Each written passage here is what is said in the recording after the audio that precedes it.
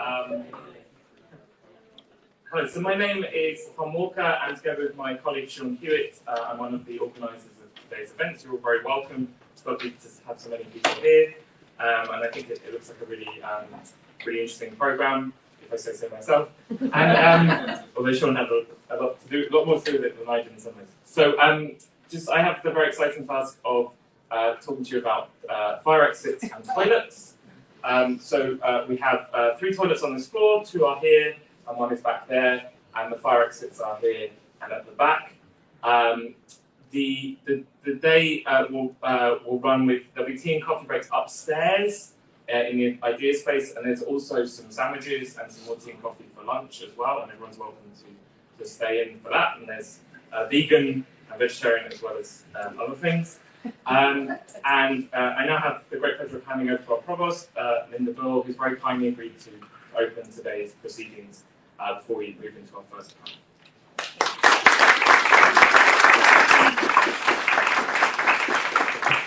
Thanks, Tom. You did the gestures very well. I felt very, very calm voice. So, thank you all for inviting me to say a few words here today. I'm actually really delighted to do that. And I was just saying to Tom earlier, I get to come and open a lot of events, and I only wish that I could stay, but I never more wished I could stay because this event, I think, just looks so fantastic today.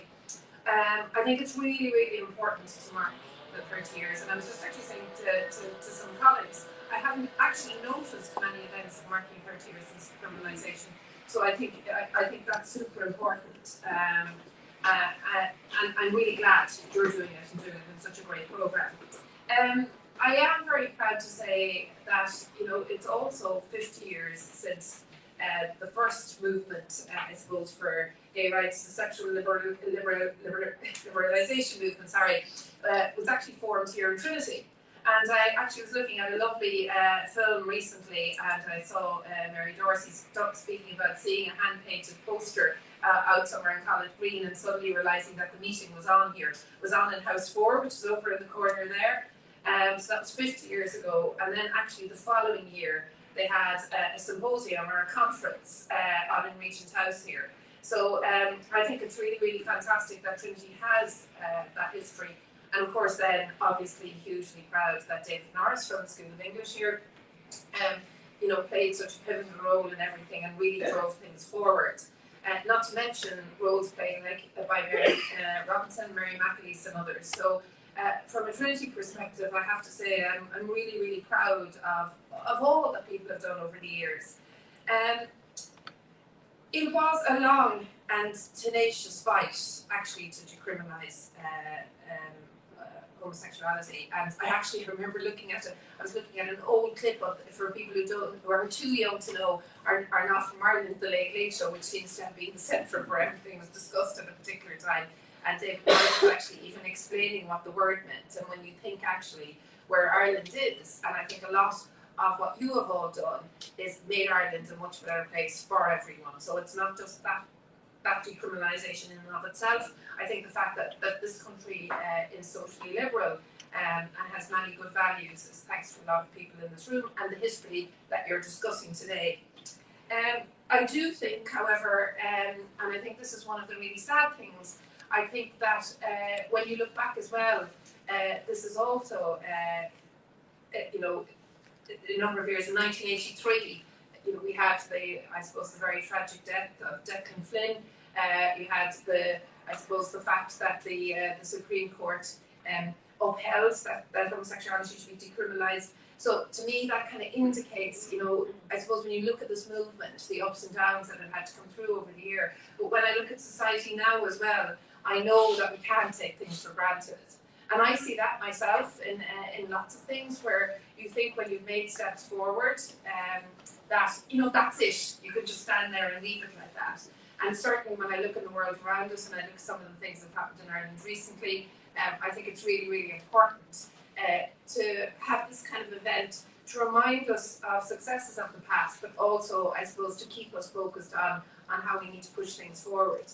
And a few months ago, I was at an event by students here. So a group of, we have a co-op called the Ability Co-op, and it's our students with disabilities, and they had this lovely art event, and one of our students, or it's actually one of our staff members, Ross O'Coleman, wrote this lovely poem called Laura Wheel, and he was speaking about his own identity, and he feels he was stuck in the middle of a number of identities, and he talks about idir trí bheathe, éireach, gaelach, agus mí chumasach.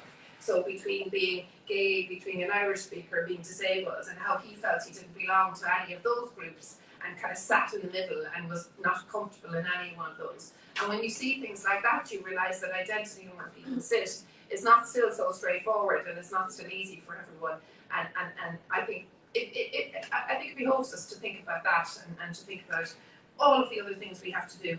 And that's why it matters to me so much that social justice and kind of activist research, if you want to call it that, is part of a lot of what we do in Trinity, and a lot of what colleagues do in other universities. I see Mary and others there. And maybe I just want to end by saying a little bit about how I think about the future of Trinity. So I'm very motivated by the work of a woman called Kate Raworth, who talks about this thing called donut economics. As I say, I always hate the name of it, but she, so I do feel we do live in a world that's quite broken. And she talks about a new order and a new way of doing things. And in this kind of donut economics, she talks about the need for this kind of social foundation and ecological ceiling, and talks about the fact that, humans thrive if there's a strong social foundation and we live within our ecological ceiling. And there's been a lot of work around the world where they've taken this kind of global perspective and they've mapped it, to a kind of more local level, like the level of the city. And for me, I'm very interested in how we map that to the level of the university. And I've been doing some work to map that to the level of the university. And the way I think about it is that, like, staff and students thrive if we have a strong social foundation here and we live within our ecological ceiling. And the kind of work that you're talking about today is the kind of work that lends itself to that strong social foundation. It's the kind of work that's about inclusivity. It's the kind of history and politics that's about inclusivity. It's about well-being. It's about having other voices present. It's about expressing things through traditional means and through creative practices. So that to me is all part. There's many other things that are part of a social foundation, like living wage and all sorts of things like that, but that's a really, really strong part of the social foundation. And the other bit of this kind of looking at the world from the social foundation and the ecological ceiling and mapping it to the local, it doesn't forget the global. So the global to me is not, outside Trinity. The global is, the city around us, the country around us, the world around us. And you can't thrive locally if you don't care about how people thrive globally. And I think that's the key feature here. We want to make a better world here, but we want to make that better world penetrate everywhere else. And I'm well aware that you have speakers here today as well who are from parts of the world, other places that don't have quite the same rights that we have. And I think that's what it's really important as well, to constantly keep the eye on how do we locally allow us, our colleagues, our students to thrive, and how do we do that in a way that makes the world overall a better place. And to me, sometimes that's kind of abstract sounding, but I think there would be no better thing you could do than getting out of the way of people in the university so people can thrive, so we actually can show a model to the world that this is a strong foundation and we live within this ecological ceiling. And I say that, and I say it today, and it seems as, I suppose, a kind of deviant at the end or tangential at the end, because I think, this room today is celebrating a history that cares about that social foundation and cares about the world being a better place. So I think it's just absolutely wonderful that this event is happening. So I just want to end by thanking a few people. I want to obviously thank Tom and Sean for the work you've done putting this together. I always say this, and I say it at every event, everyone here is involved in so many different things, and it takes a generosity to step outside of all of the demands that you have and then say, okay, I'm going to put on an event and do something. I want to thank Eve and the Long Room Hub for hosting it. Every time we have anything here, I always think it's such a beautiful place. And in fact, actually, I love the way you care about all of the events here, and they symbolize, I think, the values that you stand for. I know some of the funding from this came from the Arts and Social Science Benefaction Fund, and I know Poetry Ireland supported as well. And I also believe that that the gay communication news is actually live streaming it, or maybe not. Is that true? Is this being live streamed? I should have stumbled over the last few words. If that's the case. So So I really do hope you all have a great day today and really enjoy this. Looking back, I suppose, with pride of what's been achieved, looking back critically and thinking critically about how going forward more needs to be done, and that we keep, I suppose, our foot on the pedal. So thank you very much for inviting me to say a few words, and enjoy the day.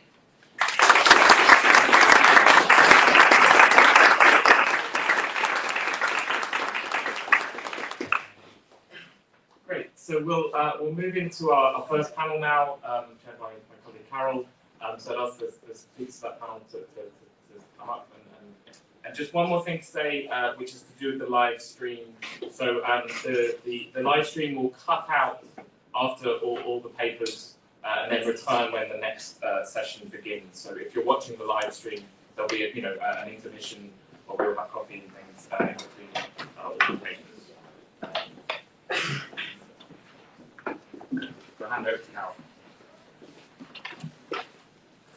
Good morning, everyone. Thanks again to Tom and Sean for organising this event. My name is Carol Houlihan. I'm from the Department of History here, and I'm really delighted to be with you this morning.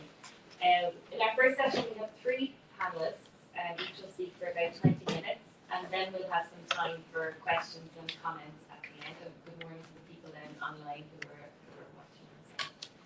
The theme of this panel is history and the archive. And of course, archives are the lifeblood of history.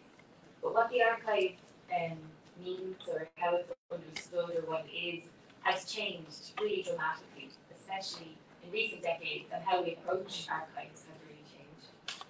And that is really clear from the dynamic and original work of our 3 panellists this morning. So I might just introduce the 3 of them, and then we'll start with Mary's paper. So Mary McAuliffe is our first speaker. She's a historian and director of gender studies at UCD. Her latest book is a biography of Margaret Skinner, and she has many. Her other publications include Legacies of the Magdalen Laundries, Sexual Politics in Modern Ireland, We Were There, 77 Women of the East Are Rising, and she's currently writing a book entitled Gendered and Sexual Violence in the Irish War of Independence and the Civil War. And she's also working on the diaries of Dr. Kathleen Lynn and Harriet Wheelock. Our second speaker then is Orla Egan. And Orla is a queer archival activist, founder and CEO of the Cork LGBT Archive.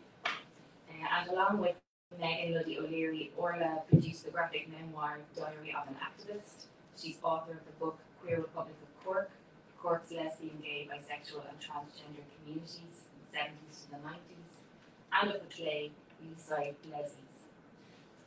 She's director of the documentary I'm Here, I'm Home, I'm Happy, and currently working on a new documentary on Loafers Bar.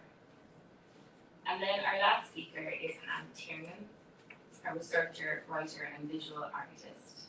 And Hannah's researched and edited the Queer in Progress Timeline, an online archive, an initiative to map the expanded narratives within the canon of Irish queer history that focuses on lesbian, feminist, female identifying, trans, bi, and HIV/AIDS stories. And since 2021, Hannah's been the editorial assistant with GCN Gay Community News magazine. And they've also then been appointed as the in-house archivist to oversee the digitization of the GCN archive. So if Mary, do you want to take the podium? I don't know if Hannah and Pat, you want to sit to look at the PowerPoint. So Mary's paper today is entitled Gender and the LGBTI+ Archive, Research into Queer Femininity.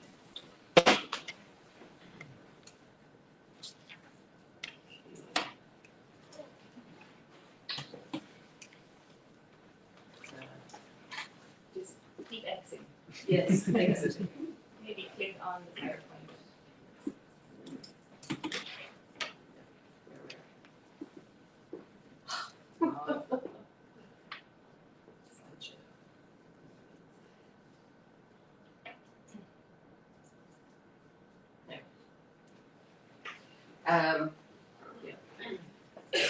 Thank you very much for the invitation to be here today and to share with you some of my research that I've been doing. I will be taking us back towards the decade of centenaries, 100 years ago, And believe it or not, there is an interconnection between the decade of centenaries and my research on Cumann women, militant women, and violence against women. And then finding through that research, and this I suppose proves in some way my point in this paper, that sometimes we don't go to the archives because we don't think there will be anything there that will inform histories of sexualities or LGBT plus histories. And coming across a whole history of queer femininities during the revolutionary period and on into the early decades of the Irish Free State, which I'm now working on in one project with Harriet Wheelock from the Royal College of Physicians on Kathleen Lynn's diary, and I'll talk a little bit about that as kind of my case study here, but also on about 8 or 9 other couples, leading revolutionary women who made their lives with other women in this period. Obviously, the research is constrained by the archive, and the archive is not class neutral or gender neutral, so most of the women are women who were active and leave archives and got, fortunately, those archives or those materials ended up in the archive. They don't often do for women, so there are very few working class women, for example, who were active in this period in my research. But tracing the activist friendship and kinship networks of these suffrage and nationalist women is framed as an integral part of the political and revolutionary histories of the late 19th and 20th century. This is, as Foster says, Roy Foster in his book Vivid Faces, the world of student societies, theatre groups, vegetarian restaurants, feminist collectives. I mean, who wouldn't want to be there at that time? Volunteer militias, Irish language schools, linked together by youth, radicalism, subversive activism, enthusiasm, and love. And this is a world he evokes that is dominated by youthful, romantic, mostly heterosexual passions. But there is no doubt, as with the British first wave world of feminists, saphists, and suffragettes, there were spaces in this radical world for women who made their lives politically and personally with other women. Foster notes, actually, this briefly in one chapter, that there was the potential for consciously lesbian lifestyles among Irish revolutionary and suffrage women, which was embraced by many of their contemporaries in feminist circles in England, but he wasn't sure how much these feelings were in Ireland, and this was another matter, and he doesn't go too deeply into it. Well, this is what I want to do today. Writing of Britain, Deborah Kohler said that there were, at the time, and I quote, cultural anxieties surrounding female homosexuality during wartime, First World War, which suggests that the Great War produced a new representational possibility of female same-sex desire.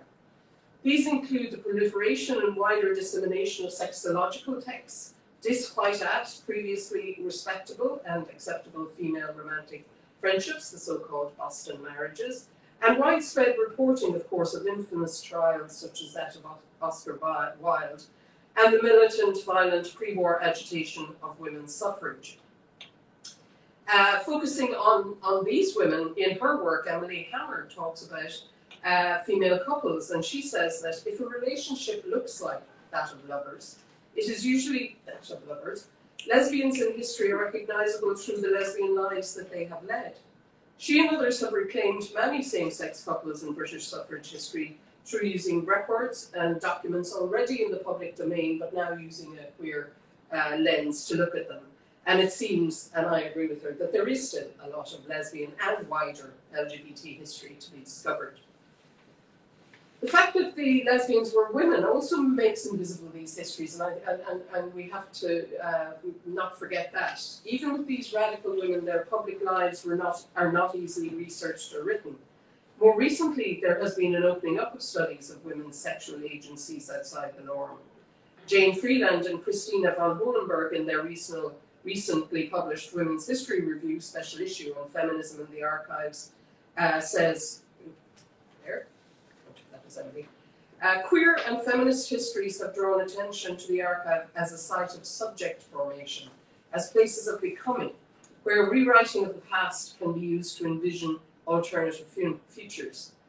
As they write, to this end, scholars attempt to overcome the gendered and racialized, and I would add, queer boundaries to the archive, so that, as they say, to literally tell different histories.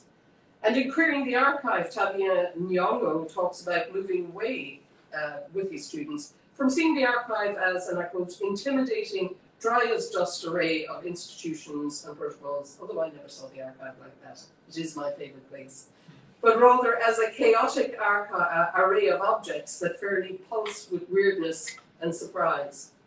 And it is in these chaotic archives and archival spaces, often opened by radicalism or revolutionary politics, that I want to look at the women I want to talk about in this paper, particularly one couple.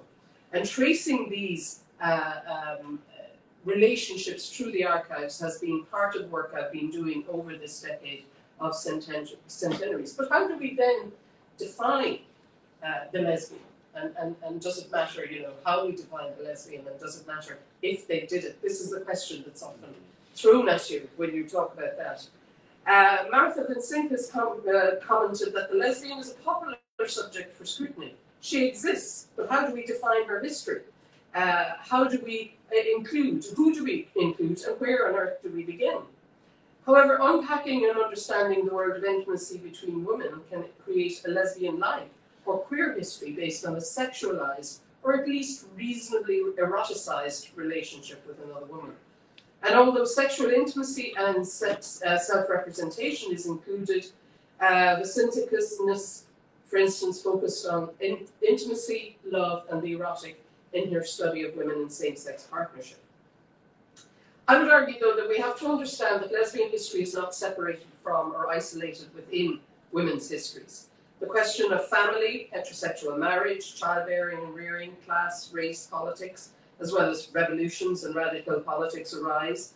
And this means that historians need also to consider the ways in which lesbian sexuality has intersected with the lived categories of race, ethnicity, and class. And as I said, I find that most of the women I can find in the early 20th century, and I hope to push that back, are middle class or aristocratic. It's very difficult to find records among working class women. And I also want to say that in my definition of the lesbian, I see that as inclusive, including of trans histories as well. Historical challenges emanating from the formation of historical identities, the ambivalence of the historical evidence, and authorial intention remain. The most provocative challenge is to deconstruct the hidden meanings of historical silence and omissions that characterize so much of a lesbian history. And these historical challenges are central to the writing of sexuality and Irish revolutionary women that I'm doing. In the writing of this world of men and women in early 20th century Ireland, we do gain knowledge of the women. We know about Cumann na mBan and the suffrage women and separation women, and all of the decade of centenaries has been a boom at inclusive women's histories in this period. But it's often written in relation to men and the male world of culture and politics and power. The challenge is to see beyond this heteronormative history. And this would, as Judith Bennett has written, include relooking at the history of single women, for example. Women like revolutionary and suffrage activist Kathleen Lynn and Madeleine French Mullen.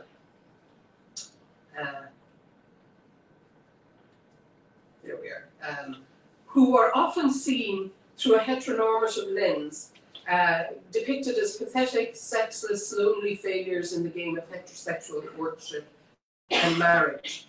Often in biographies of revolutionary single women, the phrase, "and she never married," is used as a cover-all or a cover-up of their relationships and any intimacies that might be discussed. Bennett argues, however, that single women, both heterosexual and lesbian, could have rich lives devoid neither of, and I quote, sexual possibility or emotional richness. Bennett and others tackle the question of what constitutes lesbianism and cautioned against an ahistoricism by distinguishing between questions which concern us now, the urge and desire to know for sure, we all want to know, and the historical record and archive which allows us to conclude that some things might never be known, or that we may never know for sure, but we can make an analysis and come to some discussion about it. So in her diary, writer, and I want to talk now a little bit about the case study of Lynn and French Mullen. I'm doing okay on time? In her diary, Irish writer and suffrage and Republican activist Rosalind Jacob, often referenced in Kathleen Lynn's diary as Roisin, so we know they knew each other, wrote of a conversation she had about sex in October 1919 with fellow suffrage activist Hannah-G. Skeffington.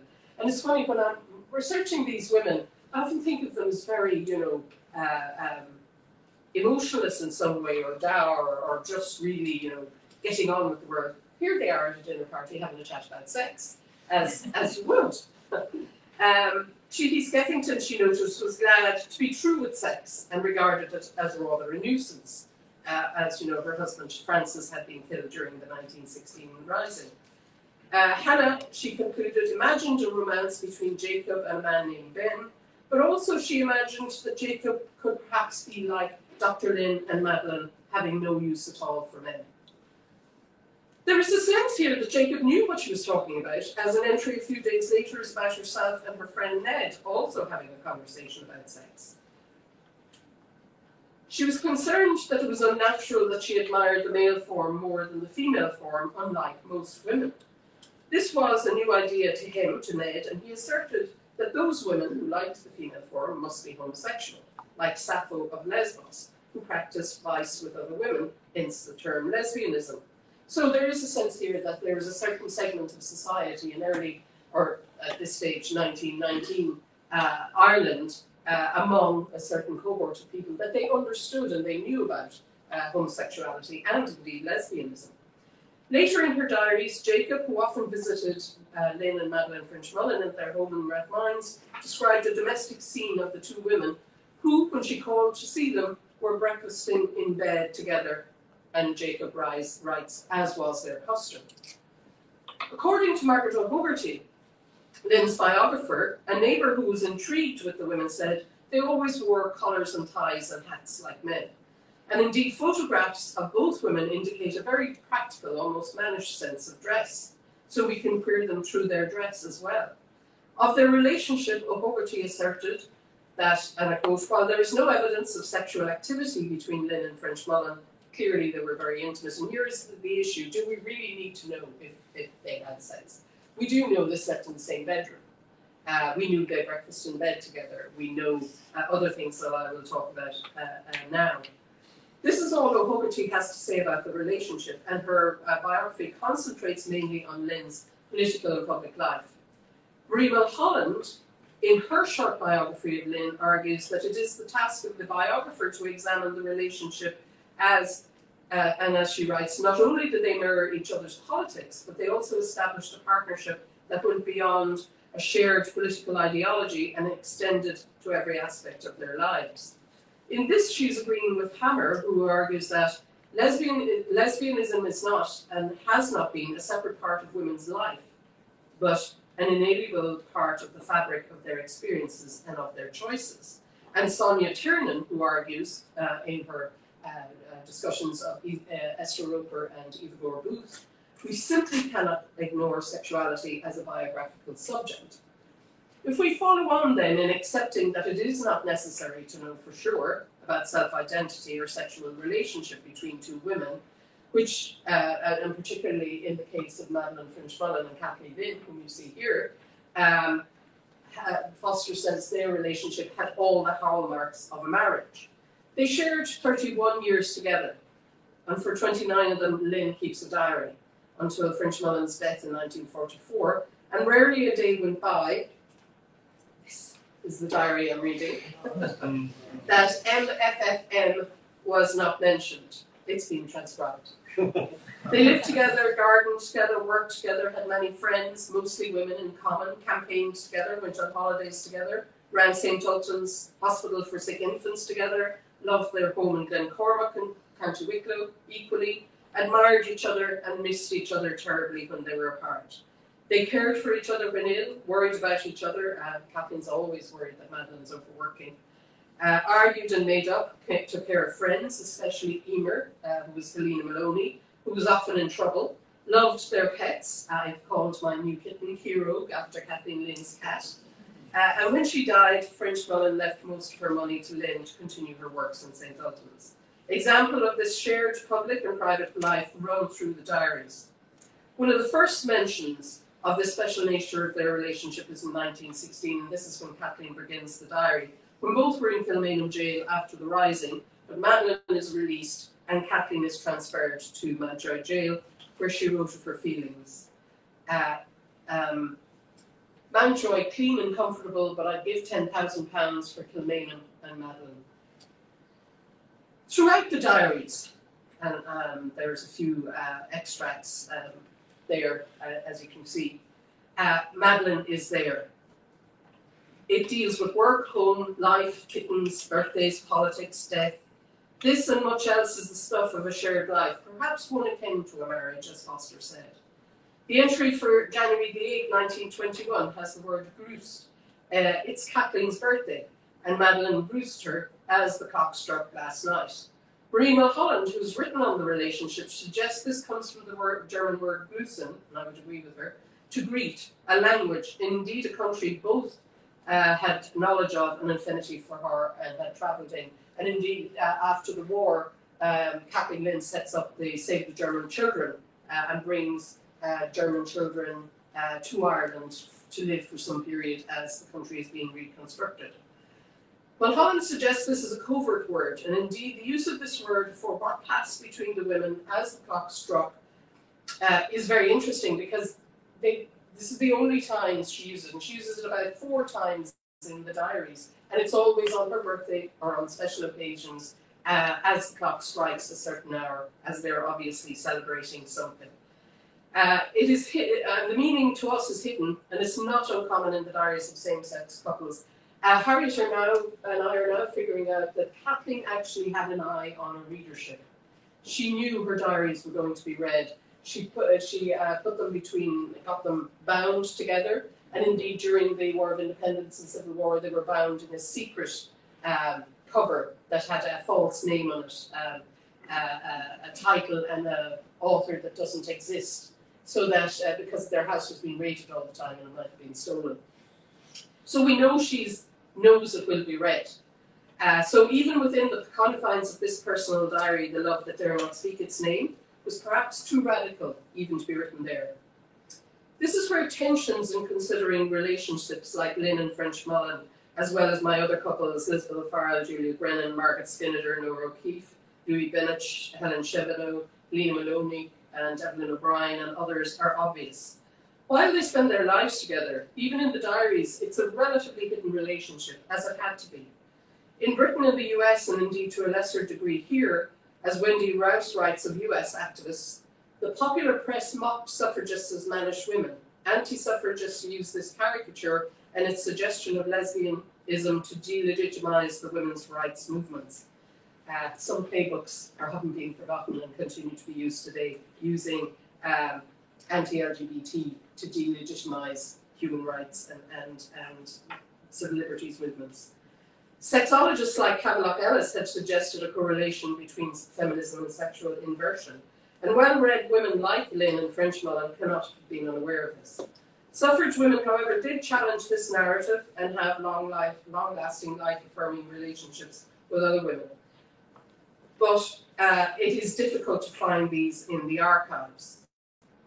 And these radical subversive relationships, both in their subversion of heteronormative expectation and performance, and the radical potential and space the partnership offered these political women, really need to be more investigated. As Sonia Tiernan has written in her study of Eva Gore Booth, she said Eva's sexuality appears to have had a profound influence on her writing. To ignore this aspect of her life results in misreading her poetry, plays, and philosophical prose. Eva's relationship with Esther was intense, passionate, and uncompromising. Their lives centred on each other. And Sonia actually wrote her biography after a previous biography had gone out of its way to prove that they weren't a couple. That they, as that biographer said, never entered each other's bedroom except in illness. How she knew that, I do not know. She said it. As with Gore Bruegel and Roper, reading the Kathleen Lynn diaries in her small archive, she has a small archive as well, with a queer eye, allows a hidden or marginalised history to emerge. This is an answer to the provocative challenge put by Sue Morgan to historians to, and I quote, deconstruct the hidden meanings of historical silences and omissions and allow the historicisation of the unspoken. In the writing of the early 20th century Irish history, archival source materials are very subjective when it comes to gender, class, and also LGBT histories, and often read only in terms of women activists to explore the centrality of economic independence, higher education, or their capacity to be involved in activism, be it suffrage, socialist, or revolutionary movements. Rereading these same sources allows us to see there was space for same-sex relationships to flourish in that radical revolutionary period, where new ways of living, desiring, and being with other women existed. And indeed, there were new ways of heterosexual marriage as well. Romantic marriages became more the norm rather than arranged marriages at that period. And you find that a lot of Cumann na mBan women marry IRA or Irish volunteer men. So all sorts of non-normative marriages and relationships are happening at this time, including queer relationships. And I'm sure among men there is an area where we can study that as well. So this is a further compelling reason to revisit archives, to read against the grain in search of lesbian lives. Furthermore, and I think it's very important to say that, lesbian history is a powerful example of history written for compelling moral reasons.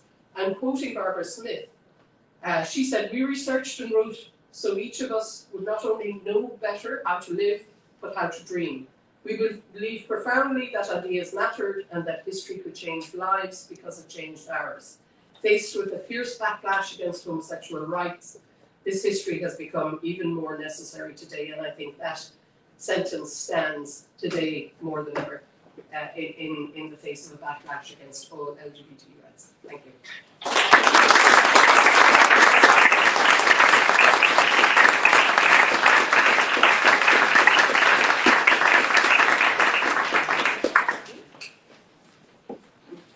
Thanks very much, Mary. That was wonderful. Our next paper is from Orla Egan, and Orla is going to talk the title Decades of Activism Prior to Decriminalisation. And she'll also have to battle with this computer issue.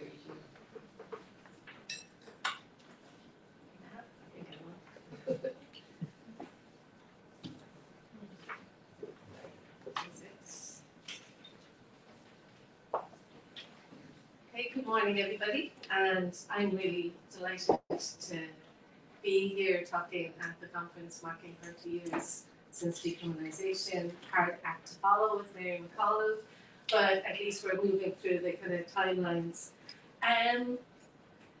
Immediately following decriminalisation, there was a very joyful, celebratory Dublin Pride. So this image is taken at that Pride, of course, it's quite focused. So I suppose when I was thinking about today's conference, I'm thinking about when we try to explain how momentous changes happen, that there's kind of a tendency to focus on the time period immediately prior to the change. And that we focus on the campaigns and the actions and the strategies that led to the decriminalisation, that led to that infamous speech by the Minister for Justice, Máire Geoghegan Quinn, in the Dáil. And I think, that immediate period prior to decriminalisation is really important, but it's just a small part of the story. And significant legislative changes, whether that's decriminalisation, marriage equality, gender recognition legislation, they don't happen in a vacuum. They build on decades and decades of activism. They build on decades and decades of people being brave, people being stroppy, people demanding respect and equality, and slowly but surely changing attitudes, gaining allies, and laying the foundation for change. And I think if we ignore the importance of those decades of activism, that we misunderstand and simplify our history. And I suppose that's one of the reasons why I created the Cork LGBT Archive, because I wanted to create a more inclusive and nuanced version of our history and make materials available that enables people to do that, make Cork queer history impossible to ignore. And so what I'm going to do is I'm going to share some items from the archive to kind of look at the activism that preceded decriminalisation. So I'm going to start back in the 1970s, and this is Sapphire, which was the newsletter of the Cork branch of the Irish Gay Rights Movement. And in this edition of Sapphire, the Cork IGRM talked about what their aims were. And the very first aim was around reform of the laws relating to homosexuality. So we're talking about several decades back. But what's interesting to me is that this is never in isolation. It's also always in the context of also challenging prejudice and misconceptions, but also the provision of services, supports and spaces for the LGBT community. Now, I'm going to go back and forth between LGBT and lesbian and gay because in the 70s and 80s, in general, most of the material was either gay or gay and lesbian. But obviously bisexual people were part of the community, transgender people were part of the community. So, but most of the documentation talks about lesbian and gay. But in terms of that creation of spaces and supports, I think that was so important because I think you have two stories going on simultaneously but impacting one another. So we can look at the period in terms of the negativity of criminalisation and prejudice and discrimination and violence and people losing their jobs and emigrating.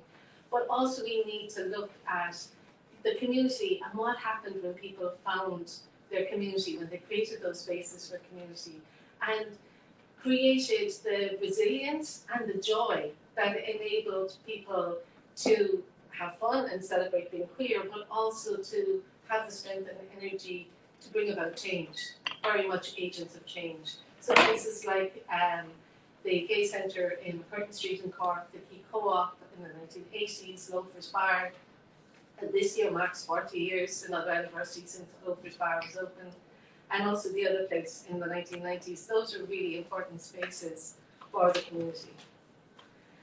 I'm going to go back again to 1980 when the Cork Gay Collective was set up and drew up their manifesto. So acknowledgement to Kieran Rose and Cathal Kerrigan who are in the audience, who spent hours and hours and hours and hours apparently debating every single word in this. So it was a very, very thoughtful document. And the Cork Gay Collective saw themselves as a much more radical organisation than the Irish Gay Rights Movement or the National Gay Federation. And in the manifesto, one of the first things they're talking about is the laws on homosexuality, how they're an unwarranted intrusion on personal freedom and that they must be repealed. But legal changes are merely the beginning. And I think, again, this is something that's going to be a common theme in all the pieces that I show you, is that there is an acknowledgement that legal change is important, but it's not enough on its own. That you need to challenge society's views of sexuality and encouraging people to have a more positive view of their sexuality.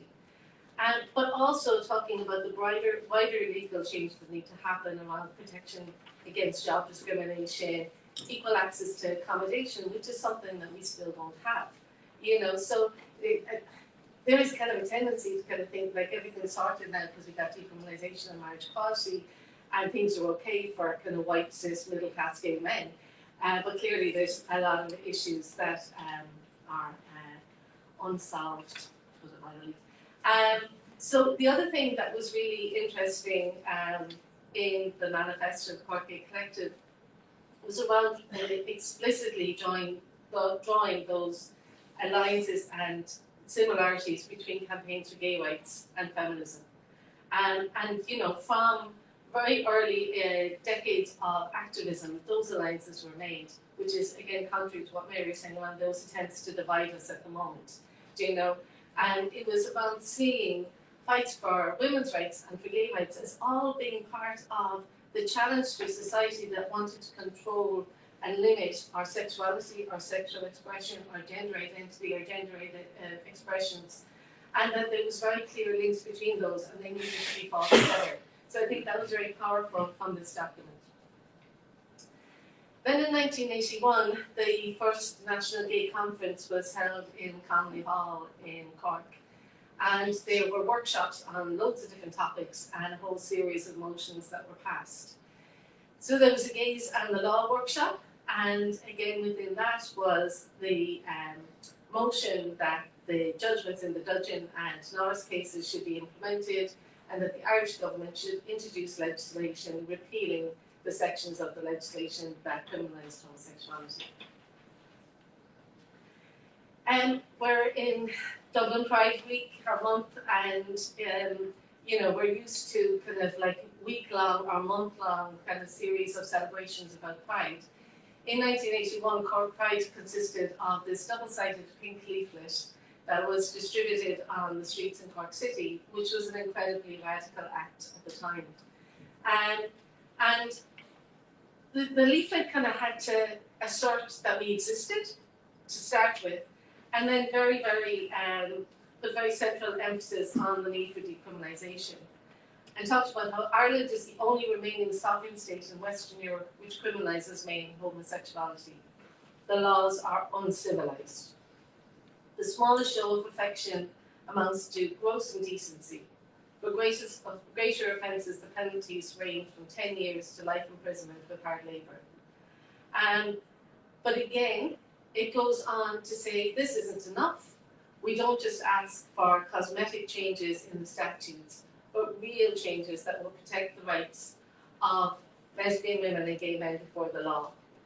And they're arguing for the need for equality in terms of age of consent, but also highlighting the issue that was there around lesbian mothers. And so while lesbians weren't mentioned in the legislation, it only talks about gross indecency and acts between men. The impact of that legislation had much wider impact on all of the LGBT community. And too many lesbian mothers, when they came out, their custody of their children was taken away from them. And again, in this 1981 document, they're talking about the demand for the rights of those of us who have children, particularly lesbian women, to have the rights of custody of those children and access to those children on an equal footing with heterosexual parents. So one of the things that I think was really important strategically for the community was around building allies and gaining allies. And I think particularly in the 1980s, there was a focus on alliances with trade unions. And this is, I think it's Kieran Rowe's photograph of Laurie Steele outside the annual general meeting of the Irish Congress Trade Unions in City Hall in Cork in 1981. And then the following year, Kieran and his colleague succeeded in having the first motion passed by a trade union at the Cork branch of the local government public service trade union. And again, it was twofold. It was around decriminalisation, repealing the laws which criminalise consenting homosexual acts between men, but also amending legislation in relation to work and workers' rights. And this motion passed and then was sent to the national meeting, and it was the start of a series of motions being passed, support expressed, and publications developed in support of gay rights and decriminalisation. It also got a lot of publicity. The Cork Examiners, it was known then, talking about how the union supports change in law on homosexuality, which is possibly one of the most positive things they ran at the time.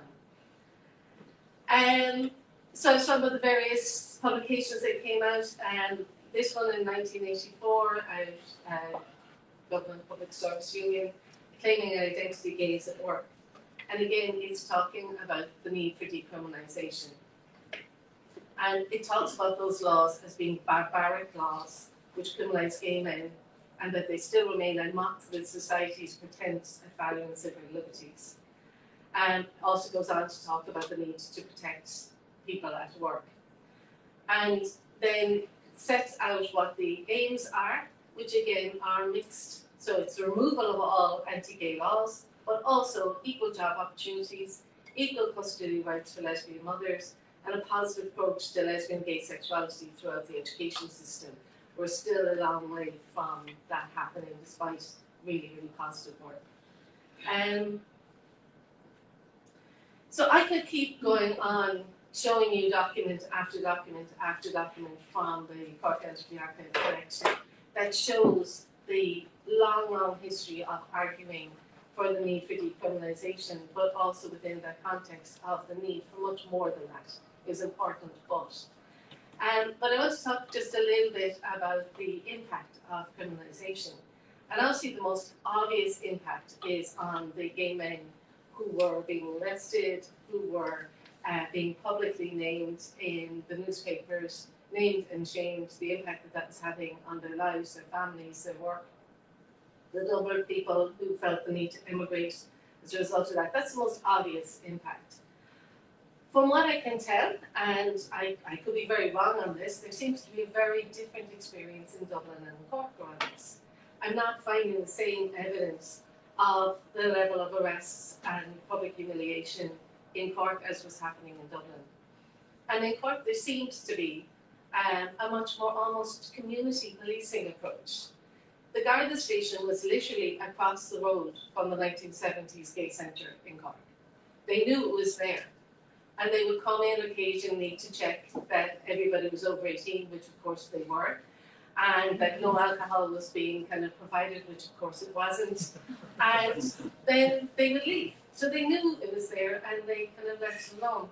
I talked to one person who was cruising in Cork as a teenager and would be encounter a local Garda who would kind of have this almost paternalistic approach of saying, "Would you not go home to your mammy?" And so my perception, and I'm open to correction, is that it wasn't happening in the same way in Cork. But it had still an impact. And like I said, lesbians weren't included in the legislation. And I never know which is right. One version is that they couldn't think of anything lesbians could do that needed to be criminalised, and the other was that they didn't want to give women ideas that they might run with. So lesbians weren't included in the law, but when the lesbian line and the gay information telephone line were set up in the mid-1980s, they tried to let people know about their service. So at that time, pre-social media, pre-computers, pre-mobile phones, the way to do it was to advertise in the local newspapers. So they sent an ad in to be run in the Cork Examiner and the Evening Echo. And they were refused because the Cork Examiner wrote back saying, "I regret that the advertisement you submitted to us was illegal under the present law in Ireland, and as such we can do nothing about the publication of your notice." So, it had much wider impact. And we can also see that impact in the response to HIV and AIDS. This first Irish AIDS leaflet was produced in Cork in 1985. And the Cork activists were very involved in setting up Gay Health Action. As far as I understand it, there was a little bit of money provided for the first leaflet, but then the officials got a bit scared because they were afraid that by funding information campaigns about HIV and AIDS, that they were supporting something which was illegal. So there was no more money coming for information campaigns, and it all rested on the LGBT community to provide not just information and publicity, but also to train other professionals who should have had information that they didn't have, and to provide practical hands-on support to people who are affected by HIV and AIDS.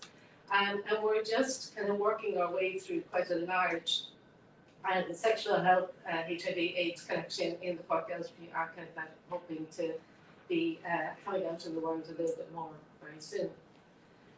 And then the other way that it's impacted is what I was saying about lesbian parents who, when you came out, there was legitimacy to their ex-partners arguing that they shouldn't be given custody of their children because they were lesbian and this was immoral and illegal, even though it wasn't.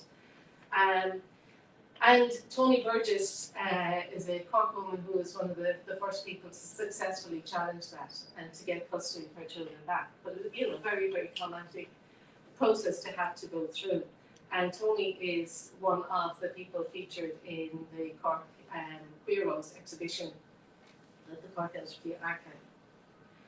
So I think it is really important that we don't keep doing these really, really simplified versions of our history. We kind of have a tendency to want to create this nice little neat boxed version, and that's how we got decriminalisation. This is how we got marriage equality, and it's frustrating, infuriating, and inaccurate. And I think we need to understand that it wasn't all neat and tidy, and it didn't all just happen in the couple of months beforehand, do you know? So I think we need to have that much more complex, nuanced version of our history.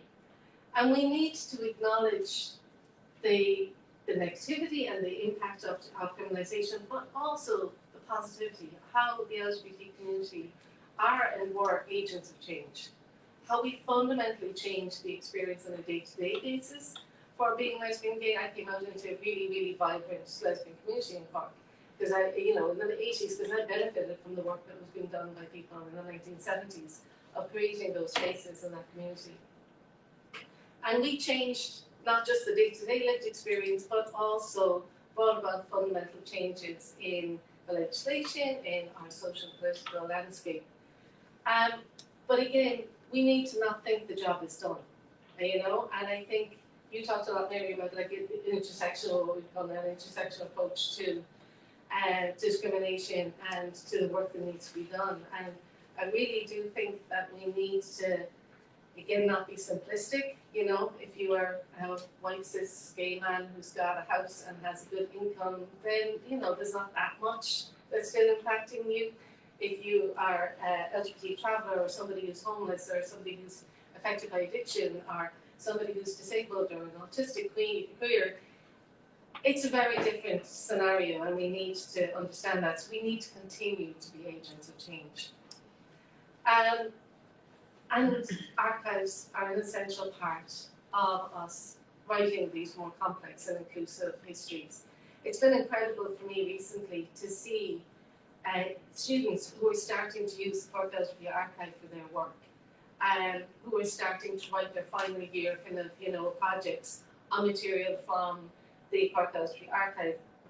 Last year, Cathal asked us to digitise Out for Ourselves, which is a 1980s lesbian and gay publication. Very few physical copies of it left. So we digitised that, made it available, and now in the history course in UCC, almost all the students are using that as the basis of their projects. And I think that is really, keeps me going with this crazy work, because most of this work is done on a voluntary basis. And that's the other bit, is that we're not supporting this work. And there are, we're really lucky we've gotten funding from the Heritage Council for the last few years, but it's all short-term and project-based. We get funding for 5 months. This year, I think we got 8 months. And then you do all this work, and then it all falls apart again because you haven't got any, and then you have to try and get some again. So we need to create a system where we have core funding for our queer archives, and to value it and to value the work that's being done. And then the other thing that is really important to me is around animating the archive. It's around bringing it to life and making it accessible for people. So as well as our physical archival collection, which is in Cork Public Museum, we have a digital archive, but then we also do things like we have a couple of exhibitions which have been displayed in lots of different places. I lead walking tours around Cork City, like the Pied Piper, the Queer Pied Piper, and then a couple of publications, Diary of an Activist and Queer Republic of Cork. But just to mention around allies, Diary of an Activist was published by Cork City Library. And Cork City Library staff are currently being subjected to ongoing harassment, where people are coming in and tearing up a book that's called This Book is Gay. I was thinking I should have called mine This Book is Queer. But they've been coming and tearing up books, but also filming the staff, sharing those films on social media, accusing the staff of horrendous and inaccurate information or accusations about them. And despite that, the Cork City Library continues to be a solid ally. And they host our exhibitions, our film screenings, they published our books, they host a range of other queer events and LGBT reading book club or whatever. And I think that staunch support of allies is really important, but we also need to pay that back. And then the last thing I just want to say is about I'm Here, I'm Home, I'm Happy. Arthur Ely gave out to me that it was too jolly, and that I didn't focus on all the negativity enough in it. But I'm Here, I'm Home, I'm Happy is my response to people constantly saying, oh my God, it must have been so awful to be lesbian or gay in the 1980s in Ireland. And I'm going, no, it was great fun. And obviously the negative context was there, the impact of criminalisation and prejudice. But there's a fundamental difference when you find your tribe, when you find your community. And, you know, so I'm here at home, I'm happy, is talking about some people's experience of when they found their tribe and the difference that made and how that enabled them to thrive. So I'm going to leave it at that. Thank you very much.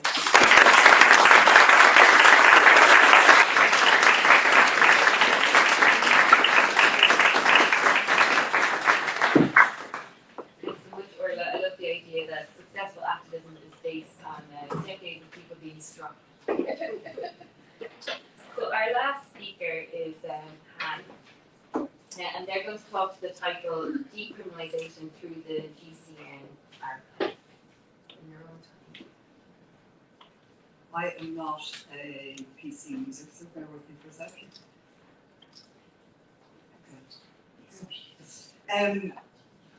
Thank you, thanks for everyone for for inviting me to be here, and thank you to Orla and Mary. And I wholeheartedly echo Orla's sentiments about the archive and the importance of taking ownership of our archives and expanding them, but also in expanding how we use and animate the archives. And it's something that Orla and I have discussed, and I think it's a fantastic point to have made. But also on that, I am delighted to publicly announce officially here that GCN will be launching its online archive as of 19th of June. So this is an exclusive for the conference. But yeah, so along with Tony Walsh and some of my colleagues in GCN, I've been overseeing the digitisation of the archive, and we have digitised the first 10 years, so from 1988 to 1998. So for this paper, Sean invited me to explore those archives with a view to how GCN reported on decriminalisation. So unlike Orla expanding and Mary expanding on the history predating and how the community was actively engaged in creating those spaces and safe spaces, this is very much kind of looking directly at the years post David Norris's case. So yeah. So what do we mean when we talk about decriminalisation? Essentially, we're referring to the passing of the Sexual Offences Bill 1993. The bill decriminalised acts of buggery and gross indecency between consenting males over the age of 17. Suffice to say, a bill of this magnitude was not passed lightly or overnight.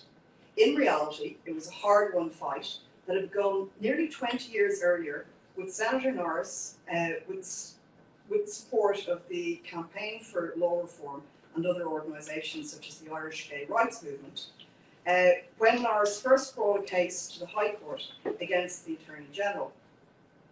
Norris's case failed in the High Court and was later rejected in the Supreme Court, prompting him to challenge the Irish rulings in the European Court of Human Rights.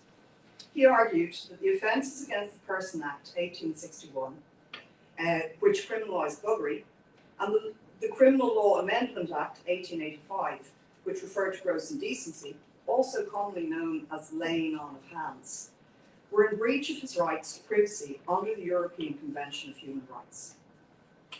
In 1988, following a 5-year review, the European Court finally found in favour of Norris, recognising that the acts contravened Article 8 of the Convention. As a signatory of the Convention, the Irish government was obliged to amend the archaic Victorian laws. But the success of Norris's case was just the start of a 5-year battle to get the government to overturn the legislation, one which involved intense lobbying by the LGBTQ+ community and other civil rights organisations. While the ruling and advances were in the subsequent 5 years garnered widespread media interest, the newly published Queer magazine paid particularly close attention to the proceedings. Launched in February 1988, GCN was the brainchild of Tony Walsh and Catherine Glendon, and was published by the National Gay Federation, now NXF. From the first issue, GCN pledged its allegiance to the cause, dedicating an entire page of its 8-page issue to outlining the precarity of the existing laws and the implications they had on gay men. In the article, aptly titled Bugger Off, barrister Jim Traynor highlighted the law's impact on wider society and its understanding and attitudes towards homosexuals. He also delivered a call to arms to the community, suggesting ways they could do their bit for this worthy cause. They ranged from joining a political party to writing letters to newspapers. The front page of issue 8 in September that year contained a report by Walsh about a law reform seminar, which was held on the 17th of September. Along with Kieran Rose informing the attendees of the trade union's actions on employment equality, as Orla mentioned earlier, and Tom Cooney, chairperson of the Irish Council for Civil Liberties, ICCL, discussed a working party that had been established to undertake the task of producing a policy document on lesbian and gay rights. In flagging the forthcoming judgment on the Norris case, Walsh also remarked, although many gay organisations have been working steadily on specific aspects of law reform, it had been recognised for some time among activists that a comprehensive, high-profile public campaign was required. On page 3 of the same issue, in a short article titled Norris Judgment Soon, the unnamed journalist reminded readers that a favourable outcome was predicted. Because of the similarity with an action taken by gay activist Jeff Dudgeon against the UK government in 1982, which later led to the change in law in laws governing homosexual activity in Northern Ireland. Although the magazine was intended to be a monthly publication, the first year's output was erratic due to financial instability and staffing problems resulting from migration. As a result, there was a 4-month gap between issues 9 and 10, meaning the magazine missed out on reporting on the successful ruling of Norris's case from Strasbourg on the 26th of October. Coverage of the campaign resumed in issue 12, October 1989, with a positive news report titled No to Anti-Gay Laws. It referred to a study released by the Law Reform Commission on child sex abuse. The research included a comprehensive investigation into the law affecting relationships, where it concluded that the existing anti-gay legislation should be amended.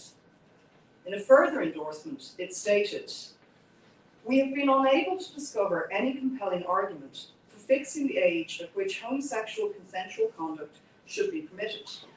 Assuming the age of consensual heterosexual activity remains at 17, no case has been established for fixing a higher age for homosexual activity." The words "our demands" were emblazoned across the front of issue 13. The article was penned by Rose, now co-chair of the newly formed Gay and Lesbian Equality Network, Glenn. As another article on page 3 outlines, Glenn was set up to provide leadership and coordination in the law reform campaign. The network comprised various groups, including Cork Gay Collective, Gay Switchboard Dublin, Gay Health Action, and the National Gay Federation. As well as pointing out the government's obligation to uphold the European ruling, Rose outlined Glenn's demands for the introduction of anti-discrimination legislation concerning housing and employment, an end to discrimination of lesbian and gay men regarding custodies, succession and pension rights, and the introduction of non-judgmental sex education in schools. The following 2 years saw intense pressure on the government and small wins. In October 1989, Dáil passed the first legislation granting rights to homosexuals by way of prohibition of incitement to hatred bill. The following 2 years saw intense pressure on the government. Margaret McWilliam reported in issue 17 that the ICCL had published the Equality Now for Lesbian and Gay Men report in March 1990. When introducing the report, Cooney said, it is important that everyone shame the government into responding. It is the most fundamental human rights challenge facing the government today. It is fair to say that we have the worst record in legal discrimination against lesbians and gay men in Europe. May saw Family Solidarity, one of the most vigorous opponents of amending the law, publish the Homosexual Challenge, Analysis and Response booklet. Whilst Jonathan Wallace described it as a clever piece of work, in his report, he and Donnelly, co-chair of Glen, felt it was necessary reading for all involved in the law reform campaign, Know Your Enemy. 2 years on from the Strasbourg ruling, in issue 24, November 1990, Frank Thackaby reported that Norris had instructed his solicitors to resubmit his case to the European Court of Human Rights, seeking punitive damages due to long delay in bringing Ireland's law into line with the European Convention of Human Rights. And in December, GCN reported that Ireland was being called to account for its inactions over the ruling. 1991 started positively. In February, GCN reported that the then Minister for Justice, Ray Burke, confirmed the Taoiseach, Charles Haughey's announcement that he would present the new legislation to the Senate by the end of the year. Furthermore, a cabinet reshuffle in March suggested that Minister Burke's workload had been lightened to allow him time to concentrate on law reform. However, by October, a spokesperson for the Department of Justice confirmed to GCN that fears of the legislation being further delayed were likely. I should have actually given a trigger warning at the beginning. The next piece I'm going to talk about discusses sexual assault, so apologies for anybody who might find this difficult. So 1991 also saw a troubling ruling on a rape case before the Dublin Circuit Criminal Court. In issue 28, March, an article titled Sex Crime reported that a man had been sentenced to 2 years imprisonment under the 1861 Offences Against the Person Act. Although the 32-year-old man had been charged with raping and indecently assaulting his former girlfriend, the judge and jury decided the rape charges had not been proven beyond reasonable doubt. However, since the man had admitted to having anal sex with the woman by way of evidence, asserting that it was consensual and a practice that the woman had introduced him to, the court convicted him of buggery. Whilst this was believed to have been the first conviction under the 1861 law in many years, the government claimed it was never enforced when it was called to Strasbourg the previous year. Moreover, the solicitor for the convicted man said that they would appeal the sentence to the Court of Criminal Appeal and to the European Court of Human Rights, citing Norris's case as precedent. 1992 brought little in the way of advancement, with Albert Reynolds becoming Taoiseach in February. A new ministerial cabinet was appointed, creating confusion over when the reform might be tabled, prompting Glen to throw a party outside the gates of the Dáil on the 28th of October. The party was to celebrate 4 years of promises and insults from the government. Invites were sent to all members of the Oireachtas, along with a pink ribbon to wear as a symbol of support. Susie Byrne read the responsorial psalm titled The Sayings of Albert, with the response of, "Oh, Albert," while the Dice Man sported a banner telling politicians to get off their bottoms and that a kiss is just a kiss. By November, a general election had been called, resulting in a Fianna Fáil Labour coalition forming in January 1993, with Reynolds retaining the post of Taoiseach. Immediately, the new government proved to be more progressive, appointing a dedicated ministerial post with special responsibility for equality. Labour TD Mervyn Taylor was awarded the honour, tasking him with addressing decriminalisation in the workplace, housing, education and the provision of services.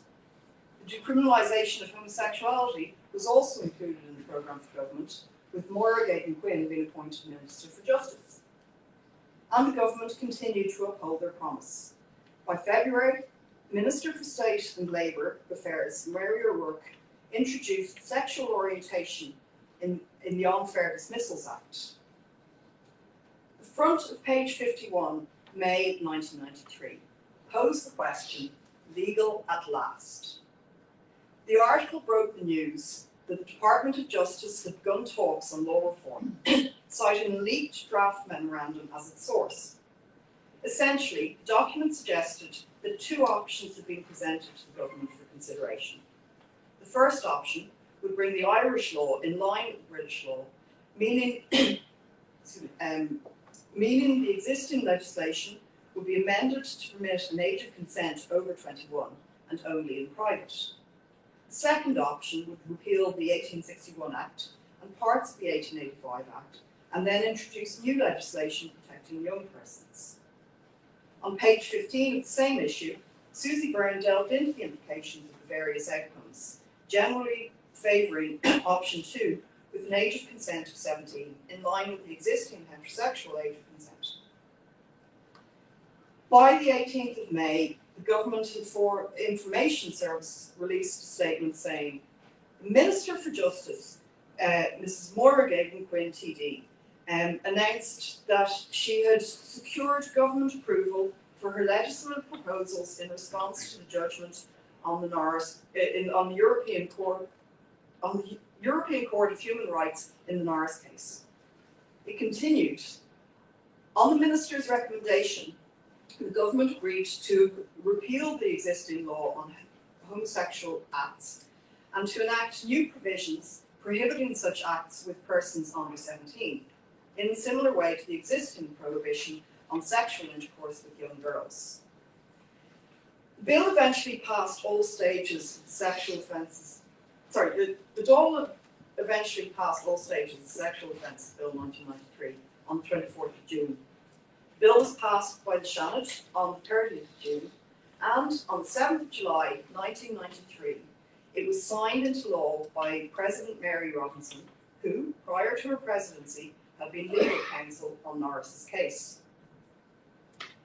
Issue 54, August 1993, displayed a full-page photo of 4 people toasting glasses of champagne outside Dáil Éireann. They were Chris Robson, Kieran Rose, and Susie Byrne of Glen, and Phil Moore, founder of Parents Inquiry, an organisation set up to support LGBTQ+ people. It was the first time the magazine printed a full-page image on its cover, and was a fitting tribute to the incredible campaign that Norris, Glen, and the rest of the community had fought so incredibly to achieve decriminalisation.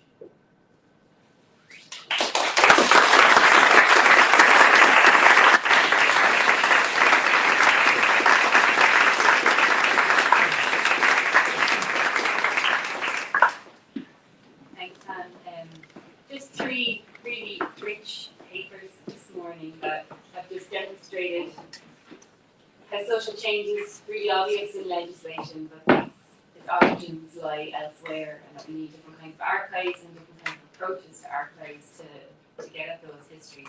Panelists might hit the little button if they want to use their microphones. We have a good few minutes left. We have a roving mic with Tom in the audience. So is there anybody who'd like to start us off with a question?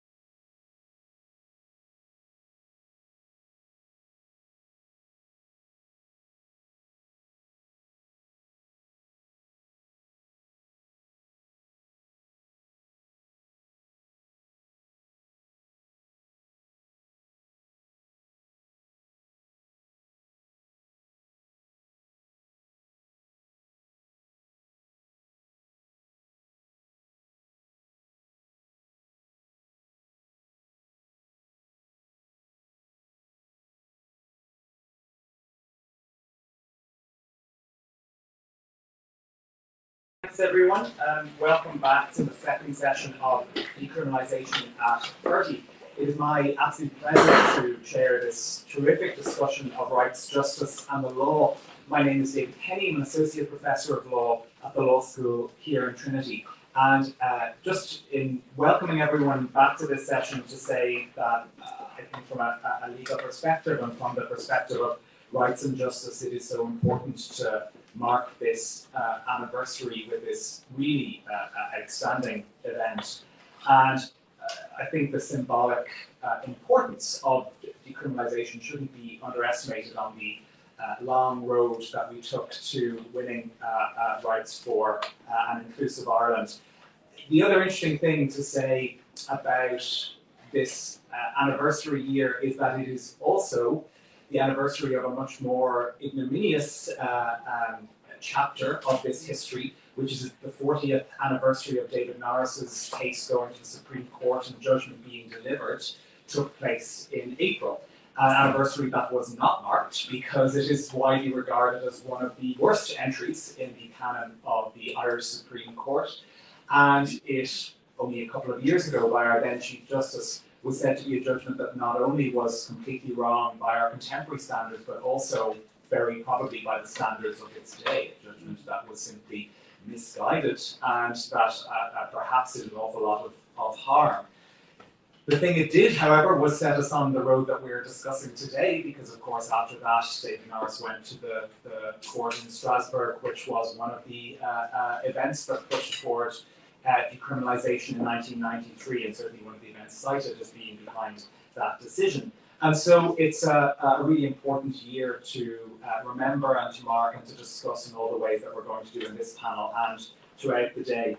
So just to briefly introduce our speakers before they come up to talk to us for 15 to 20 minutes, and then we'll have hopefully lots of time for questions and discussion. I'll introduce them briefly in the order in which they'll speak and then call them up in turn. So first we're going to hear from Anila Dasandi, and Aman is the head of the study of religions at University College Cork and a senior lecturer in contemporary Islam. He has taught Islamic studies at Ithaca College in the University of Miami in the US and is affiliate of the University of Glasgow's Theology and Religious Studies Department in Scotland. Amongst many other publications, he's the author of Crisis of Islamic Masculinities and co-author of Judaism, Christianity and Islam, an Introduction to Monotheism, both published by Bloomsbury. He's also a regular contributor to television and radio, and he'll be speaking to us today about sexual and gender liberation in Pakistan, an inside or outside issue.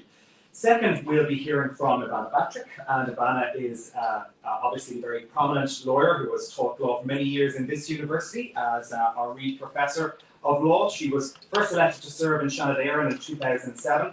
A very experienced legislator, Ivana has seen many of her opposition bills become law more than any other senator.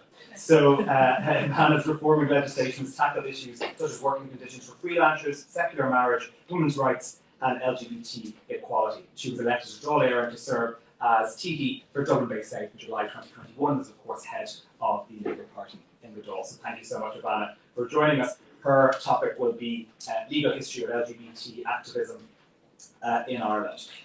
Kieran Rose, our final speaker for the panel, was co-founder and co-chair of Glen in 1988, which was successfully campaigning for an equality-based law reform and equality legislation, as well as the inclusion of sexual orientation in unfair dismissals legislation.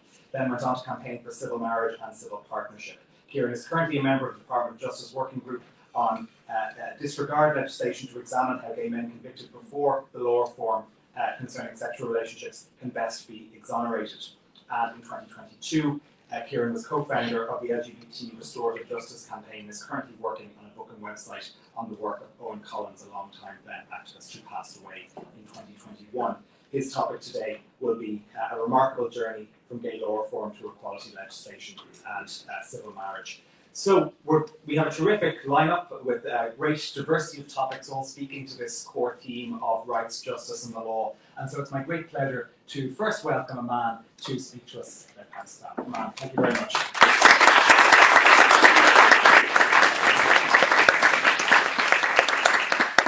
Thank you very much and very good morning. Earlier, I think it was Mary who was talking about different identities, and I feel the last 24 hours has kind of brought together many of my identities. Yesterday I met with the ambassador of Pakistan to Ireland, Aisha Faruqi, and I explained exactly what I was going to be saying in this paper, and the conversation in Lovely Cafe was robust and very frank and very open. And I'm also delighted to see Paddy here, who is the deputy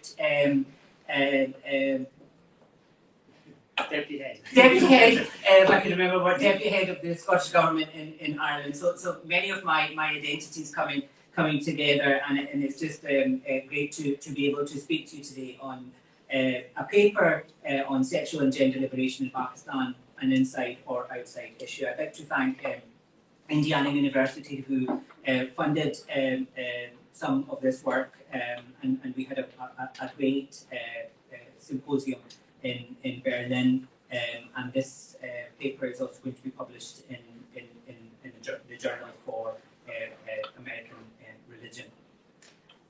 Many Muslims blame issues surrounding sexuality on outsiders. It's not uncommon to hear some Muslims pit an Islam versus the West binary when it comes to models of sexuality and gender roles. Yet complicated historical, geopolitical, and colonial roots underlie this claim of simplicity. This includes various lenses that make clear why this happens, including decolonizing the way sexuality is complicated in the history and legacy of geopolitics. Another lens is language. The type of words we use for human sexuality in English are often incomprehensible in places where English is not part of the culture and land. We must also appreciate that being out loud and proud has recently become a part of many English-speaking Western nations as an emblem of liberal democracy. There is also a movement among some LGBTQ activists in nation states to come out in many Muslim settings. From the family home to what is seen on TV, sex is often not discussed or visible. Yet, as we see in Pakistan, there are actually multiple modes of imagining sexuality and sexual identity, many of which defy these simplistic oppositions. Jasper Puar's homonationalism argument is helpful to understand this dynamic. She explains that in the US in particular, liberal sensibilities have infused LGBTQ acceptance with nationalist and imperialist ideals. This liberal openness to sexuality in all its rainbow colours is often used to highlight the distinctiveness of Muslim oppression of sexuality, and we, to a certain extent, through foreign policy in Ireland, do this too. LGBTQ issues, LGBTQ identities are understood as Western, but Pakistan also has its own history of gender and sexuality, and it is not confined to cis, straight men and women. Today, many of the terms, such as Khwaja Sara, for transgender people, are accepted. These are identity labels with a long history rooted in and given prominence from the Mughal Empire between the 16th and 19th centuries. Khwaja Sara derives from Urdu and Farsi and was used for those individuals who might identify as trans, castrated, or gender non-conforming. This history is not always on display. However, sometimes US-based models of sexuality appear in Pakistan. In 2011, religious conservatives condemned the US Embassy in Islamabad for hosting a pride event. The group commented that this was an assault on Pakistan's Islamic culture and that a holy war, a jihad, was needed against the US. I'm going to try to show you.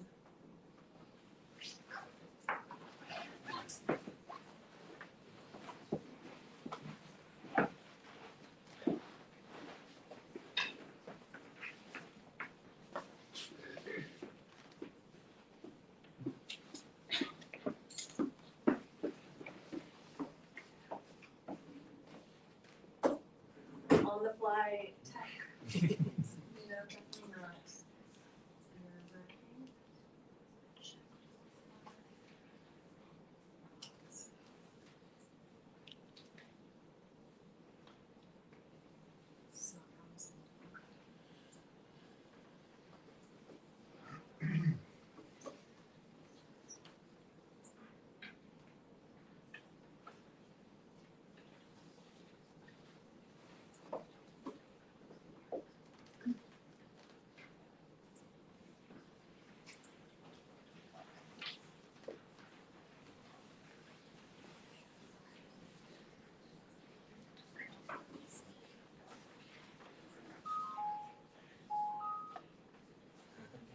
was promising. They were noises.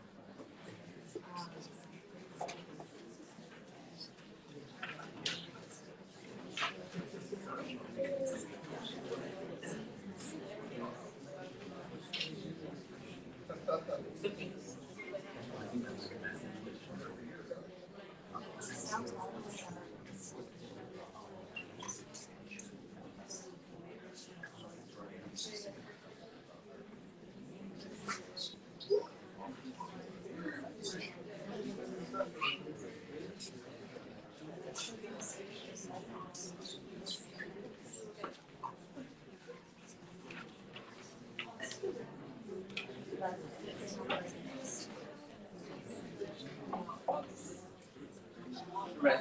Yes.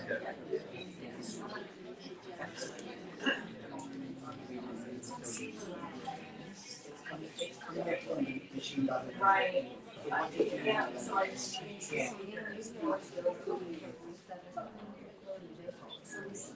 I actually don't know what it does.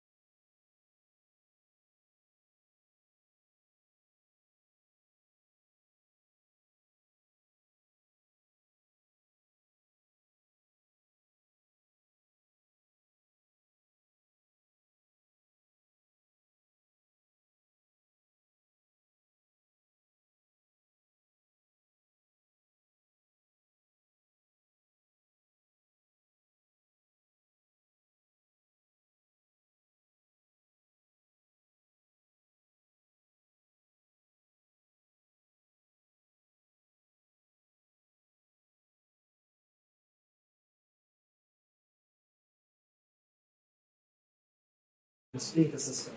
So we're either going to have to be very quiet, or we're going to put the subtitles on as well, so you can read it all. And Jordan, how do you turn this? Okay.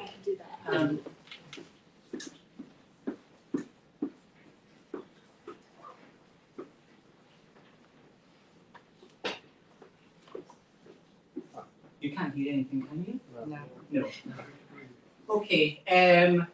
So I guess I could just kind of tell you what was going to happen in these short clips. So this clip was, going through. It was, in 2011, the US embassy decided to have a Pride event in Islamabad, and there were huge protests, and it very quickly, turned into street protests and people making very clear statements that this was against Pakistan, this was against Islamic ideals.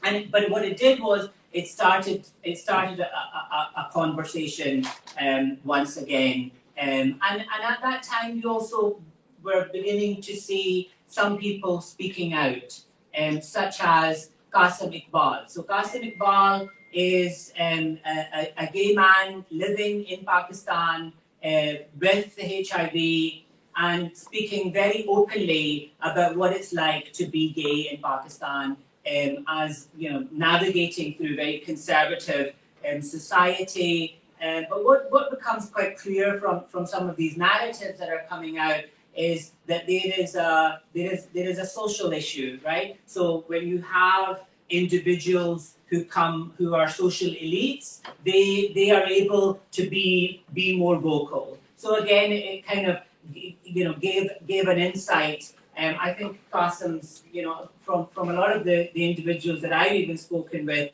some of them will say, well, I can live a fairly open life because my uncle's in the army, my grandparents were this, or my dad does this, or my mom does this, and so Pakistan is very much a society based on social class and exactly what it is that you do. But very clearly, I'm no lawyer, but the facts are that Pakistan's Penal Code of 1860, which was developed under the British Raj, basically criminalizes sodomy with punishment from 2 years to life. Now, when you speak to people, when you speak to politicians, when you speak to the ambassador of Pakistan, you're told this is very occasionally prosecuted. In 2018, there was the Transgender Rights Protection of Rights Act. However, Pakistan's judiciary is made up of several elements. You have the Supreme Court, and then you also have the Sharia Council, the Sharia Court. And so the Sharia Court, and they're both quite influential. But in 2023, the Federal Sharia Court ordered that this law goes against Islamic and cultural sensitivity. So there's a back and forth here when it comes to looking at how issues are navigated. But my main kind of point is this something that's happening indigenously? And I know that's a heavy word, but is this happening within or outside? I mean, Qasim Iqbal, for example, lived a lot of his life in the United States and then decided to return back to Pakistan. So there's a lot of kind of very interesting discussions. If you follow, some of the great artists that are around, such as Ali Sethi, who's a great singer now, and he from Pakistan, and he has sung, many songs which we could say are kind of queer to an extent, but again, it comes from the positionality that he has. He comes from a very elite journalist family, so it's very, very complicated in that way. So in rural kind of villages, it's very interesting to see what the situation is. But Pakistan is a society that is absolutely obsessed with marriages. So it's marriage season and everybody getting married. Marriage is very much part of the televisual kind of sensibilities of what you see. But again, it's being challenged. There was another clip I wanted to show you, which was on Trans Pride. So Trans Pride happened, celebrated in Lahore in Pakistan in 2021. So issues of sexual and gender liberation found a collective voice at the International Women's Day, Pakistan's Women's March, Aurat March, and it highlights a shift to understanding the intersections of inequalities. And it has gained momentum every year, with several cities in the country now hosting a march. It now is a time where you will see very vibrant and very risky, if I could say, tongue-in-cheek kind of placards, which I just, when I read them in Urdu, I think, wow, this is amazing. It all started from quirky statements such as "Ghar ka kaam, sab ka kaam," housework is everyone's work. And again, this kind of comes from this very clear idea in Pakistani society, which is rooted in this idea that women are the homemakers and men are the breadwinners, and it's kind of challenging that. And another statement on a placard in the Aurat March was "Mera jism, meri marzi," and this has become a real slogan in Pakistan, which is "My body, my choice." Now, Maulana Fazlur Rahman, the leader of the religious right-wing political party, Jamiat Ulama-e-Islam, JUIF, asked law enforcement bodies to take action to stop the marches. And what he said was, if they want to bring awareness to the issues that are faced today in society, if they are associated with rights for women granted to them in Islam and the Constitution, we have absolutely no problem with that. What occurred last year was against the norms of culture and society, so much so that I cannot even bring myself to speak of them. And he said this in an interview to Al Jazeera. In recent times, you're beginning to see documentaries in English which have investigated the lives of LGBTQ Pakistanis. And again, you know, LGBTQ, queer, these are not words that are used in Pakistan. I wanted to show you a short clip. This interesting man, Mawan Rizwan, who's hilariously funny. He's just a stand-up comedian. But in this BBC documentary, Mawan Rizwan tells the audience that he was born and raised in England to Pakistani parents. When he told his parents that he was gay, they did not take it well. He then set on a voyage to Pakistan to find out what it is in their home country that makes them uncomfortable with LGBTQ individuals. So documentaries like these are interesting, right? From basically a US or a Western perspective, because it kind of follows this great narrative that we have. We are very liberal, we're enlightened, we've had all of these issues. We use language well. We've got all this great vastness of history, and someone like Mawan going and seeking, what's going on here, why are they so anti, is very interesting. What I found quite disappointing was that at the end of he goes and he sees very vibrant, very queer places, such as in Lahore. There is a shrine of a Sufi mystic, Shah Hussain from the 16th century, and Shah Hussain went and read a passage of the Quran which says that life is but a playground. And when he read that passage of the Quran, he started dancing. He started wearing what we would deem as women's clothing. He just started dancing, and to the extent that his teacher came from another city and said, Shah Hussain, this is not what I taught you. This is not what the Quran says. And he says, no, this is between me and God now. So he starts dancing, and he falls in love with a Hindu Brahmin boy, as you do. And the archives which are in Lahore University very explicitly detail that they were having a very sexual relationship. Yet the history is kind of cleaned up. No. Shah Hussain took this Hindu Brahmin boy because he was trying to make him a good Muslim and all the rest of it, which is we'll say nonsense, not an academic word, but it is. And to the extent that today they are buried side by side in Lahore, and every Thursday there's a big, massive party. Now, when you go to this big, massive party on a Thursday, this is important because Friday is the religious day for Muslims, you will see people dancing, you will see people intoxicated, you will see people who are saying we're the brides of God, people are saying intoxication is good, they're smoking God knows what, and they're dancing at the shrines of these two Sufi lovers. And again, I think this is little nuggets of Pakistan that comes in, which I would say are very, very, very kind of indigenous. Pakistani society continues to have heated internal debates on sexuality. Many lesbian, gay, and bisexual individuals are wary of raising their voices in Pakistan, but transgender Pakistanis are often heard speaking in public. I'm hoping to write more on this. In 2022, the movie Joyland. Let me see if I can show you something. Okay, the movie. Joyland in Urdu Punjabi language was released. The story centers on a middle-class Punjabi family, and it basically follows the story of a man who's married to a woman, but he falls in love with a trans woman, and the complexity of all of this relationship kind of comes to the fore. I think it was nominated or was at some level of the Oscars. It highlights themes of patriarchy, repressed sexuality, religion, masculinity, and transgender people. The movie was initially banned by the government of Pakistan, but was later released. The censor board said that they received a complaint from a senator from the Jamaat-e-Islami, the Islamic Party, Mushtaq Ahmed Khan, who said that the movie was against Pakistani values and that glamorizing transgenders in Pakistan, as well as their love affairs, is a direct attack on our beliefs. The movie has received international acclaim and was nominated under the international category at the Oscars. So again, inside, outside, these tensions exist. So to conclude, Pakistan is a dynamic country with vibrant individuals telling their stories. Many of them stand up to strict and rigid forms of gender and sexuality. The roots of these tensions are myriad and will continue to raise the question if these are inside or outside issues. Many who reject a Western approach to living gender and sexuality advocate for something more homegrown or indigenous in Pakistan. But is this realistically possible? It is important to note that English is one of the official languages of Pakistan, and everyday speech mixes various languages in Pakistani society. Pakistan is also made up of 4 provinces: Sindh, Punjab, Khyber Pakhtunkhwa, and Balochistan.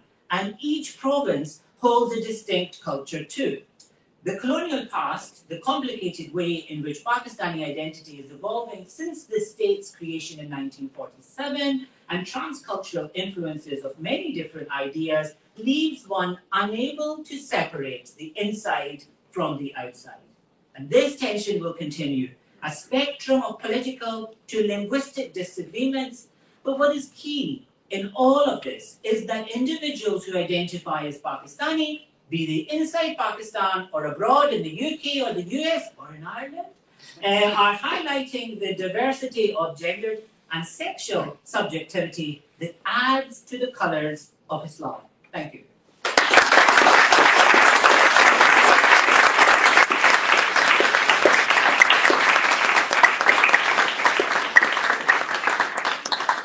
Thank you so much, Aman, for an absolutely terrific presentation and one of the best descriptions of YouTube videos I've ever seen. I feel like I've seen them.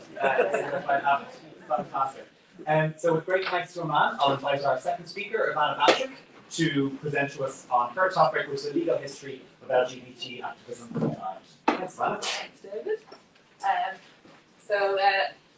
I can't promise any dancing or any graveyards. We've heard about graveyards from Aman just now and from Mary earlier, and the researching using graveyards. I'm also not going to promise any technology, because I'm quite glad now I didn't bring any slides after the difficulties we've had. But I'm delighted to be here, and thank you very much to Sean, to the School of English and the Hub for the invitation. I think it's really important to mark the anniversary of decriminalisation and to reflect decades on. I should say that when I got the invitation, at first I couldn't believe that it was so recently, that it's only 30 years since decriminalisation. At my age, that feels like that's quite very recent. But on the other hand, 30 years ago feels like another era, another age in Irish society, and so it's that sort of extraordinary.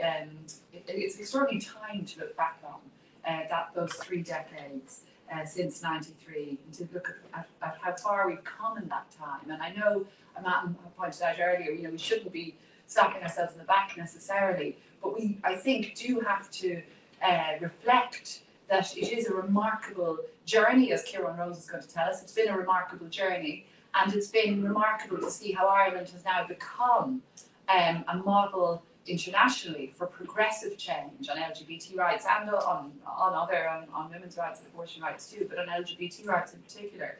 I was in Hungary last week at a conference in Budapest on strategies to combat the far right, and it's utterly chilling to see how repressive Hungarian society has become, and Polish society. We heard from Polish delegates, and people said to me, "You're so lucky to be from such a progressive country."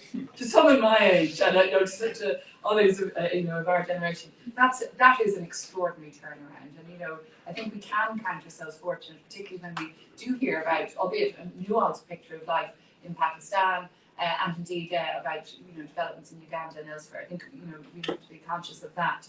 And it is important to reflect on how did we get here and how did we make that remarkable journey in such a relatively short time over those, because of course, 93 was very late by European standards to decriminalise homosexuality. It took us a long time to get to 93, but since 93 we've had accelerated change, particularly leading up to and incorporating the wonderful marriage equality referendum in 2015.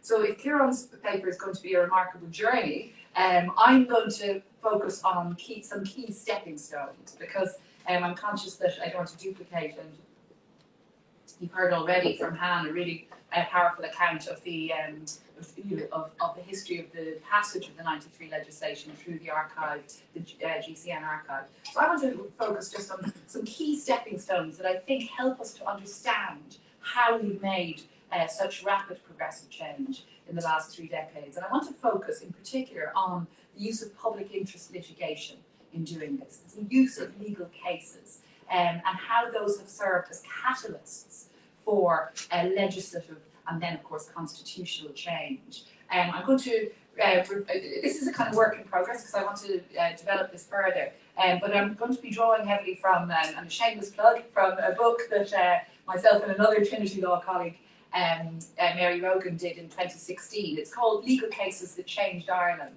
And it's an account, really, of a number of legal cases that were catalysts for social change on women's rights and LGBT rights, and on migrant rights too. So we wanted to look at the use of public interest litigation. It's an under-researched topic in Ireland. And 3 of the cases we looked at are particularly relevant for today because they really did form key stepping stones on the journey to progressive legal change on LGBT rights in Ireland. So I want to look at the Norris case, which I know you've heard a bit about earlier already, at the Cal case, the Catherine and Anne-Louise Zappone Gilligan case, which, disclaimer, I was the junior counsel in that case, and of course the Lydia Foy case. So 3 really crucial cases which helped to shape the legislative change that followed, and then of course the constitutional change in 2015. And again, just to reflect that how slowly change occurred prior to 93. For many decades, Ireland had been seen as an outlier in European terms for retaining provisions from the 1861 Offences Against the Person Act criminalising homosexuality. We reflect that, of course, in England, these provisions were repealed in 1967. So that gives you a sense just of how slow Ireland was, how shamefully slow. By the late 1970s, a campaign had got well underway to seek repeal in Ireland. Indeed, it had already started before then. But of course, as you've heard, Trinity College Dublin academic David Norris, then a lecturer at the School of English, so lovely symmetry, and later to become a senator in 1987, and of course still a serving senator and a great colleague of mine in the Oireachtas. David was spearheaded the campaign. And in 1977, he initiated the legal challenge, which we are all familiar with, to the constitutionality of the Offences Against the Person Act and the Criminal Law Amendment Act provisions, which criminalised consensual sexual activity between men. He lost his case in the High Court before Judge McWilliams and appealed to the Supreme Court, where he lost again. And as David has said, 40 years ago this year was the anniversary of that really dreadful judgment. It was not a unanimous judgment of the Supreme Court. So just to look for a moment at that judgment. It was a 3-2 majority judgment in the Supreme Court. Chief Justice O'Higgins giving the majority ruling, which upheld the constitutionality of the prohibition on homosexual activity. And his words are now, infamous for their, it's worth just reminding ourselves.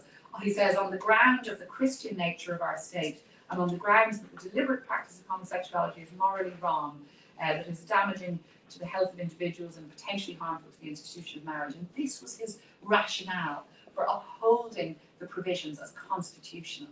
David Norris had challenged them on the basis that they offended his constitutional right to equality, among other things, but the Supreme Court ruled against him. It's also, though, useful to say that there were 2 judges who disagreed with that, 2 out of the 5, and Judge McCarthy in particular gave a really powerful dissent, disagreeing with that awful judgment from Chief Justice and basing his judgment on the right to privacy. And again, and his words are in fact, really again worth reading for a different reason because they're so positive. He says, a very great burden lies upon those who would question personal rights in order to justify state interference of the most grievous kind in the claim to the right to perform sexual acts or give expression to sexual desires in private between consenting adults. So and of course, it was McCarthy's view that held sway before the European Court of Human Rights in 1988, which held in favour of David Norris and said that criminalising sexual activity between men, consensual activity, amounted to a breach of the European Convention on Human Rights, Article 8 of which is a privacy guarantee. So the Norris case represents a really powerful use by campaigners in Ireland of litigation to achieve social change, because of course David had a campaign team around him. And in the book we did, which was based on research funded by the Irish Research Council under their Engaging Civic Society theme, what we did was we held a series of seminars here in Trinity where we took cases like David's case and we had David speak about his experience as a litigant in taking that case. So what we wanted to do was give life to those sort of the judgments that we as law lecturers teach and that law students learn. We wanted to give life to them, to hear the stories behind and to hear from the litigants themselves, the brave and courageous individuals, but also from their legal teams and from their the support groups around them, the civic society group.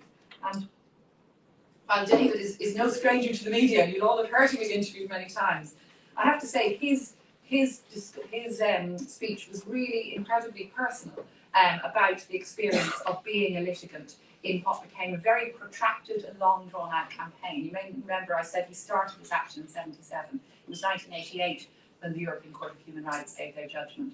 So it was over a decade where he was in the spotlight as a litigant, and of course where he faced the real and live danger of being awarded costs against him and the fear of losing his home as a result. So his account of how this felt to be a litigant in this way was really moving, and he spoke in particular about the toll it took on his mental health and indeed on relationships in the seminar, and we've reproduced his account there. But he also spoke more positively about the way in which they'd taken on the action. He had consulted with American campaigners, including Bruce Bowler, who was president of the National Gay Task Force, who had said it's all about how you win as much as what you win. So he said, we wanted to raise national consciousness through litigation. We wanted this case to become an advocacy tool.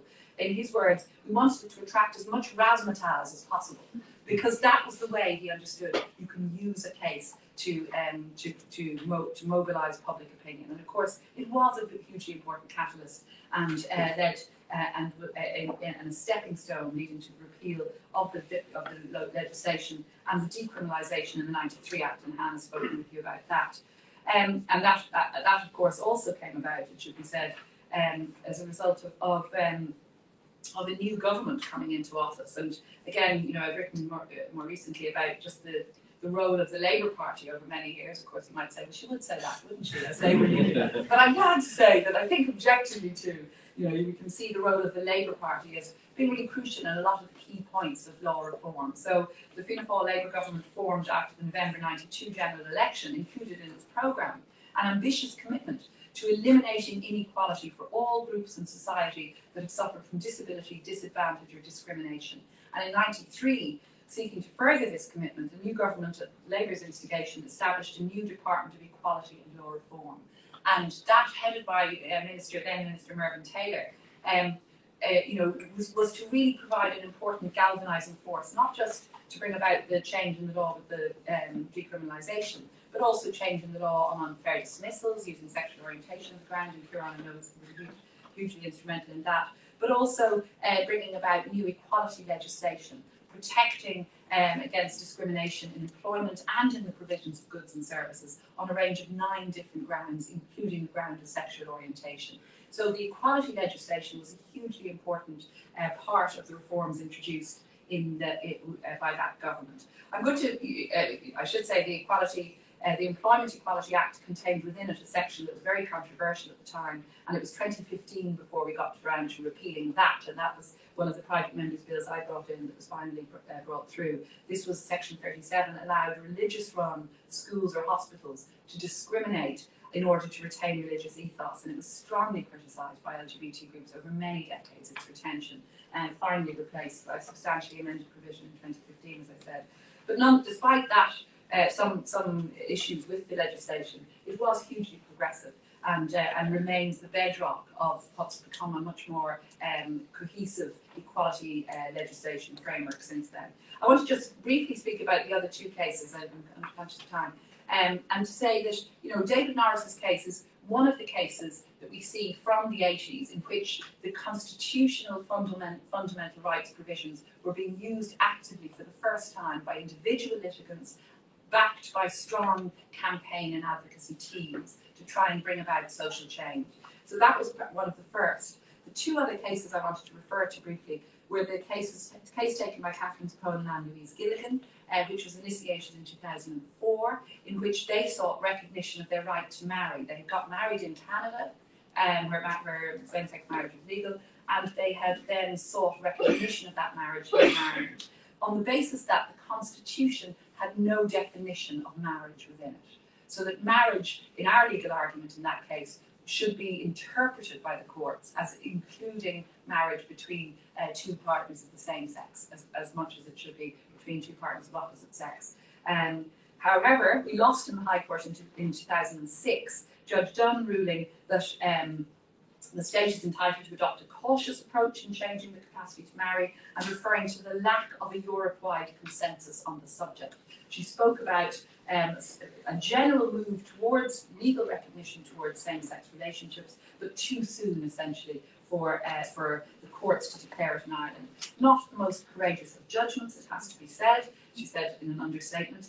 And, but the case, like the Norris case before it, which of course had also lost in the domestic courts, it had formed a really important stepping stone, because Catherine and Anne-Louise took the very brave decision to go very public, and they went on the Late Late Show, and their advocacy, and the advocacy group we call the CAL group, the Catherine and Anne-Louise, the CAL case advocacy, certainly helped greatly to move and shift public opinion towards recognition of marriage rights. And of course it was also a catalyst in the passage of the civil partnership legislation in 2010, because Judge Dunn said it's up to the legislature to move on this. So civil partnership law was brought back in 2010 as a result, following private members' bills brought forward by Labour and by Senator David Norris prior to that. Just to speak then about Lydia Foy's case, and while Catherine and Anne-Louise again reflected very powerfully on the personal toll that taking that very public case took on them in our book, also Lydia Foy spoke about the toll it took on her, and in particular because her case, her litigation had spanned over 20 years. So I pointed out that it took more than 10 years for David's case to proceed to success. Lydia Foy's case was to take a much more tortuous route through the courts over a much longer period, over 20 years, between 1993, when she initiated the first step towards seeking recognition of her change of gender, to 2015. The same year as the marriage equality referendum was passed by that wonderful majority was also the year in which we were able to pass gender recognition legislation. And it was because that legislation was underway that the courts, there was a synergy between Lydia's case and the moves by the government and the Oireachtas to pass the 2015 Act. So in that sort of lightning tour of three key stepping stones, I suppose what I want to illustrate finally is, the purpose and power of public interest litigation, of using cases as an advocacy tool. Lydia Foy's case was backed by the Free Legal Advice Centres, Catherine and Louise's by the CAL campaign, David Norris's case backed by LGBT rights campaigners, by Glen, by other groups. And Brian Sheehan from Glen reflected in seminars we did just about the importance of these stepping stones as catalysts for changing public opinion, and crucially also motivating legislators to move swiftly. I can say more about the role of Labour, the role of left-wing parties and individual independent legislators too, like Catherine Cohen herself, like David Norris. But clearly there's a huge role to be played by public interest litigation, but such litigation undoubtedly takes a huge toll on the individuals involved. And I think, I wanted to finish just by acknowledging, Kieran, the immense passion and longevity of your campaigning, Kieran, you, Ursula Barry, Susie Byrne, who we heard about earlier, and so many more, and Chris Robson. But it also has to be said that the brave litigants who put themselves forward through the courts also deserve our immense gratitude and appreciation for helping to change Ireland for the better. Remember.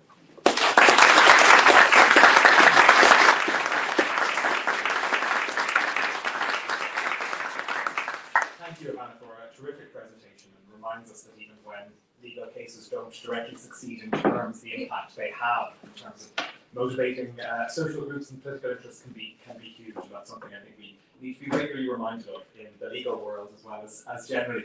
And so our final speaker for the panel is Kieran Rose, and we'll be hearing from him about a remarkable journey from gay law reform to equality legislation, civil partnership and civil marriage, and full constitutional equality. Kieran, over to you. Thanks very much, and thanks very much for organising this event today. And as was said earlier on, it's the first marking that I'm aware of the gay law reform in '93. It wasn't done in the 20th anniversary in 2013, and I think we're all really agreed here today that the importance not just of marking events, but also learning from them. And because there are new challenges, and we have to learn how we got here if we're going to defend and advance things into the future. It's interesting, I suppose, like 30 years ago, gay men were still criminalised in this country.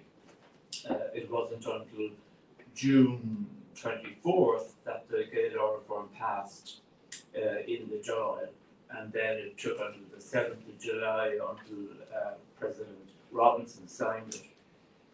And it's also kind of really interesting, I think, that on the same day that the Dáil passed the gay law reform, it was also discussing amendments to the Unfair Dismissals Act. And they were two of Glenn's key demands, basically. Like Glenn had set up in 1988 and it had a demand for equality in gay law reform, full equality, full age of consent, all that kind of stuff.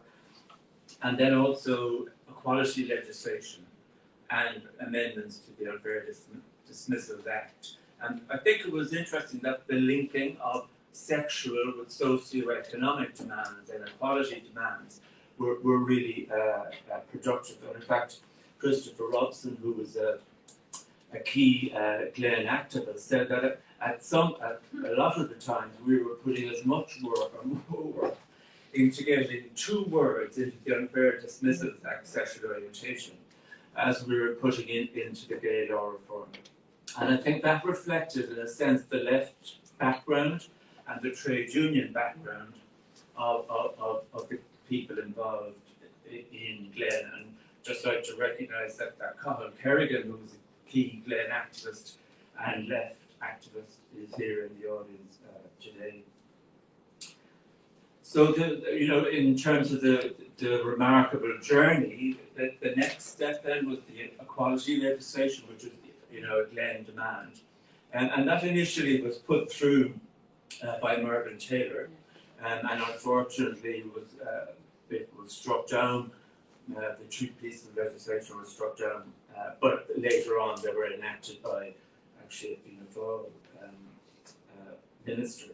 And then we had civil partnership in 2010, and moving on to full constitutional equality by a popular vote in 2015.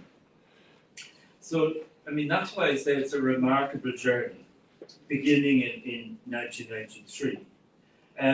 Because, in social terms, given the huge opposition there was, and the huge marginalisation of gay people, and that is a remarkable transformation in what historically is a relatively short period of time. And those people who opposed any progress for lesbians and gay men were amongst the most powerful and the most successful in Irish society, especially in the 1980s, I think. And Ivana has the slings that she suffered from their harassment, basically, how they used the law to go after left-wing activists and threaten them in the High Court and so on. So another anniversary in '83, they won the abortion referendum to put the amendment into the Constitution. They won that very handsomely. They won the divorce referendum very handsomely. And And also they carried out very effective campaigns in a whole range of areas, like in stopping contraception and all that kind of stuff. And so the right wing were so successful, so powerful. Emily O'Reilly has written a great book. Masterminds to the rise of the second. It's a brilliant book. It's probably out of print now, but it shows like how they work so effectively in public and in private. And not unreasonably, I suppose, you would say that they scared our political parties. Not Labour, in a sense, in the abortion referendum, because Labour was anti-amendment. But, you know, after 83, and we've heard a lot about that appalling Supreme Court judgment, and unfortunately, to say that Gareth Fitzgerald and his constitutional crusade kind of fell apart, it lost its zoom, and when they went on, the Irish government went on to defend the criminalisation of gay men at the European Court. And in a dreadfully malevolent discussion among government departments, it was considered, would they use the HIV/AIDS crisis, tragedy, as a reason to give to the European Court that we should retain the criminalisation of gay men. And it was, again, God, Labour's getting a lot of airing. It was actually the Attorney General at the time, John Rogers, who ruled that out and said, no, we can't do that. And, you know, sometimes it's thought that the anti-gay laws were not implemented. It's just not true. They were implemented. And perhaps, as Orla said, that, you know, they weren't consistently implemented throughout the country, but they were. Men were arrested, men were prosecuted, there were convictions of gay men, and some men were imprisoned. And I suppose also what's really important is the huge collateral damage caused by criminalisations. Already the reference to Gay Health Action being denied funding for educational materials by the Department of Health. And that undoubtedly put the lives of gay men at risk. And I think you could fairly say that lives of gay men were lost because of that lack of funding. So in a sense, the criminalisation was a license for bigotry in society in general. And there's an awful, I think it's gone, but used in other countries throughout the world, called the homosexual panic defense case. So that a gay man is, you know, is having sex or whatever with another man, he's killed or attacked, murdered, and then the defense for the person who has killed the gay man is that, you know, having sex or homosexuality scared him so much, panicked him so much, that he is not guilty of murder. And that was used, again, 83, it was used to defend the killer of a gay man in Cork. The gay man was John Roach. And the killer got off with manslaughter and got off with 5 years. And I think Fairview is an example of that as well. I think that, you know, the attitude of that Judge Gannon, you know, was influenced by criminalisation. I don't have much doubt about that. So after the European, or before the European Court of Judgment, Glen was set up in 1988, and we set out a very ambitious programme for radical change in Irish society. And I think it's very interesting about, you know, we're talking about making social change. And that was, in a sense, the height of the right-wing domination of Irish society. And it's incredible. They were able to get a secret codicil written into the Maastricht Treaty that protected the anti-abortion amendment in the Constitution. And that is just phenomenal. You know, the Irish state, the Irish ruling class, if you want to use that term, they so value our connection with the European Union that they were prepared to put that at risk. And just kind of interestingly, I suppose, one of the first priorities for Glen was to prevent a British-style gay law reform being introduced into Ireland. And that might seem ironic or whatever. But what happened in Britain after 1967 was that convictions of gay men quadrupled. Because it wasn't a gay law reform in one sense, it retained the basic criminalisation of gay men, but said under very restricted, limited conditions, over 21 in private, which meant only 2, not 3. Didn't include the Defence Forces or the Merchant Navy. And so, therefore, it's not surprising that they were able to implement that law and convictions quadrupled. And in April of 1993, there was a leaked memo from the Department of Justice to the government, and it set out 3 options: the British-style gay law reform, the equality approach that Glen was proposing and that the Law Reform Commission were recommending. And then they came out with this interesting kind of like compromise one, which was like, a better law reform than Britain, but having an unequal age of consent of 18. And that was a deliberate attempt to copper fasten inequality. To copper fasten, it would be the legislature, it would be the state saying that no, you LGBT people are not equal to heterosexuals. We have to protect the young people. You're dangerous, all of that kind of stuff. So that proposal for an unequal age of consent kind of frightened Glen or mobilised Glen, because we thought that it could look like a reasonable compromise to general public and all that kind of stuff. So we, and here comes the Labour Party again, so we delegated, we decided we would call for a defeat of any bill that provided for inequality, such as an unequal age of consent. And Christopher Robson knew Murray Quinn quite well, as we all did.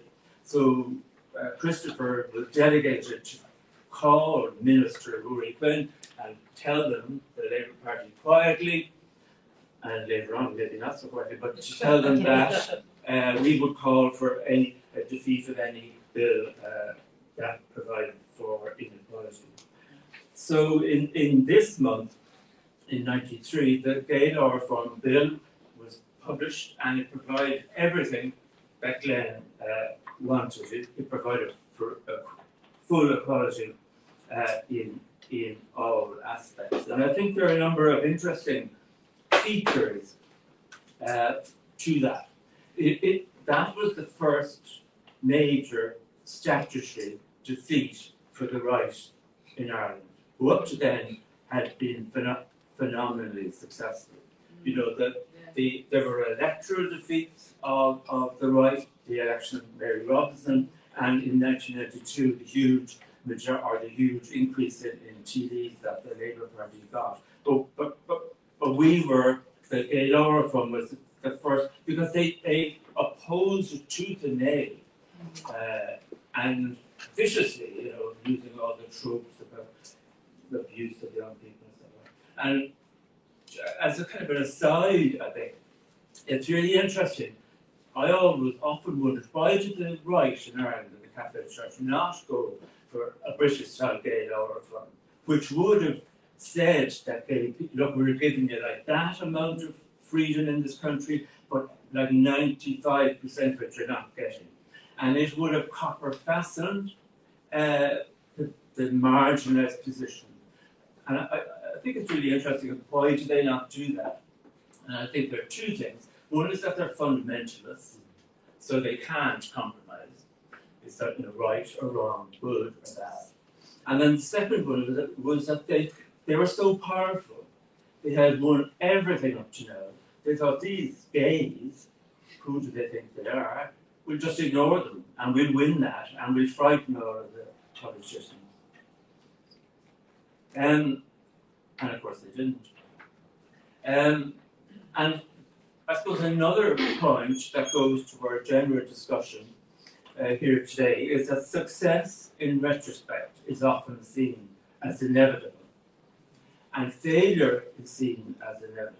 But I really disagree with that, and I think that both success and failure depend on the qualities of your campaigning and on your strategy. And as the former chairperson and founder of Glen, you'll not be surprised for me to say that I think Glen had a huge role in that huge success.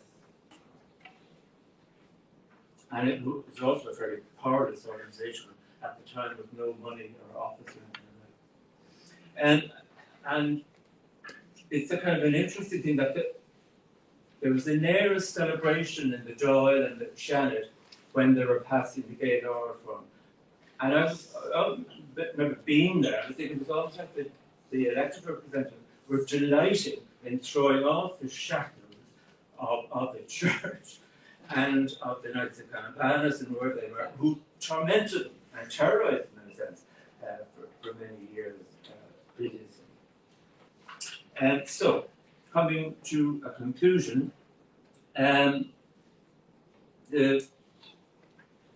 after 2015, which in a sense was all looking to the future, the civil partnership looking to the future, we went back looking to the past. And again, the Labour Party, I should say, went back looking to the past. And Ivana, and especially Jed Nash and Karen Hayden, organised in 2018 a really fulsome apology by the Dáil and the Seanad for the damage done by criminalisation, and also very importantly an apology for the wider damage done, not just the arrests and so on. And in 2021 a working group was set up in the Department of Justice to look at how we could introduce disregard legislation that would exonerate gay men who had been convicted or arrested, who had been victims of the criminalisation. So finally, on this remarkable journey theme, before the Gay Law Reform in 1993, a Bishop Joseph Duffy warned that decriminalisation would in the future lead to civil marriage. Now in 1993 that was kind of a long prediction, but it's fair to say that the bishop got it right.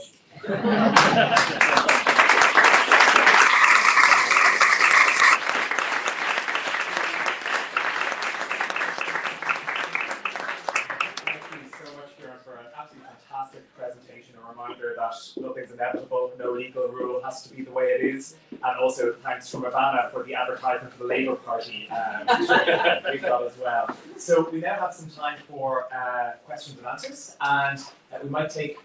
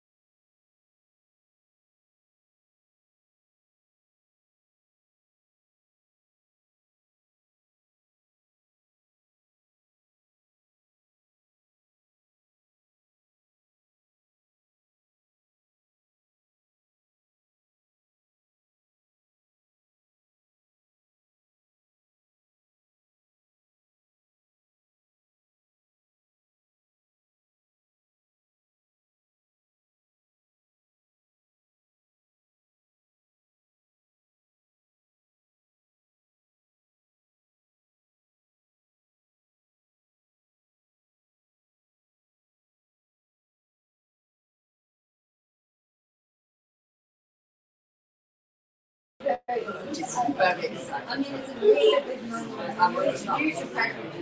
You're really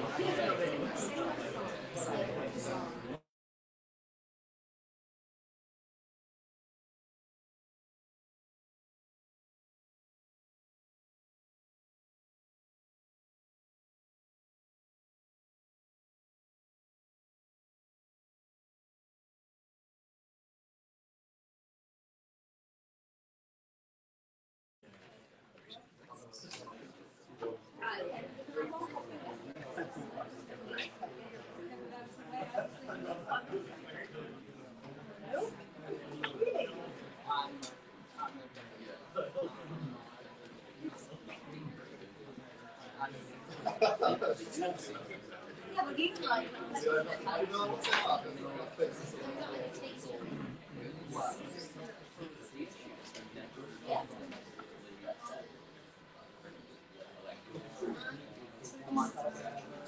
need orange tomato also.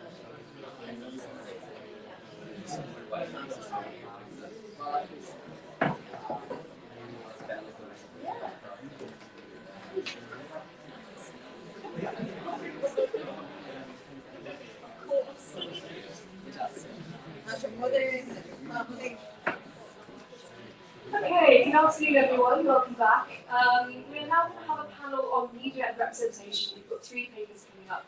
I'm Miranda Faye Thomas, I'm from the Department of Drama here at Trinity College.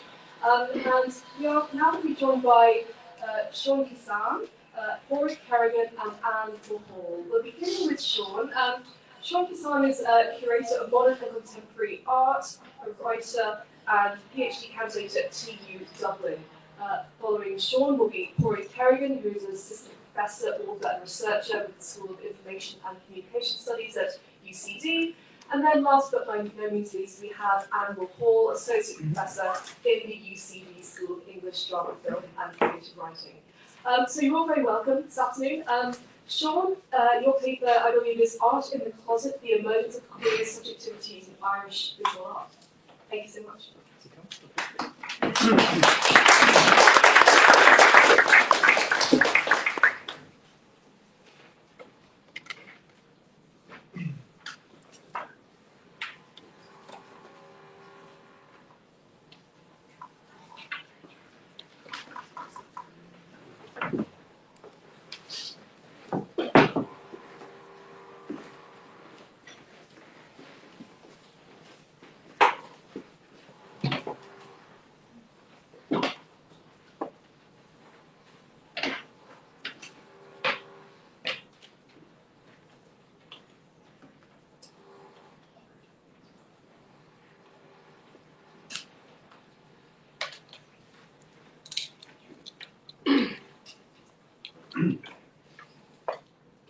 Doesn't work with the presenter view? Just a second. Okay. So, hello everyone, and thank you, Sean and the School of English for the invitation to speak today. As we reflect on 30 years since the decriminalisation of homosexuality in the Republic of Ireland. So my subject matter is Irish queer visual art of the 20th century. And my search for a queer history in the past 10 years or so was marked by failures, gaps, and exclusions. And this was a particular feature of the 2005 monograph and exhibition which took place at IMA on the White Stag group, which I'm going to talk about today. Also on the 2 monographs on the artist Gerard Dillon, and none of these addressed homosexuality as a theme or a subject in any way.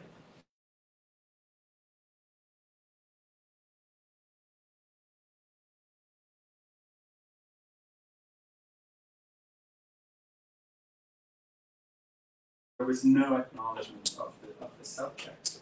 On the other hand, secondary sources that mentioned homosexuality generally reported on a hostile environment and reception.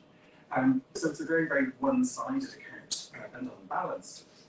So this, what I imagined was a total gap, led me to conclude that prior to decriminalisation in the Republic of Ireland, there were no examples of themes of homosexuality being addressed in any significant way by critics of Irish art in Ireland.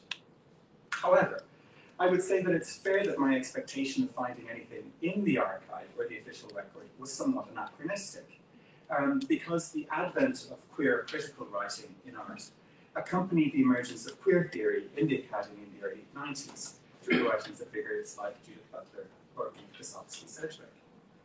But while there was a total gap in the literature within the field of visual art, gradually I began to find more and more examples of queer art which was made in Ireland and which engaged with a specific Irish context. So the question that pose is, in the context of criminalisation, how did these artists operate?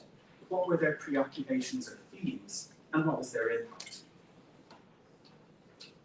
So, let's see if we can get the technology to work.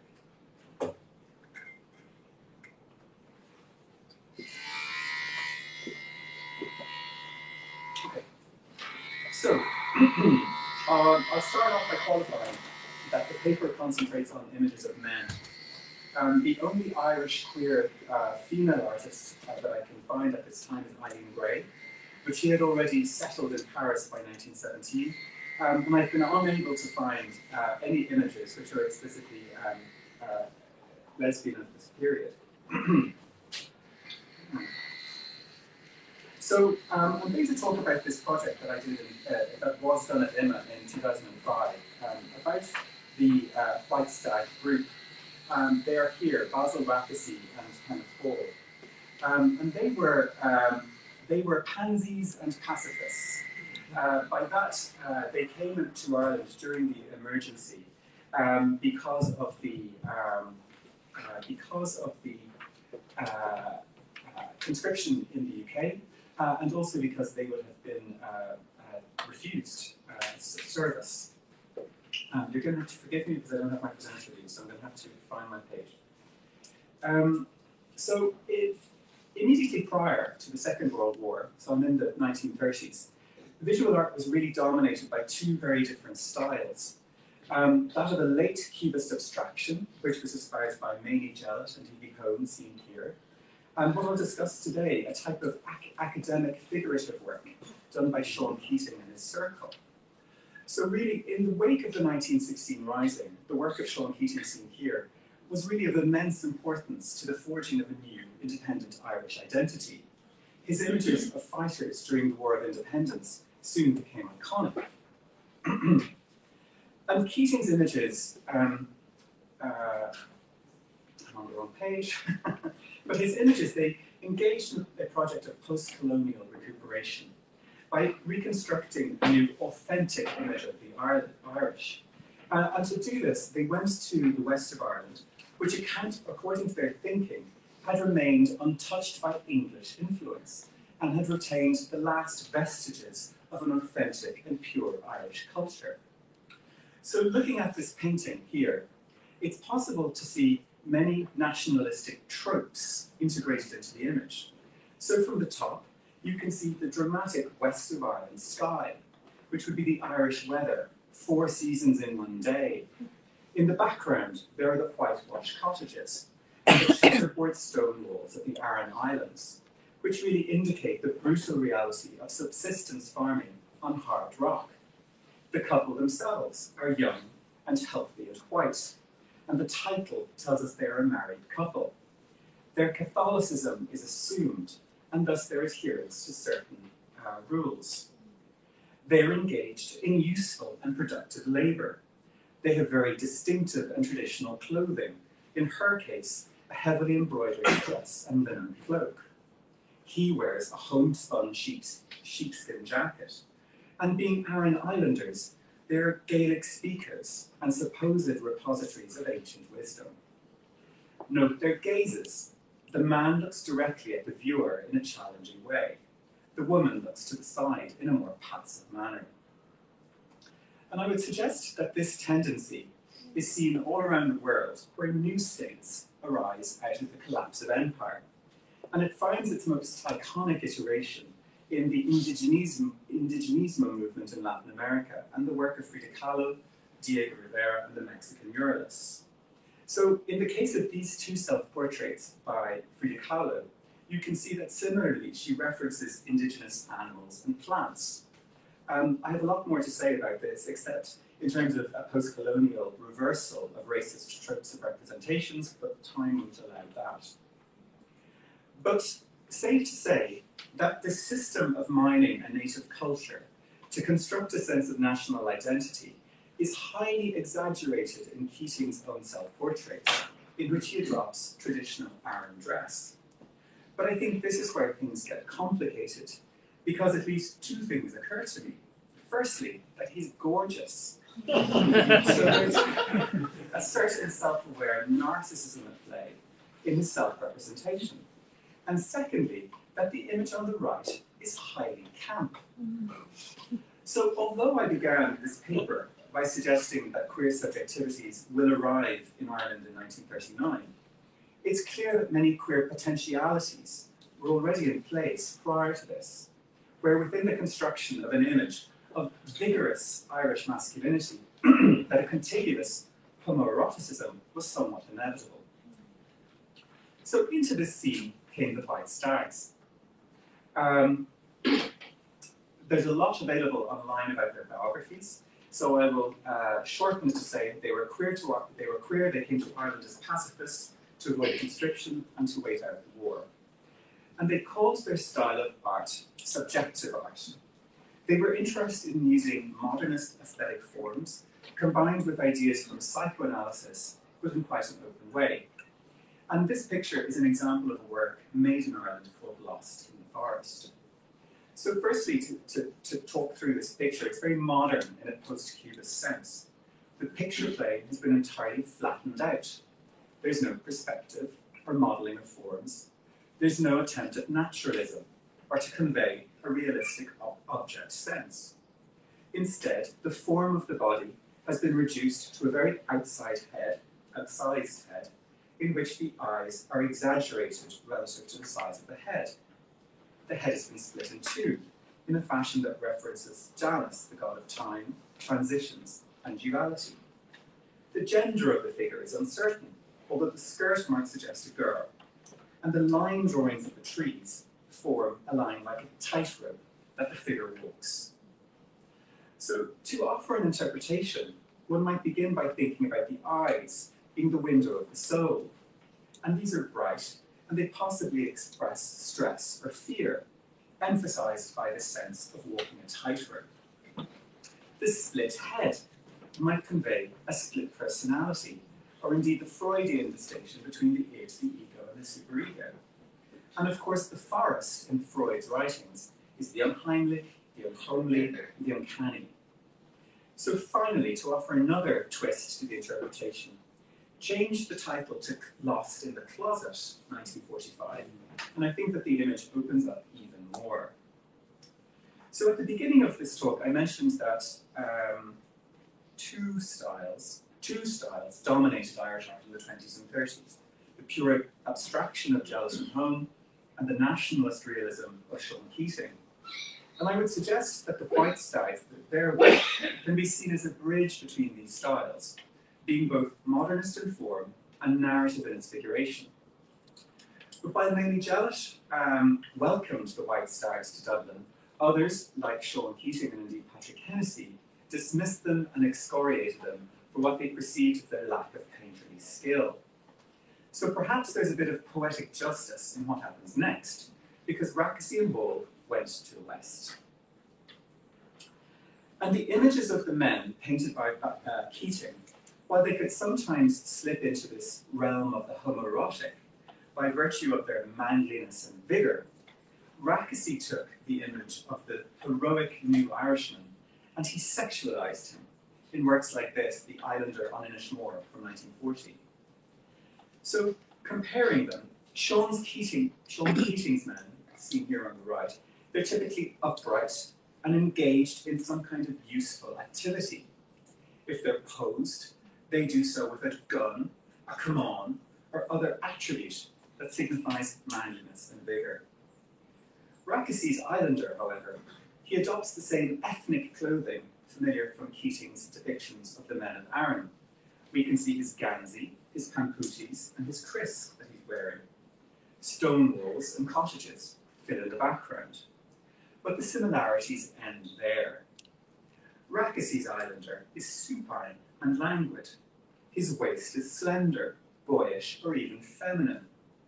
He rests his head on his shoulders, exposing the long and sensual nape of his neck. His huge hand rests on his thigh, close to his groin, which is painted in a manner which suggests that his large genitals are visible. He represents a combination of passivity and latent strength. So Rackesy returned to Dublin and exhibited these works in 1942, and he was surprised with how well they sold. And he wrote in his personal journal, "I think the unconscious homosexuality sold them." And so, in fact, one of these works entered the collection of the most visible of Dublin's queer couples, the owners of the Gate Theatre, Micheál Mac Liammóir and Hilton Edwards.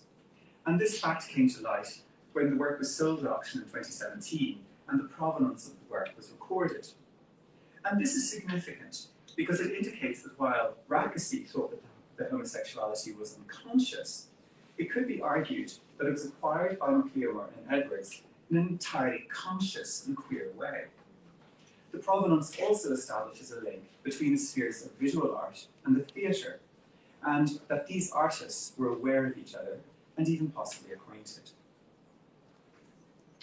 So the image of Irish men created by the White Stags turned a queer gaze on them and it sexualized them, but in a different way to Keating. Keating's figure is vigorous or even aggressive. But Rackessy's figure turns his head away. His gaze doesn't meet ours. And this gives the viewer a type of permission to look. And this is something that's usually associated with female nudes and the implied male voyeur. In fact, I would argue that Rackesy is borrowing the tropes of female representation from historic patriarchal models and applying them to Irish men, making them passive, available, beautiful, and somewhat powerless. Giorgione's Venus, which is here on the right, is the most iconic female, one of the most iconic female nudes from the Renaissance period. And I think there are too many similarities of composition between the Giorgione and the Rackesy images for the quotation here to be accidental. Look at the languid posture, the way the left leg crosses the right, and the point of the feet. Look at the curve of the neck and the bowed head, and the closed eyes. Look at the waves of the landscape, the buildings in the background, and even the placement of the trees. Finally, look at the placing of the hand in the genital area, which is a vaguely titillating suggestion of masturbation, and provoking an even more concentrated view from the implied sexually interested voyeur. And I think this is where the real transformation happens, because these artists bring sex to a culture of representation that was very deeply repressed through the agents of church and state. So, however, what the White Stags don't do is to contribute to any kind of Irish identity formation. They're not interested in constructing identity in the same way as Keating or his peers.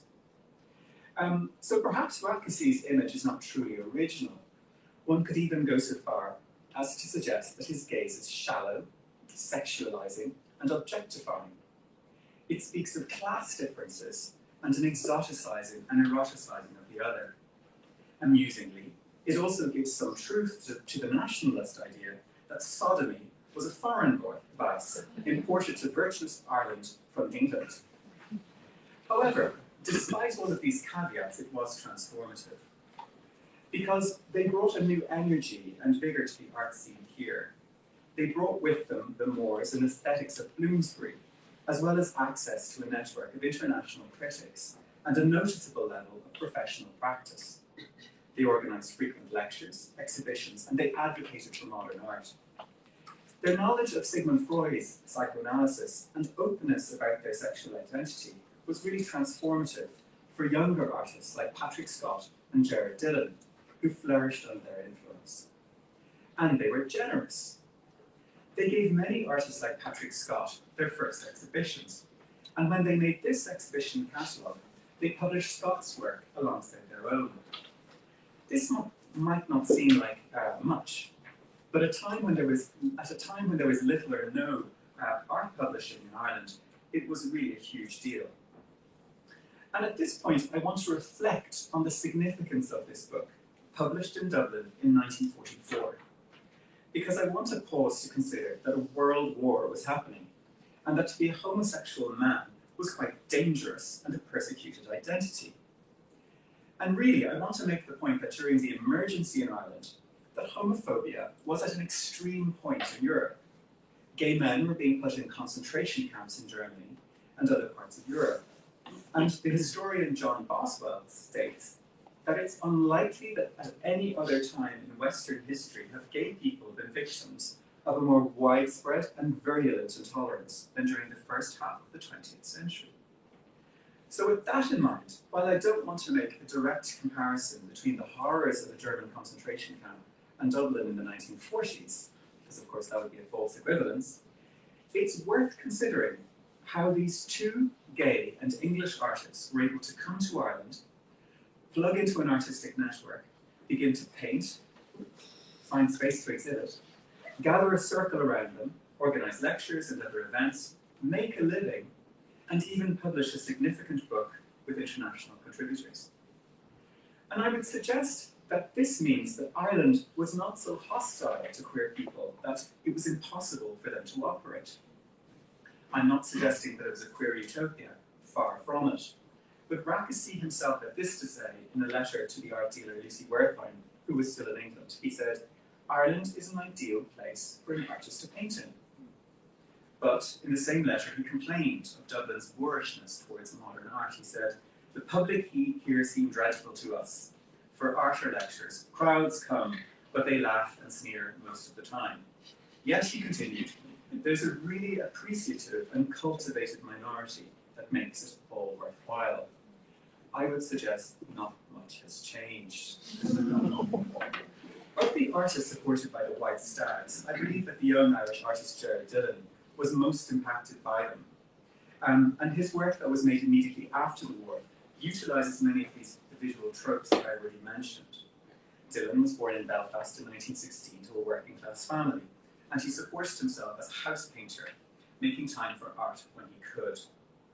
And this self-portrait is useful because it includes some of these tropes of nationalist representations, such as the images of the architecture and industry of the west coast of Ireland that I previously described.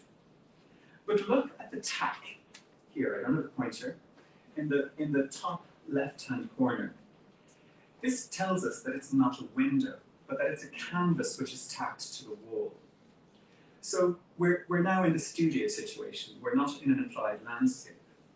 And so what we see is that Dillon's clothes are not actually of the west of Ireland, but he is more representing himself as a Frenchman with his beret and check shirt.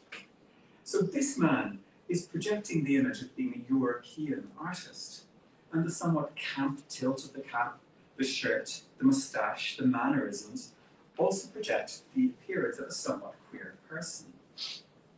And in the context of the homophobic violence that I previously referred to, the question arises, how can these artists deploy visual signifiers of queerness? How did gay men construct and communicate their identity? And really the answer is in very hidden, covert ways, using codes and signifiers that were oblique to hostile viewers. And Dillon's works that show intimate interaction between men are poignant and tender.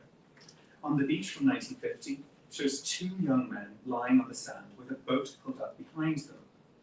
Unlike other island paintings by Dillon, there are no other people or houses present. The figures have privacy, and they won't be interrupted. And although they look in each other's eyes, and they mirror their body language, they do not touch. There's intimacy and affection, but anything else seems to be left unrequited. Dillon is speaking to a reality for many people, a recognition that attraction exists, but that there's sometimes a concomitant inability to push that towards realization. So note how the image has been stripped of all of these signifiers of national identity that we've previously encountered. This picture has become about their gaze, about their exchange. And it's also important that this is a depiction of queer experience in the rural context rather than the urban or metropolitan context. It's a depiction of the rural closet. So the cottage gable from the same year shows two young men standing in swimming trunks looking at each other where two houses meet. Like in the earlier work, they communicate but they do not touch. The short distance between the houses is a chasm that cannot be bridged. And the two women who are standing on the beach, there in the centre, they're like two staccato marks breaking their connection. And Rianne Coulter describes these women as a reminder of their social context, a traditional society that keeps them apart. And it's this separation that defines Dylan's depiction of same-sex attraction in his work. He effectively creates a tension and chemistry between his figures, but the subject of the work appears to be the environment rather than the nascent relationship. And I think these works are so successful because of this poignancy and the seeming impossibility of the relationships that they depict. Fiona Barber has questioned if there's a pun in the title or a suggestion of sexual activity, cottaging being the term for anonymous sexual encounters in public spaces. And I think Barber is probably right, as Dylan's work is littered with humorous references, which means that he's bringing a literacy in queer codes and language to his representation of potentially queer lives in rural Ireland. And so, again, thinking about how identity was constructed, going back again, excuse me. Oh, okay, never mind. Thinking about how identity was constructed by artists through use of context and costume, both are present here. The landscape, the boats, the architecture, and the two shawlies on the beach. But the men themselves have been stripped back to their underclothes. Their signifiers are now youth, health, and masculinity. And I think, unlike Rakasi, who brought a voyeuristic gaze to these men, Dylan does something different because his positionality is one of an insider and outsider simultaneously. Because he's someone who's part of, but slightly apart from these men. And indeed, the comfortable and naive aesthetic of Dylan's work, combined with its Catholic context, usually framed within the discourse of clean morals, allowed him to insert radically queer themes into his work. Now, immediately following the war, most of these artists left Ireland permanently, and others took the opportunity to go abroad for extended periods. Rakasi went to Paris, Dylan went to London, and unfortunately, Kenneth Hall committed suicide immediately on his return to London, to England. And so to conclude, rather than recapping on this paper, I want to point out that during this short tenure period, that there were a number of other queer Irish visual art directions not associated with the White Stags. And the first, of course, is Francis Bacon, who was by now living in London and working in this very expressionist style. And the second was Patrick Hennessy, who lived in Cork during the war and brought from Paris a type of queer surrealism. And this, in fact, on the right, is Trinity College in ruins, appropriately, in 1944, imagined as the scene.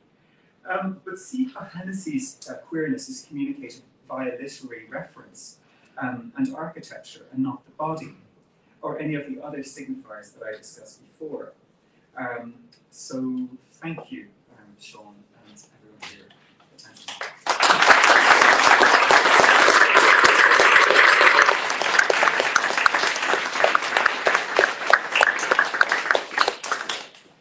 Thank you, Sean. That was an absolutely gorgeous paper, and I want to have postcards for every single one of those pictures of your slides. Wonderful, thank you. Our next speaker is Pádraig Kerrigan, and Pádraig's title for the talk this afternoon is A Battleground for Social Change, Decriminalisation, Media Visibility, and Irish Queer Media Activism. Thank you, Pádraig. Thank you. So I double check the sound is definitely working. Actually, this is great. Yes, that was great. Fine. Okay, that's fine. That's fine. We'll take that. Okay, so what I'm going to do in this talk is essentially look at one of the significant wheels and spoke of activism in the Irish gay civil rights movement over the last 40 years, and that is media activism, and the role that varying different civil rights groups and community organisations deployed in terms of strategizing, in terms of developing particular political goals, and of course lobbying the media and putting pressure on them. A lot of the themes that have already come up today will come through in this talk, but in particular, decriminalisation, we often think of this in terms of popular historiography as significant years and specific individuals. We think of 1988, the European Court decision. We think of 1993, the outcome of the law reform. We think of David Norris. But it's important that there's actually a gap in here, in that 5-year period of the gay law reform years as I dubbed them. And that's the kind of period I want to look at today in terms of the specific media activism that is employed.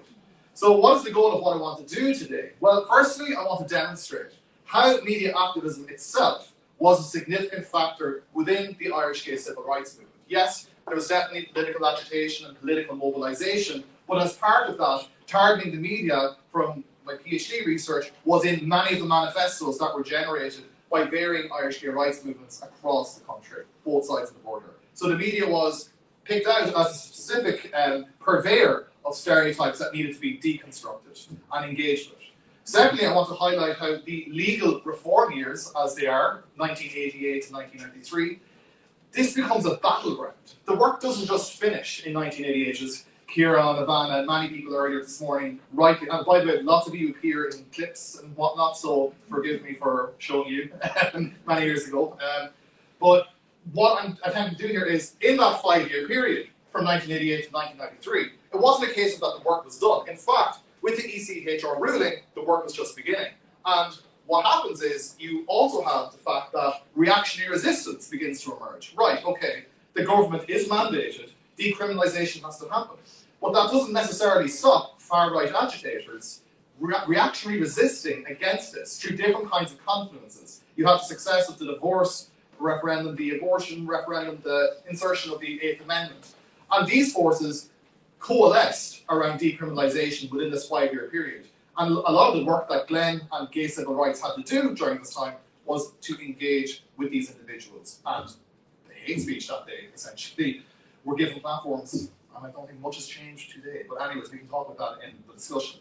Then, of course, crucially, and these have been identified by Orla and whatnot, identify key strategies and approaches that varying different civil rights movements have deployed.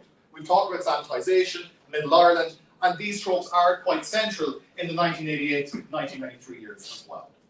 But we've done a lot of this, a lot of you are the converts, but when we discuss decriminalisation, as I say, I like to demystify that. In popular queer historiography, and when I say popular queer historiography, I mean generic media reportage that whenever there's an anniversary, the reporting can be sometimes a little bit lazy, while good intentioned, and not necessarily be reflective of the broad movement. So firstly, it's really important to flag, and many of you have done this here today, that the legal case that David Norris took to the European Court of Human Rights was enabled by Jeff Dudgeon in the North taking his case to the European Court of Human Rights. And it's a really significant thing that we need to point out, that the legal basis for Ireland going to the European Court of Human Rights was paved by Jeff and him being questioned by the Royal Ulster Constabulary in the North, because he wanted the laws to be the same as Scotland, England and Wales.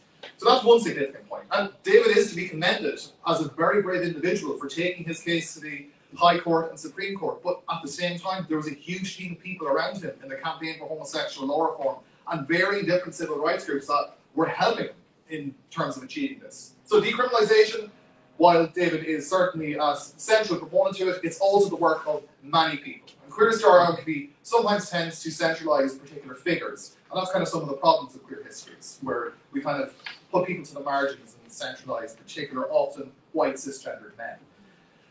And again, as I said, decriminalisation did not happen overnight. Yes, it was mandated by the European courts, but conservative Irish governments dragged their heels consistently over the course of those 5 years, considering actually mandating legislation a political hot potato, particularly for Fianna Fáil, who didn't necessarily want to disrupt or upset their conservative middle-class voting base. To do so and to act on this issue might be considered politically volatile for them to do so until they got into government with Labour and a process began from there.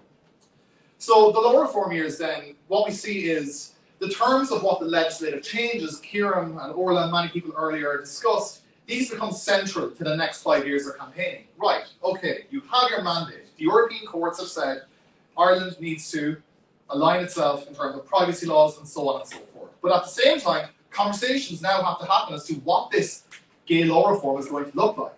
What are the legislative demands that the community wants and needs? And as Han really succinctly in your presentation earlier demonstrated what the community was demanding, and Kieran did as well, in terms of equal age of consent being a very significant issue from Glen.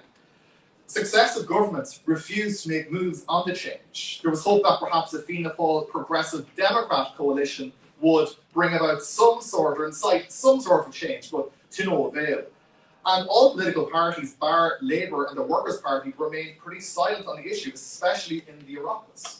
If you do a word search, you'll see it very rarely mentioned in the database. So despite the Irish government being mandated, what then happens is this becomes the next big issue for the far right, who in this decade are being massively successful. We see the likes of Maura Curran, who we're going to hear more from later. And here, I know you know her quite well, from sitting on a panel with her. Maura Curran, Family Solidarity, the National Party, a very significant far-right social actor, come to national prominence on the basis of anti-LGBT positions, because the gay community and decriminalisation was going to be a threat to the national family of Ireland. However, that is defined. And this is just from her when she attempted and failed miserably to get elected in, I think, 93. But anyways.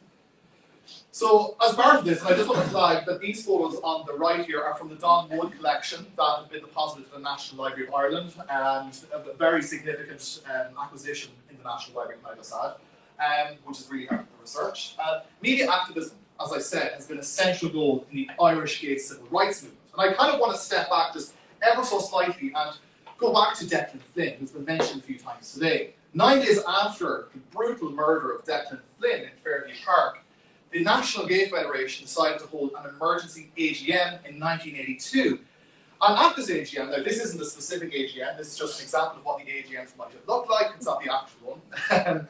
David Norris declared that the media needed to be targeted specifically to shift social attitudes around gay lives in Ireland. And he specifically harnessed, I suppose, war of independence tropes in saying that, and said that the community needs to form lavender flying pods to fill the airwaves and counteract crypto-fascists in Ireland who've always claimed that the decriminalisation of homosexual acts is the thin end of the wedge. Quite evocative, as you can see, but from that, you do see an exerted effort from varying forms of the movement to attempt to exert pressure. So media activism in this sense, and in this talk, is defined through a strategy developed by LGBTQ groups to influence the content and production of media as a result of external pressure. Edmund Lynch, who's at the back of the room, he works in RTE, and in that position in RTE certainly exerted pressure to get many programmes produced in some instances. And media monitoring was certainly part of this media activism as well, and exerting pressure on decision makers in developing and creating media. And when they wouldn't create media for us, we created them ourselves on our own terms, in our alternative counter-republics, to use Nancy Fraser's term. So, in these gay law reform years, media activism, it becomes a strategic spoke in Glen's strategy especially. Glen emerged because they want to ensure that fair legislative equality gay law reform happens, particularly around an equal age of consent. And part of the strategy that came from my PhD interviews with members of Glen, one of which is here, what happened in this period was they actually had a realisation where they said, okay, we actually have the mandate from the European Court of Human Rights. But this doesn't necessarily mean that the general population of the country is on board with us. We kind of actually have to, and I don't know who said razzmatazz earlier, but we actually have to have a bit of visibility around this topic of decriminalisation to bring the nation along with us. So, as part of the strategy in these gay law reform years, public debates and having these considerations in public were a specific strategy developed to reach out and convince Middle Ireland. So this influenced the organisation to canvass very specific TV shows that Middle Ireland would watch, such as Primetime, Questions and Answers, the immovable middle, as it were. And much of this debate was quite well informed by PR training. Terry Prohn's communications consultancy firm liaised with Glen to kind of, give them tools and measures with regards to how to react to emotional excess demonstrated by far-right competitors on debates, to even how to dress in a way that was appealing to Middle Ireland. So deliberate actual representational strategies were happening in terms of the activist modes that were happening to convey a very specific message and a very specific kind of emotional performance on these television shows and on these appearances. So one such, and again this has been referenced already, but because the government was dragging their heels and dragging their hands and not making any kind of legislative change whatsoever, when it came to the anniversary of the European Court ruling each year, Glen and varying civil rights movements would come together to bring attention to the issue, to continue to exert pressure on the government, but also to create noise in a way that would focus media attention to keep this issue of gay law reform and decriminalisation in the popular consciousness. And on one instance we can see from Christopher Robson's deposit in the National Library of Ireland of the Happy Birthday David Norris to commemorate the European Court ruling. So these are just some of the PR stunts and the media tactics and strategies that are developed during this period to progress the legislative reform, but also to keep the issue in the contemporary viewpoint. So, to some clips, some archival clips. So, in this kind of moment, what you're seeing then, as I noted earlier, is while gay law reform within the community is becoming prioritised as a significant issue, at the same time, you have the far right and different kinds of organisations such as Christians Concerned, Family Solidarity, the National Party, coalescing and strategizing with regards to, okay, well, we've ticked off abortion and we've ticked off divorce, let's get on to the gays and sort them out. So this becomes the next big hot button topic issue for them to engage with. And they wanted to, I suppose, derail, they couldn't necessarily derail the decriminalisation mandate, as it were, but they could change the terms of what that would look like, so around equal age consent. So what happens then in this 5-year period, in a lot of radio reportage and TV appearances, is that this reactionary resistance has to be confronted. And this culture of Ireland, in terms of our whole perverted ideal of balance, and you wrote a great paper on this with Bully Bloggers in terms of how we have to have this position where it's completely polarised into absolute gladiatorial contest on an issue about someone's identity. And you kind of go to yourself, okay, I don't necessarily see how this can be balanced when you're discussing someone's human rights, but that's neither here nor there. But this has always been a strategy by RTE in terms of generating ratings and creating significant television. But what I'm going to show you now is one clip from The Late Late Show, in which it was 1989, it was a soapbox debate. The aim of the soapbox debate was to discuss, well, this decriminalisation bill, is it all it's going to do? Is this going to derail Ireland? Will the sky fall in? And Kieran Knowles actually is here for a very famous exchange with Gay Byrne. A rude, garbage heap of cardboard. Of course, we recognise that people have misgivings about homosexuality because it's something that they don't come across every day. It's normal.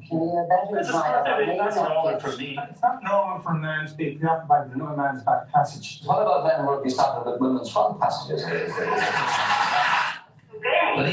So what you see here is a very deliberate strategy from far-right social actors and stuff that we see here today in terms of, as David Norris refers to, they always try to devolve the conversation to the plumbing, right? The actual sex, and to, I suppose, derail any kind of liberatory campaign by focusing on these sexual acts. Acts that straight people are perfectly entitled to do themselves, and probably many do. But this also becomes an important way in which gay identities become vilified. So another strategy that emerges is the family unit. How the family unit is going to be completely destroyed, dismantled, recalibrated in Ireland if this decriminalisation bill is to pass. And here is a clip from Questions and Answers where David Norris appeared in a debate against Brendan Mahon, a very conservative TD, who was concerned about the children, as it were, as they all tend to be. Other legislation is brought out on that. Most of them will remain there. Is that where you think they should stay? No, it's not. I believe that no discrimination should be shown against homosexual people. But I'm concerned about young people under 18. I don't believe that the effort to promote an alternative society is a good one, because it will inevitably, if this law comes into being, it will introduce it after a while. It will get an acceptability, and it will introduce thousands of young Irish boys and girls to a lifestyle that I believe is an abomination. Well, if I could challenge that, because I went through an educational system and a culture in which everything was programmed to make me heterosexual. Homosexuality wasn't mentioned at all, and yet I came out as a well-adjusted homosexual. Do you mean to tell me, Brendan, that the heterosexual instinct is so weak that acknowledging the existence, acknowledging the truth, acknowledging the reality of many young people in this country is going to derail their heterosexuality? And I'm going to talk on this in a moment, but like what's kind of starting with this is kind of how striking this is to our Twitter feeds currently in terms of the verbiage we're seeing from the other side right now and the actual. Oh, it's just a genuine question I have. What about the youth? What about the young people? Is this going to be a pathway for them to be radicalised elsewhere and all of these things that are not going to happen? And I think it's a very real concern that we're seeing this very resurgence of the exact same arguments again. But we'll come to that at the end. But at this juncture, what you're seeing here is deliberate strategies being deployed by the public figures of the movement that are engaging with media infrastructures. What they're doing is it's a very, PR trained strategy in terms of being respectful, a process of mainstreaming, a mainstreaming process whereby you are convincing Middle Ireland that you are just like them, that you're kind of parking your queerness at the door and you're kind of saying, let me in, and we are just like you, we are part of the Irish national family.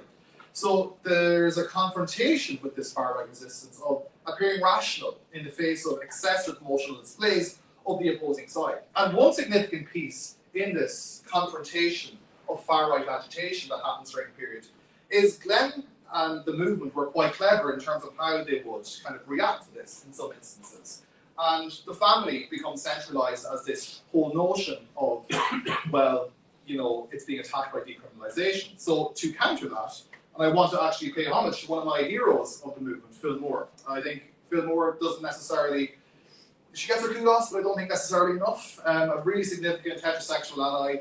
She was the mother of, I know Hanny mentioned her earlier, but she was the mother of Dermot Moore, a gay son, and she became empowered after going to the Hirschfeld Centre, seeing lots of young LGBTQ youths who had been kicked out of their home and didn't have anywhere to go, had no parental support. Seeing that lack of parental support for the community prompted her to then say, right, I'm going to set up Parents Inquiry to help the parents of young children who are LGBT, to help them adjust and give them a good emotional supporting environment. So Phil actually becomes a very prominent activist and a significant heterosexual ally during this period. And what makes Phil so significant is that she's very identifiable, she's very empathetic, she's very, relatable, and she is the institution of the Irish mother. So how is it then that you can confront threats to the Irish family or threats being made by the far right of the Irish family being compromised, while you counter that by actually putting that institutional synecdoche out there through the institution of the Irish family? So the inclusion of parents, and again, you see this resurge again at the marriage equality referendum. Parents become a very significant voice, and it was a critical decision. I interviewed Kieran Rose in 2016. To be crude, it's a very good way of convincing people. It's a very human thing, because Ireland is a very family-orientated country. But of course, the Irish mammy is hugely convincing. So these strategies were significantly powerful on media debates. Phil regularly appeared. And I had the pleasure of talking with her last December for a current project I'm working on, the Hirschfeld Centre, and she actually spoke about her work as part of the gay law reform team with Christopher Robson, Susie Byrne and Kieran Rose. And when it came to actually passing the bill with Maura Gagan Quinn, the four of the team went in to discuss it with Maura Gagan Quinn, and she was still kind of somewhat on the fence, but leaning towards, yes, we're going to give full equality in terms of the gay law reform. And Phil recounts this conversation that she had with Maura Gagan Quinn that I think is very significant and kind of underappreciated or under kind of. There is, and Maura Gagan Quinn, a wonderful woman. Her version of when we met at the last, we were meeting, the four of us. I was invited to go to meet the minister before she made her decision to go change the law. And the four of us, there was Christopher, Kieran, Susie Byrne and myself. And as I'm marching in, you could see the staff saying, what the hell is she doing here, This man, and I dressed motherly, if you know what I mean. I had a tweed coat and I was very respectful and all that. Was that deliberate? Of course. Oh, the clothes are very important. You couldn't come in with the flousies, you know. No, oh no, yes, that's not good. And I was the last to speak. And the others had given them their speeches and stuff. And then she turned to me. She put down her pen. Now, she was a beautiful woman. And her eyes blinked open, is my version. And she looked at me. And she listened to me. Now, I didn't preach at her. I just talked like dynamite, how funny and nice he was and all the rest of what he was about. And she says afterwards that was the turning point. But she's sons of her own. And she totally said that. And now she was already veering which way she'd go. Which said this was it. And she kept saying it. She said it was crucial. Just that meeting. And it was the two mothers. No question about it. Because I came out and Christopher said, I think you were great. I don't know what I said. But, you know, it comes. And then you think, oh my God, what did I do? What did I say? Anyway. So that was the two Irish mothers got together and started out. So I mean, even just hearing Phil for that minute and a half there, it's very hard to dislike her. She's very empathic, it's very easy to connect with even the voice. So hearing that in debates, as she was so frequent during this 5-year period, was a significant voice. And of course, she was one of many that were involved in the campaign. But just one I wanted to point out today, when we're commemorating decriminalisation, it's important to kind of remember the lesser off told people. So Phil is just one who I think needs a bit of kudos. So okay, so again, just to end, again, my aim here was to kind of just demonstrate the ways in which media activism was deployed in this 5-year period, the representational strategies. Why was this politically motivated in this way to be representationally like this? And then, of course, on July 7th, Mary Robinson signs into law that the decriminalisation bill, BLO reform happens. And kind of a nice story just to end with before I get to my think piece at the end is, I suppose, you know, the Gay Pride happened just a number of days, or I think even a week after that. And during that Pride, they weren't necessarily demanding any kind of bill or something to happen, but they were actually shouting down the streets towards the central bank, what do we want? Equality. When did we get it? Yesterday. So I think that's kind of a nice thing to kind of note in the journey to decriminalisation in 1993. But what can a commemoration of 30 years achieve? How can this be political? How can the discussions that we've all had today, you know, we had a national decade of commemoration in which we had a mirror put up to us as a nation in terms of what is the state of us as a nation. And in that sense, we had to confront the fact that, particularly through that decade of centenary, that there was a significant lack of intersectionality in a contemporary Ireland. We still leave women out of the canon in a lot of, look at Waking the Feminists as part of that decade of centenary. A lot of issues are still here and present. So while it's important to look back to the collective gains and losses that the community have in a commemoration and to celebrate those wins, it's also important to think about how can we look at this, readjust and move forward with it. And our work is not done, essentially, is where I want to go to. As I was preparing for this talk, when Sean asked me over the last couple of weeks, and as I was revisiting archival material and interviews with participants, I kind of was quite starkly shocked by, when I was analysing the pieces, you know, it's the same verbiage, it's the same rhetoric that's circulating and recirculating again. They're indoctrinating kids. They're recruiting in schools. That's something we're seeing right now in terms of the far-right protests that are happening outside of Cork City Libraries, Dublin City Libraries. It's natural, they're too young to know, particularly in relation to Juna Dawson's book, that there's been attempts to book burn across the country. So, and in particular to our trans and gender minorities within our age of whole family, are getting a particularly difficult, acute time right now. It's important that as a community, when we're commemorating, we're also thinking about how we can move forward, readjust, recalibrate, and the work is essentially not done. So thank you. I hope I imparted some sort of knowledge, and yes, great, thanks.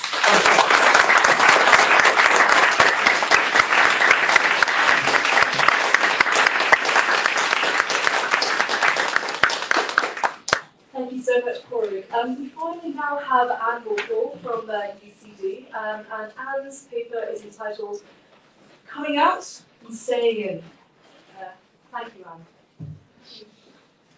So yeah, it's an honour actually to be speaking today along with such brilliant historians and activists and cultural scholars and theorists. So thank you very much, Sean, for the invitation. This is going to be a bit more critical in its tone, but I want to just, I guess, preface it by saying that I really understand and respect how much sacrifice and energy and really the sort of taking over of a life, the kind of activist work that has gone into decriminalisation, gone into the Yes Vote in the Marriage Equality campaign. I appreciate all of that, but I'm interested in looking at, I guess what Amanda pointed out earlier today around the kinds of elisions and exclusions that have been enacted also in that kind of journey. I'm going to look specifically at the Marriage Equality campaign, which I've written about elsewhere. And also just looking at LGBTQ asylum in Ireland, just kind of, obviously this is going to be brief. So this panel is focusing on the role of cultural production in struggles for justice and in kind of making of queer existence visible and then somehow invisible, not seen in a way. So we've heard across panels today about erasure and invisibility, those kinds of erasure and invisibilities that have been a dominant experience of queer people, queer ways of being and queer ways of living in different ways. So coming out has been and still is one central and dominant way of refusing such erasure and limitation. I'm a literary scholar, ostensibly, and in the wave of queer fiction that followed decriminalisation, coming out narratives were very much to the fore in groundbreaking work by writers like Emma Donoghue, Keith Ridgway, Micheál Kungala and Colm Tóibín. Now, Ed Madden, one of our very best scholars and commentators on 20th and 21st century Irish queer writing, speaking of a poem by Cathal Sharkey in the important 1995 collection Lesbian and Gay Visions of Ireland, which some people here contributed to. It's a collection that solicited personal narratives and accounts written by activists, writers and academics following decriminalisation. And Ed notes that the coming out narrative has, quote, a temporal structure with its own demands of narrativized disclosure, social rupture, and reconstituted forms of identity and belonging. So just kind of emphasising that aspect of the kind of rupture and recreation and transformation that's ingrained in that kind of coming out narrative. Now, speaking of those authors writing in the wake of decriminalisation, Madden notes that those guides to a newly visible Irish queer life emphasised coming out as both an individual and a community narrative, a focus marked in titles of books such as Coming Out, a book for lesbians and gay men of all ages, published in 1994, Coming Out, Irish Gay Experiences, published in 2003. And these collections commonly connected to coming out, coming of age, and decriminalisation as a kind of developmental narrative that applied not just to the individual or the community, but also to the nation as a whole. And so that kind of phrase, Ireland had started to come of age. And we see that kind of collocation also much more wrapped up, I think, following the marriage referendum in 2015 for obvious reasons. So some noteworthy collections of personal stories and testimonies also, and oral histories also came out before and after the marriage referendum. So including Una Mullally's In the Name of Love, and following the referendum, a collection of diverse personal narratives by women in the LGBTQ women's social group Running Amok. So Running Amok, True Stories by LGBTQ Women, which features 34 coming out stories written by the group's members. And this collection gives space to people from multiple positions and experiences in terms of age, gender, ethnicity, and nationality. And it is, I suppose, also groundbreaking in that respect. The editor notes, well, she kind of emphasises what a lot of people have been talking about today, and it was brought up on the first panel in particular, the importance of personal accounts, personal histories, coming out stories, as constituting a queer archive that's both a point of identification for people in the future and a kind of record, an archive of experiences that might otherwise be forgotten or erased. So she says that these stories, these personal narratives talk about the difficult and painful journey of coming out and the importance of these stories for women coming out in the future. The stories will make invisible women visible and constitute a historical record of our narratives and experiences during a time of taboos, secrets, isolation, exclusion, and fear. So perhaps implicitly positioning the yes vote in the referendum as a watershed, the book will be a kind of archive of diverse women's experiences that will act as a point of identification and solidarity for others, as well as a record of their journeys and the times that shaped them. I suppose one thing that I want to kind of think about here is the way in which these kinds of written archives, if you like, published archives, they are kind of queer archives. What happens when those are quite homogenous archives that leave out particular kinds of experiences and social locations?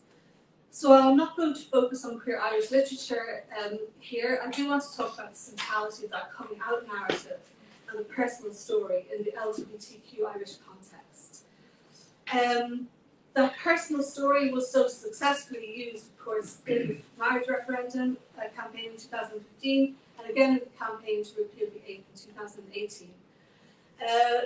Thinking through some of the results of that focus on what we could call the good gay story, I want to look at how the repetition of a particular kind of normative LGBTQ coming out story as a kind of progress narrative, a national progress narrative also, can become an impediment in different ways to livability and viability for LGBTQ people from historically and presently marginalised communities. And I guess what I'm going to talk about in relation to the marriage referendum and asylum, LGBTQ asylum in Ireland is informed by, particularly around the time of the marriage referendum, after I was very involved in kind of grassroots migrant and asylum solidarity activism. So it's kind of looking at like what people experienced. I know that I am an ally as such, but like what people experienced in those kinds of grassroots movements at that time. Okay, so the coming out narrative gives a particular structure to LGBTQ lives.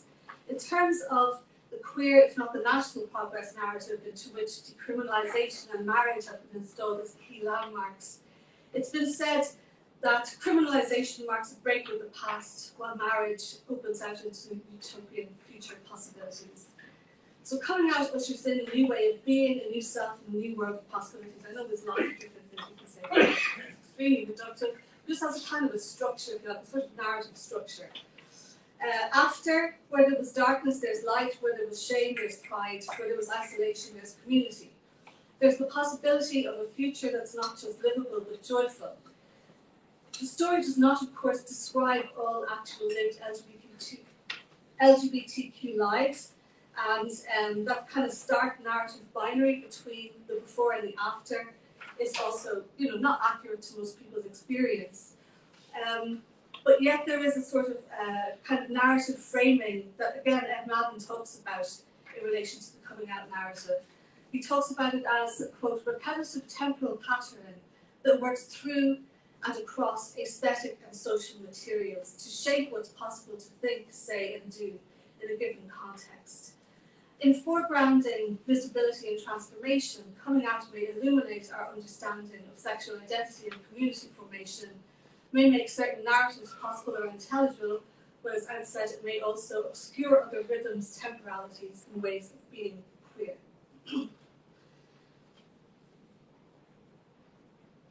Okay, so it's important here, I suppose, to highlight the way in which stories and narratives have a kind of power beyond any individual story or individual kind of account or history. And also to think about the way in which personal narratives are shaped by the narrative patterns that are available for people to use. So this is, of course, particularly the case for those narratives that take hold as a dominant way of making sense of identity and self, whether it's one's own identity or that of the other. The way in which they allow us to construct a coherent story of a community or of a nation also, kind of homogenizing narrative quite often. So narratives are also the way in which ideas about the other are made to circulate and stick to particular people and groups. So I want to think about the effects that such dominant narratives have on the creation, sustaining and policing of particular norms of gender, sexuality, race, ethnicity, religion, ability, and so forth. So this is echoing again what Amanda was talking about earlier when he noted the work of Jasper Couar and the kind of what's called gay imperialism. So many queer theorists and scholars have critiqued the coming out story in recent decades. For instance, Martin Melanson and Jasper Couar both talk about the coming out story and the coming out model of queer subjectivity, and also the demand to come out in order to be seen as really fully oneself and fully queer. They talk about the way that this perpetuates a white middle class kind of perspective, and it assumes the centrality of the white middle class citizen of the global north as a norm against which all other forms of LGBTQ life is measured, and to which all should aspire, based on what represents feel like freedom and emancipation. So for this view, the coming out story is seen as a Western construct that's based on and perpetuates a colonial and a liberal progress narrative that assumes that history of humanity are on a progressive path to emancipation. And emancipation is represented by this Western liberal model of sexual modernity. So writing in 1997, Melanson contests the way that Stonewall, the event, and the associated category of gay have come to be used as universal world historical markers in the progressive path to LGBTQ emancipation. According to this narrative, the dominance of Western models of LGBT identities is sustained by, as he says, a developmental narrative that begins with an unliberated, pre-political homosexual practice and culminates in a liberated, out, politicized, modern gay subjectivity. So speaking in the context of contemporary Islamophobia and accelerating anti-migrant and anti-Muslim violence in Europe, more recently, Fatima Al-Tayeb makes a similar claim that the normative model of desirable LGBTQ identity is centred, quote, around coming out and represented by the white gay Western subject.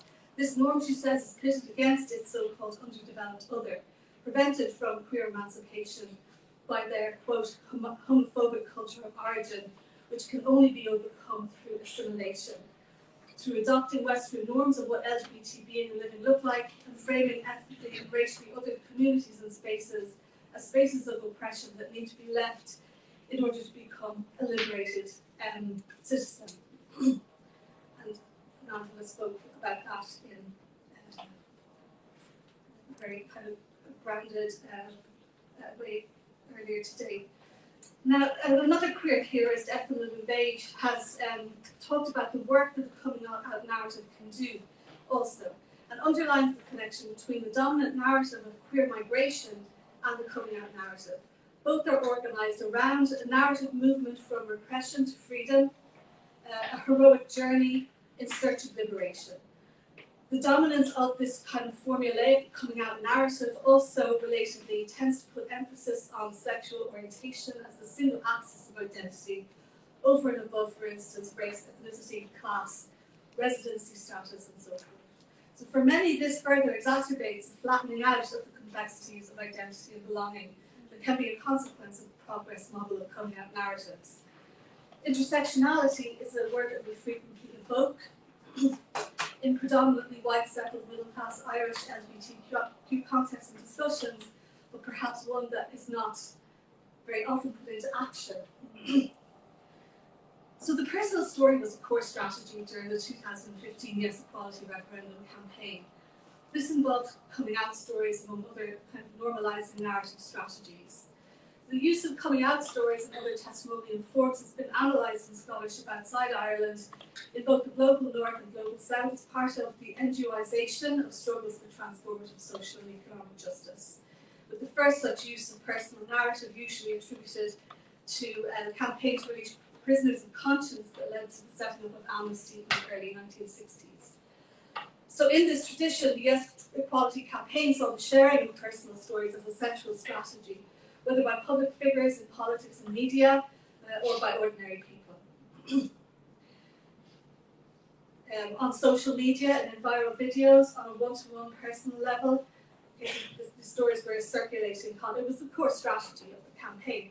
And I guess I want to say here as well, I guess this is something that will come up maybe in discussion, but like strategy, I understand obviously the strategic thinking of having a campaign that's going to appeal to the middle Ireland, but I think it also has to be taken into account, like, what is the actual cost of that? Like, what does that actually do in terms of the people who are excluded by that strategy? Particularly LGBTQ people who are not white, who are not cis, who are not middle class. You know, like, what happens to those people? And then I think when we adopt those strategies in such massive campaigns, successful campaigns, we have to not be surprised if we find that our movements and our organisations are extremely white and wonder, where are all the other people? Do you know what I mean? Because these things have a really do have a knock-on effect in terms of who sees themselves or feels that they are welcome as part of the community and understood also or not.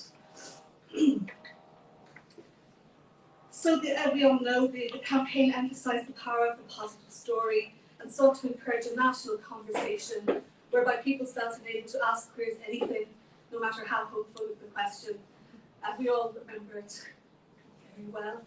And the strategy was so successful that it was adopted and developed in a repeal campaign. And it seems, and particularly in the Together for Yes, where it took a different kind of turn.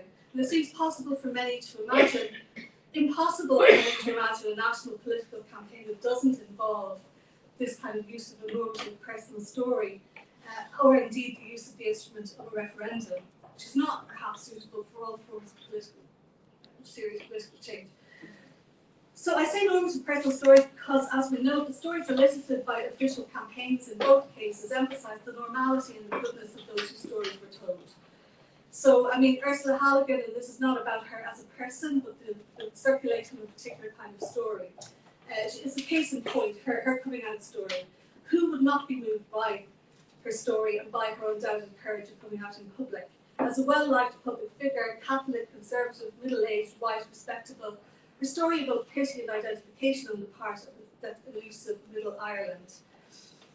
Worth noting around the Middle Ireland point also that the highest, we all know this, the highest yes vote was returned in working class areas of Dublin.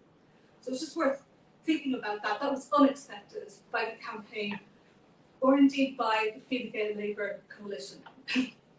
So, okay, but so in general in the campaign, many were silenced and marginalised, and people have talked about this earlier as well. We talked about it as well, Corey, for not fitting the good story, not foregrounding the kind of the ideal sort of symbolic family, not foregrounding sameness, and not being relatable to Middle Ireland as just like you. So I've written before about the overwhelming whiteness of Yes Equality, whiteness and settledness that was repeated in the Together for Yes referendum campaign, although not in the broader repeal movement that came before that. In poster campaigns, brochures, photo calls, videos, media appearances and debates, whiteness, settledness, Irishness and middle class positioning dominated. In addition, as Louvain has pointed out in her work, the same-sex marriage referendum results were used by the Fine Gael Labour government to pinkwash the Irish state's migration management policies. So campaign groups spoke of the referendum results as giving full citizenship, sexual citizenship, to the former second-class LGBTQ citizens of Ireland. This full sexual citizenship is and continues to be bestowed on some, but withheld from many who don't meet the criteria for either symbolic or actual citizenship.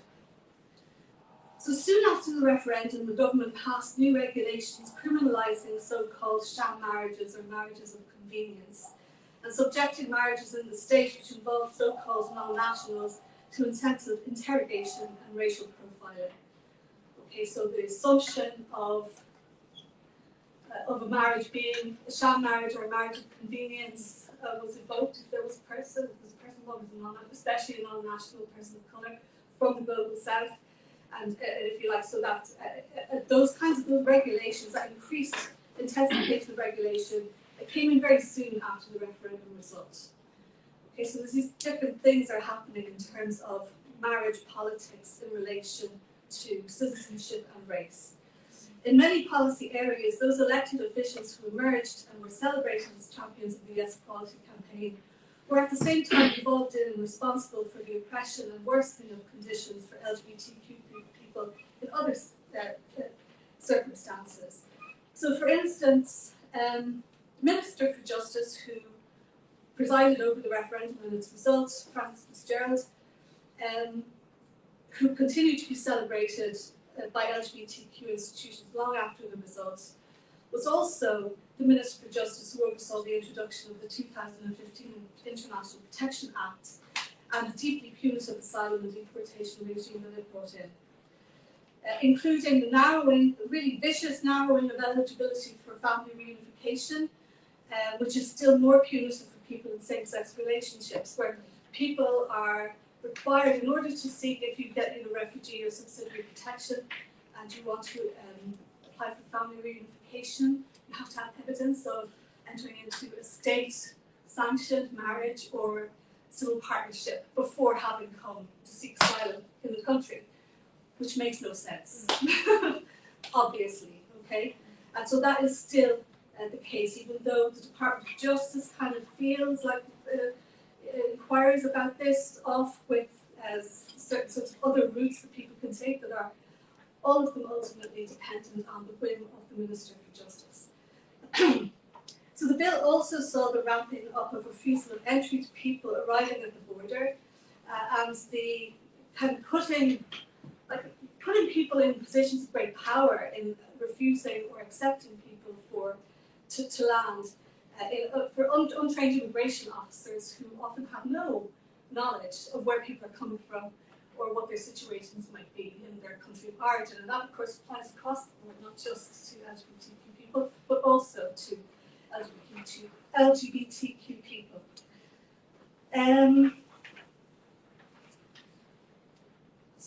So I mean, again, it's not about Frances Fitzgerald as a person. I don't know, she might be very nice, and she obviously was really important for the marriage equality campaign.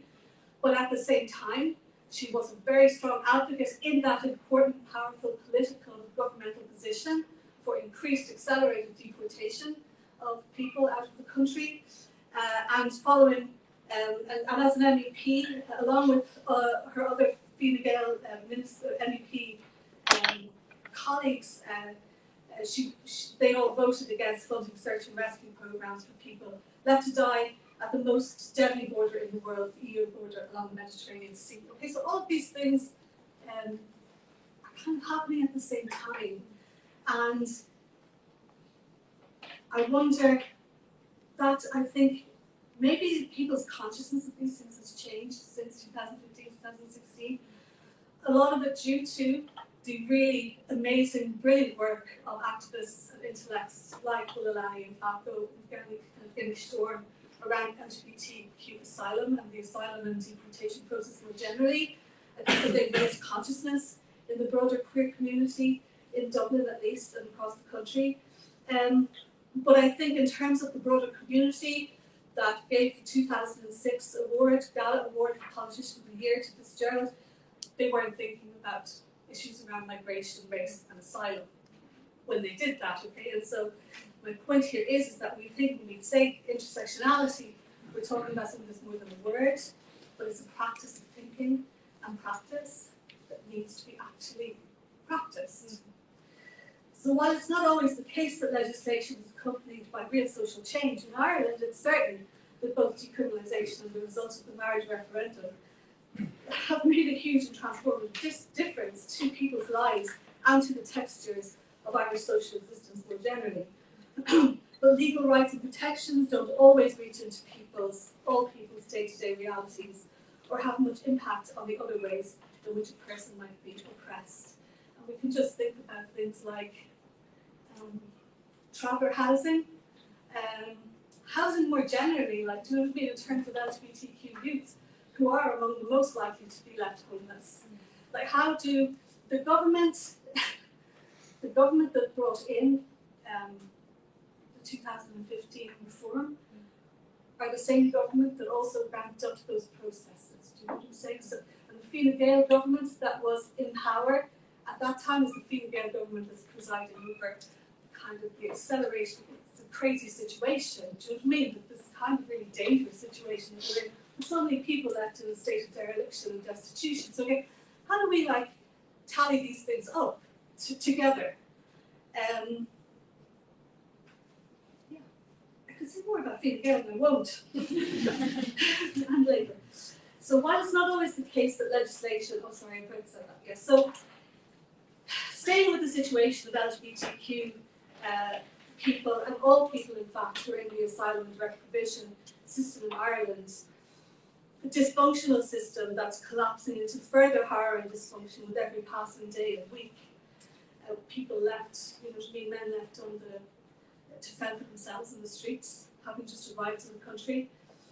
The unequal just and facing, you know what I mean, being attacked, being burnt out of their, like, you know what I mean, shanty tents and everything else. So the unequal distribution of human rights is painfully clear when we look at this system. Those LGBTQ asylum applicants who have the courage to speak about life and direct provision, like Bulalani Fako, like Gani Shorn, have spoken of the homophobia and transphobia they experience in that system with open detention, but make it clear that the responsibility for this lies with the Irish state.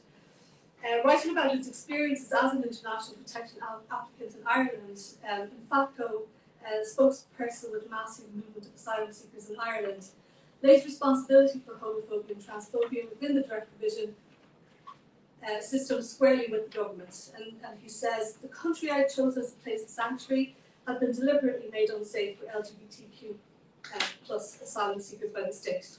The government isolated me from the rest of society by creating this kind of like state of exception where, you know what I mean, you feel like the rule of law is suspended. Now, in the current situation, where hundreds of men, in particular, newly arrived in a completely alien country and society, with the acceleration of anti-trans, anti-queer, anti-migrant, anti-black, anti-asylum seeker, and as ever, anti-traveller violence and active speech, are being left home to prevent themselves in the streets and parks of Dublin. How many of these people are also LGBTQ+, with the additional dangers that this might bring from far-right agitators, from the state, from the Irish public, from the people that they are encamped with? Do you know what I mean? So it's like it's an acceleration kind of situation of like risk and precarity. And ultimately, the state and its absolute lack of any kind of plan or response to homelessness is absolutely culpable for this situation. Now, the good story, the story that will appeal to the middle ground, has been central to a certain dominant LGBT plus politics over the last decade. It's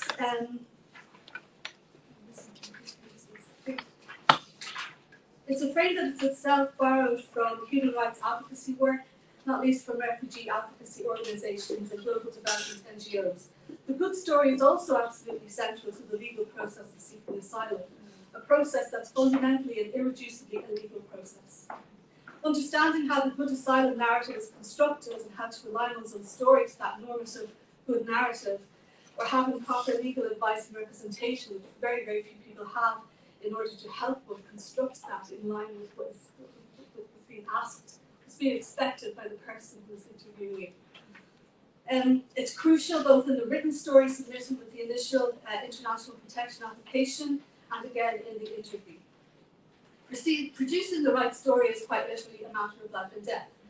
There's a growing body of testimony, research and analysis demonstrating the centrality of, and I think Amanda again pointed toward this in different ways this morning, to the centrality of Western narrative norms when it comes to the asylum process for LGBTQ plus people whose claims for protection are based on persecution on the grounds of sexual orientation and or gender identity.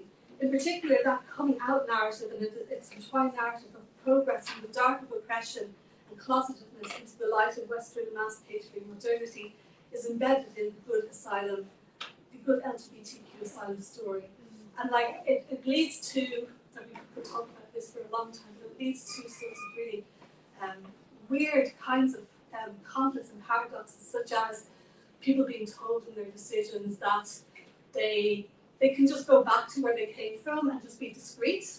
Okay, so go back in the closet, if you like, in that Western paradigm. Or if they want to stay here, they need to demonstrate fully that they've fully signed up to understand and live a kind of, you know, Dublin version of gayness. Do you know what I'm saying? They know where all the places are that gay people go, that they have sex regularly, that they have documentation that they have sex, that they're in a relationship or have been in a relationship. Like, you know, there's all kinds of, that they have sex in a particular way, like the kinds of questions that are asked at interview in Ireland and elsewhere in the EU and in the UK are extraordinarily invasive and traumatizing, and I mean, there needs to be some kind of tribunal on it, but like, it's just that kind of, that narrative is very much operative in that kind of process for people claiming asylum on those grounds.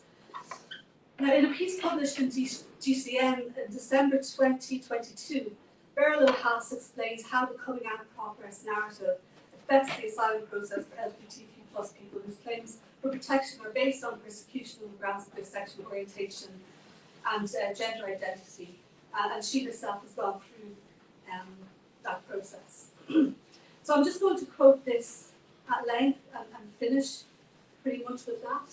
Okay, so O'Hass says, my biggest culture shock during my refugee application process in Ireland was that your story needs to be well prepared and tailored to Western stereotypical expectations around homosexuality and queerness.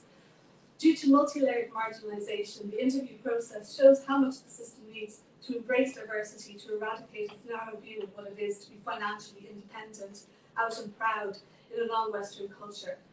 Otherwise, it leads to many LGBTQ+ refugee applications being denied. The interview process is the worst stage due to lengthy dehumanising questions such as when you last had sex, whether you enjoyed it, how many same-sex partners you had, why you don't look gay enough or lesbian enough, your affiliation with organisations, LGBT groups and circles, and this is a particular issue as well. This is all to reflect the global, like people have to look for evidence from particular institutions who need to say that they are actually LGBTQ+. It's a problematic dynamic. This is all to reflect the globalised queer lifestyle steeped in liberal assumptions around sexual freedom and public visibility, with a vivid narration of your most traumatic homophobic experiences, which you must repeat over and over, reliving each moment as if it just happened. These protocols only favour activists or educated, successful LGBTQ+ refugees, discriminating against the less popular, antisocial, introverted LGBTQ+ people, LGBTQ+ Muslims who still register to be part of the Islamic community, unable to be fully themselves, and would rather not be seen going to gay clubs. Not to forget those LGBTQ+ refugees who come from countries where they've never celebrated Pride, or perhaps didn't have LGBTQ+ organisations, and therefore can't provide that certain proof. The use of stereotypical Western imaging of LGBTQ+ sex, expressions of identity through rainbow-coated fashion styles, is the framework within which truth is legitimated and validated.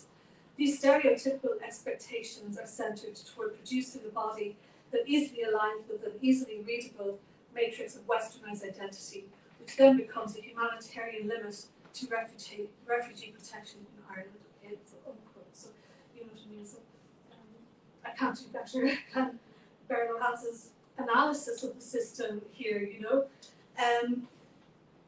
she reminds us that despite the prevalence in the Irish context of the transformative, progressive, personal narrative of coming out, which owes its existence to the work and generations of activism that went into decriminalisation and cultural change here, despite this prevalence, such narratives are not available to many, and maybe even more importantly, not even applicable or desirable in the context, locations and relations in which many queer people exist and live their lives in this country. Thank you.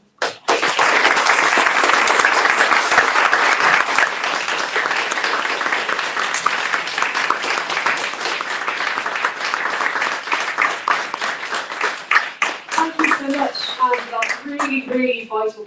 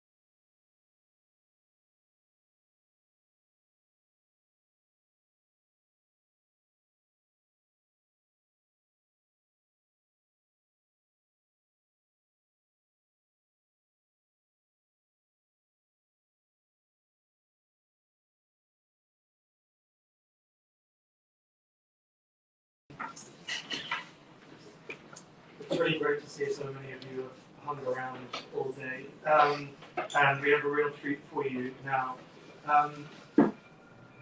All the way through the day, we've been thinking about the importance of the art life, of history, of representation of the past, and also the ways that we reimagine the future. And one thing that's been common to all the talks and that we'll hopefully highlight now is the central importance that the arts and writers in particular have taken, not only in recording and reflecting on historical moments, but also on reimagining and re-envisioning the ways we might exist in the world and what our societies might look like. I should say a huge thank you to Poetry Ireland, who have supported us with this event, and also, of course, to GCN for live streaming. We've got 4 brilliant speakers for you today, and each is going to read and talk about their work. First up, I'll introduce them all now, rather than interrupting them as they go. First up is Mary Dorsey, who's a writer, feminist, activist, and an elected member of ACE Dana. She was the writer in residence here at Trinity from 1995 to 2005, and also taught at UCD. Dorsey won the Rooney Prize for Irish Literature for her short story collection A Noise from the Woodshed in 1990. And she was elected to ACE Dana in 2010. Next up, I believe, is Will Dermot. Dermot Hester is a radical cultural historian, activist, and the author of a very brilliant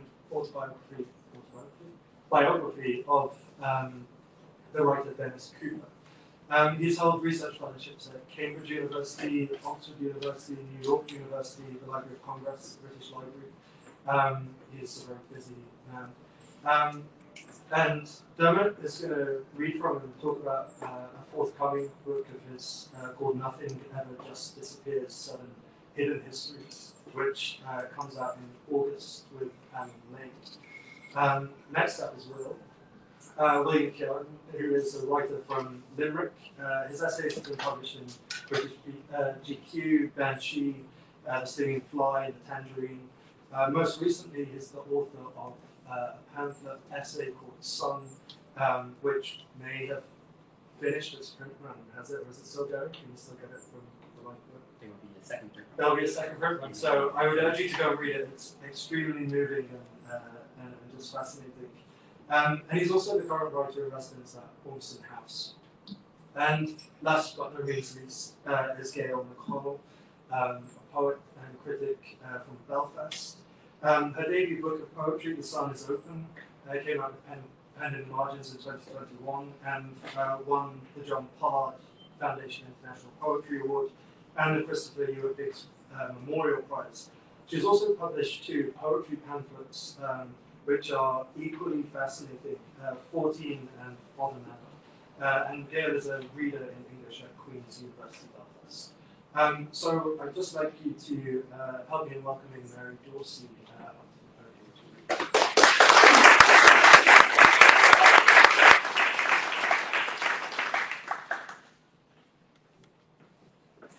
Hello, can everyone hear me? Yeah. Yes. Well, this reminds me of a day a long time ago, and just a few of you in the audience might remember it. When in 1974 in this college in JMB, a beautiful woman stood up and said, "My name is Babs Todd. I'm a lesbian, and I'm proud of it." So I'm very glad to get a chance to repeat that, because it was the very first time anyone had said that in public and meant it in Ireland. It was stunning, and the whole room just broke up into wild applause. So that was our very first meeting, and it was the first time I had heard somebody say, "I'm a lesbian and proud of it." I had a girlfriend, we were lovers, but we didn't think of ourselves as lesbians because the concept just didn't exist. And very few people knew about it, a couple of friends. Now, cutting a very, very long story short, I had been living in Paris and studying there and living with my boyfriend at the time, a lovely guy who was one of the best people I knew and know. And came back to Ireland just for a visit. And I went to a meeting, a small meeting before that GMB one, 1973, yes.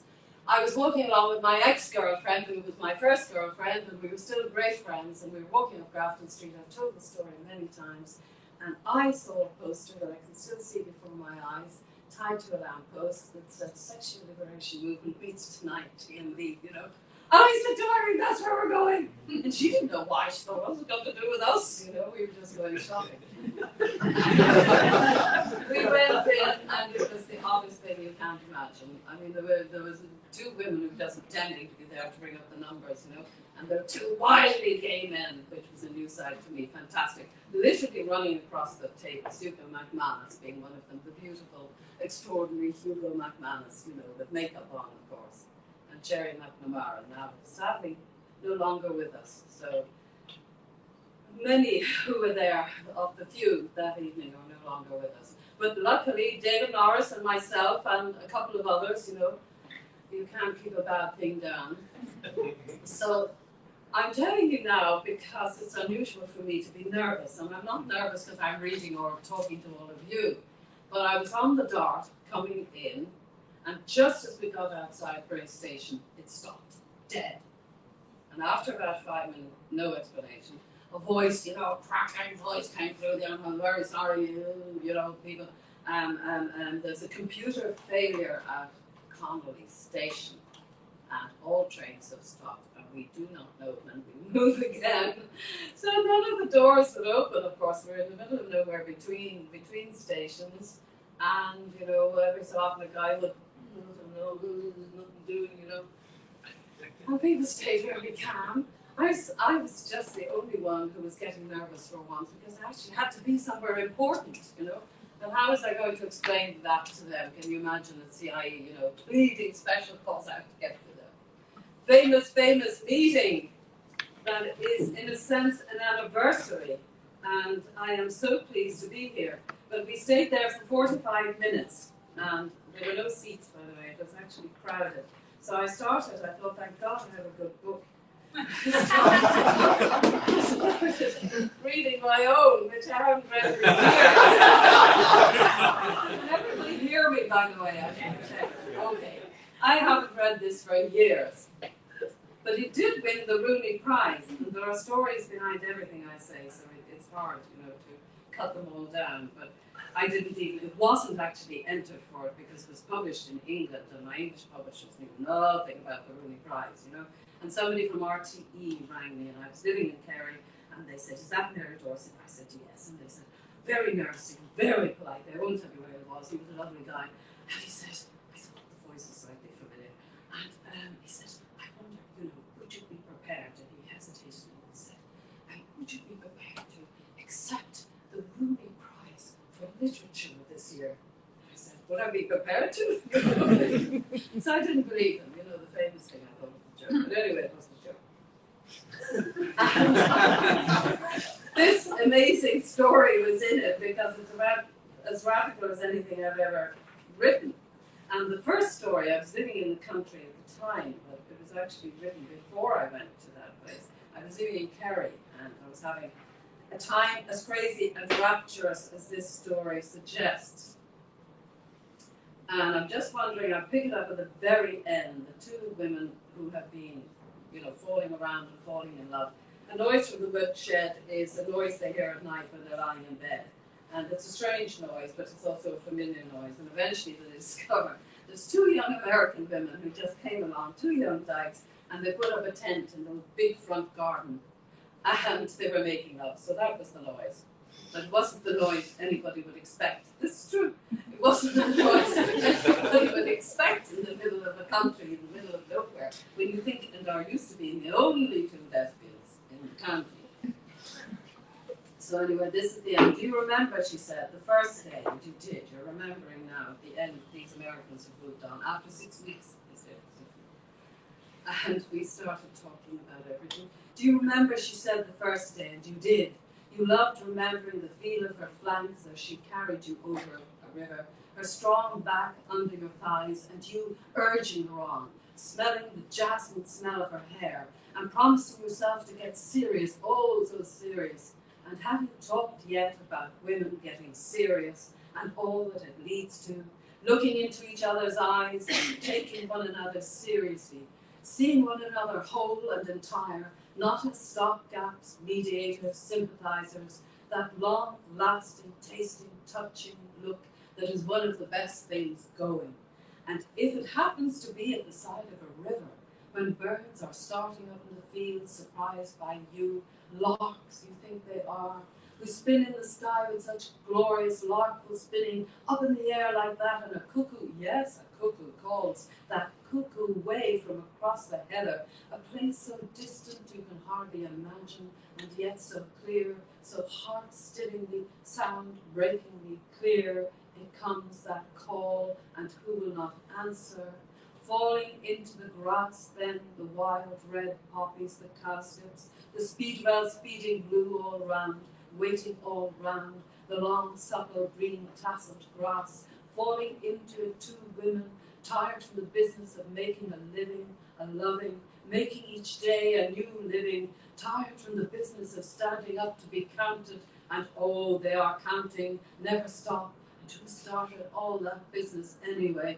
Tired of counting, two women fall into the cowslips, and the lark rises, and the gutters wait for another day, and philosophy waits, and the potatoes lying lazy for another day. And it was another of those days. And more women are having them. Days, that is, snatched from drought and the torrents of life. More and more women riding about, footloose, tongue loose, and fancy free, crossing the river when they come to it, the deep rushing tide, keeping their heads and well above water, and gaining the bank, they lie down where the grass lies green and growing in weight all round, lie down where the yellow iris waves in weight, the wild poppies glow, and a cuckoo, yes, it was unmistakably from over the heather, a cuckoo calls. So that, as you can hear, is a stream of consciousness story, and the others were much more realistic. And it was published in 1989 in Britain. Of course, it couldn't be published in Ireland. And after it won the Rooney Prize, a little Irish press did approach me, a lesbian press, and they said they would love to, but they couldn't take the risk. So I just want to paint that picture for you, that there was no support anywhere.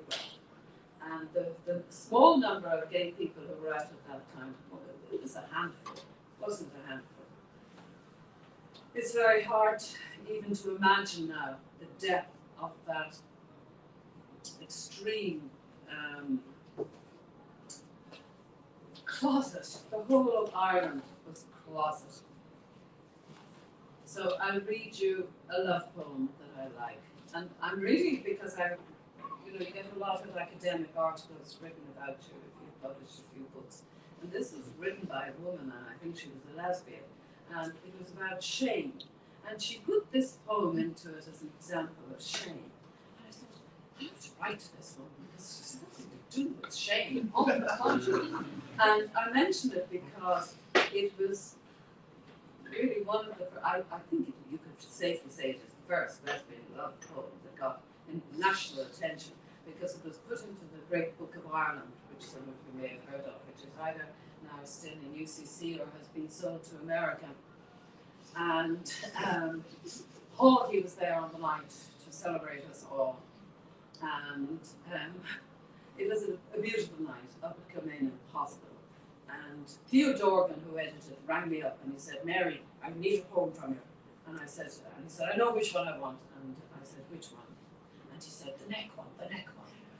So this is the neck poem. And it's about missing somebody. And there's no shame in it at all. Night. I remember your neck, its strength, and the sweetness of the skin at your throat. I remember your hair, long in our way, drawing it back from my mouth. how my hands slid the low plane of your back, thrown by the sudden flaunt of your loins. I remember your voice, the first low break, and at last the long flight, loosing us to darkness. And your lips along my shoulder, more sure even than I had imagined, how I guarded their track.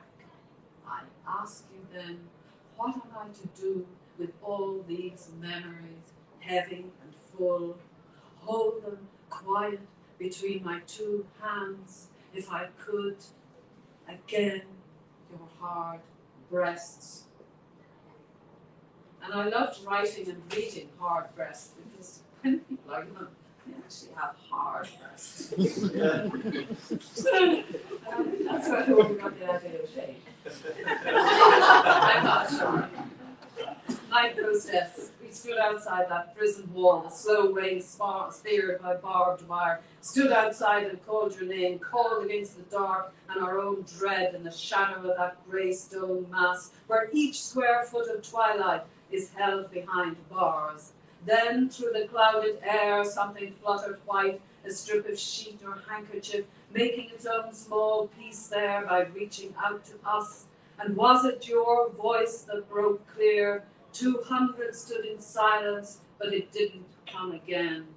That's a poem that goes on for some time, Night Protest, and it was about a friend. We had a very notorious, not famous, feminist group where I'd say there were about 12 active lesbians in it, which I can tell you was quite something. It was a radical group, wonderful, passionate, radical socialists, many, many women in it who are still friends to this day, and still movers and shakers. And one of them was arrested every time she walked out of the building, and anybody with her was arrested too, and that was because she had been a radical Republican. Not a pro-vote as it happens, but a radical Republican. And she was followed everywhere she went, tailed. And when my first book, Kindling, was published, her sister was a famous, what do you call the people who do the printing of books before the actual printing? Do you know what I mean? And when my lover, my girlfriend, my partner, as we must say now, who was a very dramatic and beautiful person, but French, and she went in to collect my manuscript, and she was told by the lovely publisher, printer, that it had been taken into prison by the special branch, and she didn't have it anymore. And when she called up her mother that evening, and she went out to see her, and her mother was in a terrible state of excitement, because she had been interrogated all that afternoon by 2 officers from the special branch who had seen my little book, Kindling, and decided, because of the person who had typeset it and various other things, you know, the only thing they could imagine that could be radical about you was that you were pro. That was basically, they couldn't imagine any other form of radicalism. Lesbianism, gay, women's faith, all that was beyond, you know. And in case you think it's just funny, it took a long time to sort that one out, and the mother-in-law, who wasn't a great admirer of me anyway, was absolutely furious. And years later, when the 2 of us, Carol and I, were living in Kerry, which we were welcomed everywhere we went. We never had a cross moment. And everybody knew about the 2 girls up above, you know, in the cottage there. Oh, Mary and Carol, yes. And they we ran a restaurant, because Carol was a brilliant cook, being French, and we ran a wonderful restaurant. And it was full of girls, all the local girls did the serving, you know.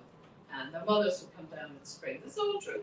The mothers would come down with strings, straight ahead in, Carol, Mary, would you have any work now for the girls? This is spring. And the girls could be, there were 6 beautiful girls in one family, and they sort of just did the whole thing. And will I read you something else? Is there time for something else? How long have we got now? You're catching for I can listen to you forever. Oh, we're at the 15 minutes. Okay, so that's too many stories and not enough poems. You know. You can read the poems for yourself. All right. I'm sorry that I'm scattered today, but that was because I thought I would never get out of that train. We could be there. And I have special concerns about AI. This is the last thing I'll say. Special concerns about AI, which nobody seems to take seriously. And this is a perfect example.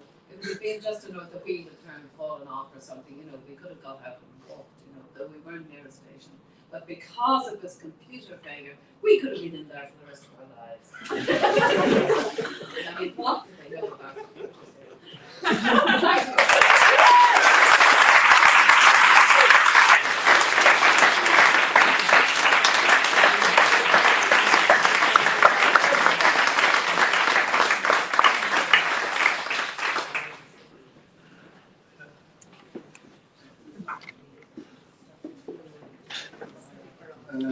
It seems I have the unenviable task of following the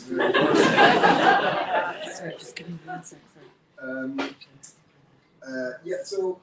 Sean, I'm Kieran Hester, and Sean asked me to come and talk about my new book, which is Nothing Ever Just Disappears, and it's a book about a queer sense of place. And it explores figures like Ian Forster, queer suffragettes in London, Josephine Baker, and James Baldwin and their relationship to place. But I think it feels to me like Nothing Ever Just Disappears is as much about placelessness, a feeling of dislocation from a place, from home especially, as it is about place. And I think that, framing it in terms of the kind of discussions today, certainly in my experience of Ireland, having grown up pre-1993, feelings of placelessness predominate. And Rachel from the library made a comment beginning about people who immigrated, LGBTQ people who immigrated, and I'm certainly one of them. I lost a relationship to my home, if ever indeed I have it. So I'm going to read from my chapter. It's a non-fiction book about, and I'm going to read from the chapter about James Baldwin for reasons that I hope will become clear. So this section is called His Father's House, and I start with a quote. He had sinned. In spite of the saints, his mother, and his father, the warnings he had heard from his earliest beginnings, he had sinned, with his hands a sin that was hard to forgive. In the school lavatory, alone, thinking of the boys, older, bigger, braver, who made bets with each other, as to whose urine could arch higher, he had watched in himself a transformation of which he would never dare to speak. Sin and shame, especially gay shame, and the sin of homosexuality, are central to James Baldwin's first novel, Go Tell It on the Mountain, which was published in 1953. The book is about a 14-year-old African-American boy growing up in Harlem and his relationship to religion, his family, his sexuality. A coming-of-age tale of the kind that J.D. Salinger had popularized a couple of years earlier with Catcher in the Rye. In its careful, sympathetic treatment of the young, frog-eyed John Grimes, Baldwin's novel also takes seriously the psychological and emotional turmoil of a teenager, a distinct social category that had emerged in the years after the Second World War. The first part of the book is all about John, who awakens on the morning of his 14th birthday, one Sunday in March 1935. A sensitive, lonely, and admittedly morbid young man, he is a preacher's son, devoted to his local church.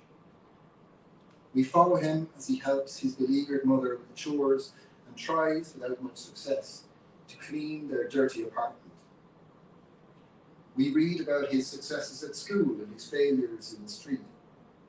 Breaking off from sweeping the living room carpet, he gazes down longingly at a group of boys playing stickball on a street corner. Quote, he wanted to be one of them, playing in the streets unfrightened, moving with such grace and power, but he knew this could not be. Not for him the boisterous male group and the budding heterosexual bravado of the neighborhood boys. John's interest in academic subjects, in reading and thinking, sets him apart from others his age. So too does his homosexuality. He has a crush on his 17-year-old Sunday school teacher, in whose presence the clouds seem to part and he becomes bold and light-hearted. When John looks at Elisha, his palms get sweaty and his heart starts pounding. His interactions with the older boy are charged with something he can only dimly perceive, a homoerotic desire to be overpowered and made submissive to the will of a stronger, more masculine boy. When they're roughhousing in the church before the service, quote, he saw the veins rise on Elisha's forehead and in his neck. His breath became jagged and harsh, and the grimace on his face became more cruel. And John, watching these manifestations of his power, was filled with wild delight. End quote. This desire inflects the central event of the story, as John gives himself over to an ecstatic religious experience the faithful of the church call the power of God. Desperate to be absolved of the sin that so tarnishes his soul, but also, in a roundabout way, to win Elisha's love. In the Sunday night service, John submits to a physical and spiritual frenzy, a fit both painful and cleansing. Quote, something moved in John's body, which was not John. He was invaded, set at naught, possessed. Viewed through his homosexual longings, the eroticism of the event is obvious. Instead of Elisha being an instrument of God, here the divine power becomes something of a proxy for the trainee pastor possessing John and leaving him thrashing about quasi-orgasmically on the church floor. Hours later, the two boys leave the church with the rest of the congregation, walking out into the early morning light, deliciously exhausted body and soul. Quote, John, staring at Elisha, struggled to tell him something more, struggled to say all that could never be said. Go Tell It on the Mountain is a semi-autobiographical novel. It draws on the author's own life and his experience growing up as an illegitimate child in a God-fearing home in Harlem. Baldwin was born in New York on the 2nd of August, 1924, to a single mother who married his stepfather when he was 2. His childhood was spent in a small apartment at 7 East 131st Street, which was home to a large family, of which he was the eldest. The marginalization and neglect of Harlem and its black residents, coupled with his family's extreme poverty, seemed to stack the odds against Baldwin from the outset. As a child, he was slightly cooked, malnourished, and wasn't expected to live past the age of 5. Somehow, he managed to survive long enough to make it to school at PS 24 on East 128th Street between 5th and Madison Avenues. There, he found sympathetic teachers such as County Cullen, the celebrated black poet, who would direct him toward the kind of intellectual stimulation he needed in order to thrive. Baldwin became an avid reader, visiting the local library every other day, where he would borrow books by the likes of Harriet Beecher Stowe and Charles Dickens.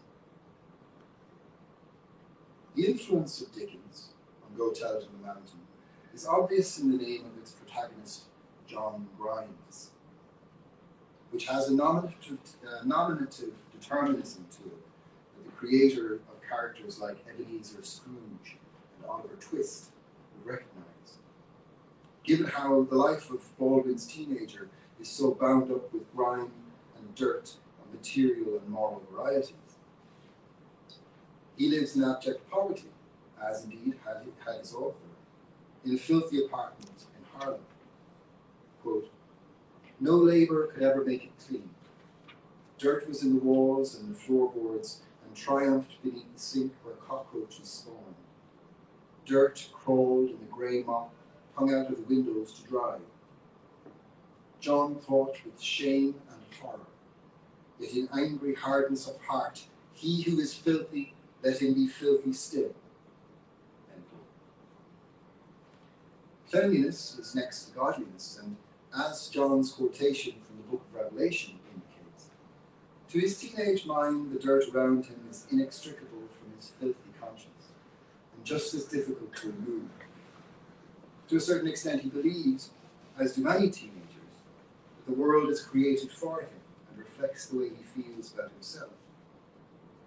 In this case, the sin he committed in the school toilets, pleasuring himself with daydreams of his classmates' cocks, was so besmirched his soul that he has been condemned to live surrounded by filth.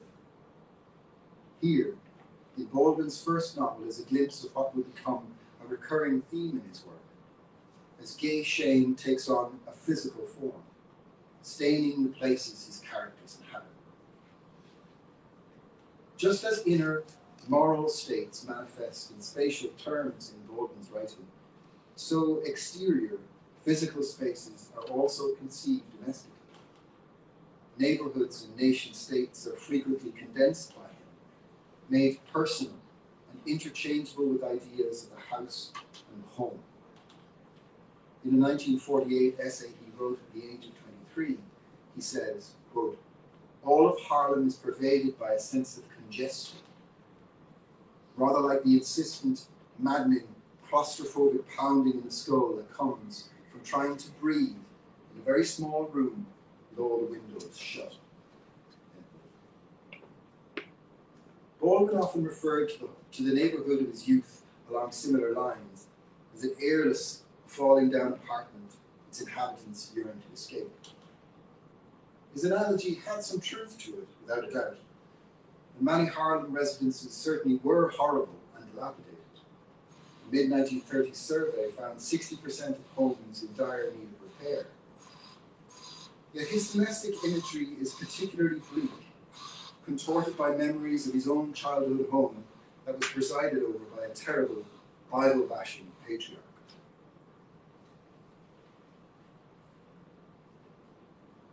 Baldwin's debut novel isn't perhaps his best, but it's always been my favourite. I identify with the feelings of its young protagonist, and in spite of what seems on the surface like light years of distance between Harlem in the 1930s and rural Ireland in the 1980s and 1990s, of all Baldwin's characters I feel closest to John Brown. Like him, I grew up in a religious household, and if the Christianity of my upbringing wasn't perhaps as strict as the one portrayed in Go Tell It on the Mountain, it was certainly as all-encompassing. I remember prayers every morning at school, and decades of the rosary before bed. I remember the Angelus bell tolled out twice a day, at midday on the radio and 6 o'clock on the TV. I remember the highlight of my week was Mass on a Saturday evening. In that world of small-town Ireland, the Catholic Church was involved in everything. Priests and bishops, despite having no qualifications other than their collar, sat on sporting councils, boards of education, and planning committees. I remember, and this is absolutely true, at the one and only sex talk we had at secondary school, the parish priest was in attendance and actually fielded questions from our group of confused teenage boys. Homosexuality was a sin, of course, but something apparently so vile that it was hardly ever spoken about. On reflection, it might have been better if the priest had got up in the pulpit in that cavernous church in that tiny ex-coal mining town and denounced all the queers who were going to hell. At least then we would have had a name for it. Nothing stunted our sexual growth like the silence. As soon as I could, like Baldwin, I left, and I didn't come out till long after. When I read Go Tell It on the Mountain, the claustrophobia of that place comes back to me. How much was determined by religion there, and how it seeped into our minds. I feel in the pit of my stomach John's desperate struggle between love and guilt, and his fight to put a name to his feelings. I witness his shame, and I know it intimately, just as I recognize the author's shame. I understand, furthermore, how it can colour the way you see the world, and how hard it is to move past it. For Baldwin, home was not a place of love or protection, but somewhere he had to escape from. His experience was not so different from many others. From Edward Carpenter remarking that, quote, "At home I never really felt at home," end quote. To Ginny Somerville of Bronski Beat plaintively singing about never finding the love you need there. Young queer people, then and now, have consistently fled homophobia and the threat of violence at home in search of alternative, queer forms of kinship. For Baldwin, the problem was that he found himself forever searching for somewhere to call home, be it a physical space or a domestic relationship. But as soon as he arrived, he contrived some way to sabotage it and was off again. When the narrator of Giovanni's Room muses that, quote, "Perhaps home is not a place, but simply an irrevocable condition," end quote, I wonder if by condition the writer meant something chronic, home as an incurable disease. Thanks.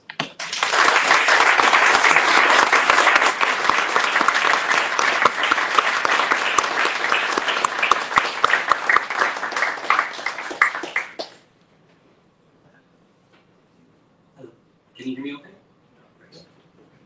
My name is William Johan, and I'm very honored to get to read here today. Thank you to Sean for the invitation. Because Mary opened with a story about her journey here, I would like to tell you about my journey here today. I'm from Limerick, and I came up on the bus from Limerick this morning. And travelling to Dublin for me is kind of, it's a contentious thing. I have mixed feelings about it. Once a year, every year, I have to take a journey from Limerick to Dublin on the bus, or the train, where I get off at Euston Station, and then I take another bus out towards St. Columcille's Hospital, which is the centralised location for trans healthcare in Ireland. Because I'm from Limerick, the journey takes about 3 hours, so it's 3 hours there and 3 hours return. So I usually have to take the day off work for it. Trans people who are based in other parts of Ireland sometimes have to take longer breaks. So I met up with a trans man from Kerry last week, and I think the journey for him is like 5 hours there, 5 hours back.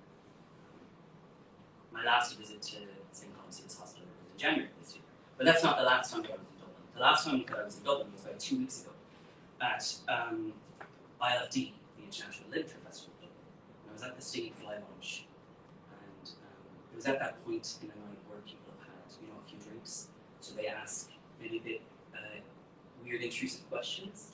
And I'm used to these in my life. So I got chatting to a guy named Matthew who had recognized me as a queer writer, which felt kind of cool to be recognized in that sense. And so he just asked me off the bat, "Are you gay?" And I said, "No, I'm trans." And he said, "Oh, trans, yeah, deadly." Which I thought was the best possible reaction. The best possible reaction. And if everybody could react like that when I disclose that I'm trans, it would be amazing. I suppose that I'm telling this story, this anecdote, as a kind of example of how I'm part of a queer community. And the specific identity that I hold isn't always the first thing that people might recognize.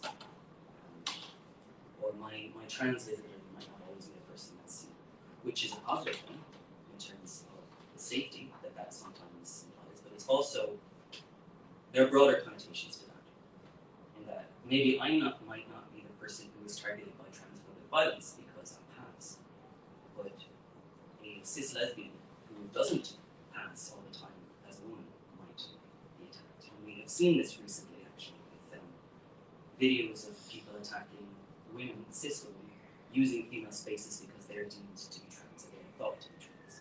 And there's a specific bias there.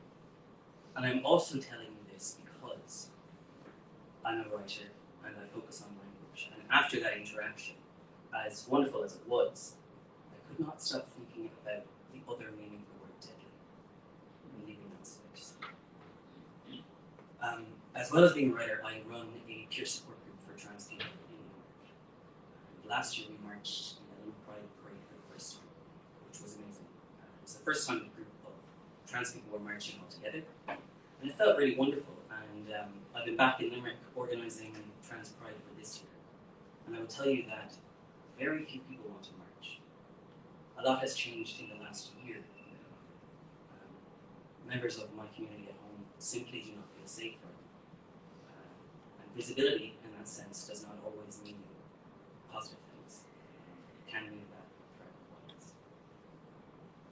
So I've been here for most of the day listening to a lot of the talks, and also before coming here, I was reflecting on decriminalisation and the fact that the decriminalisation of homosexuality happened in Ireland in 1993, and I was born in 1996. It's outside of my lifetime. But the things that have happened within my lifetime have been very monumental as well. The first time that I voted was at 18, being the marriage equality referendum. And just so you know, I voted yes. Just in case that was unclear. That same referendum brought into account the Gender Recognition Act, right? So although the marriage equality referendum hasn't directly impacted my life, the Gender Recognition Act has, and I have been able to be legally recognised by the Irish state as a man, and I have been able to legally change my name to a woman.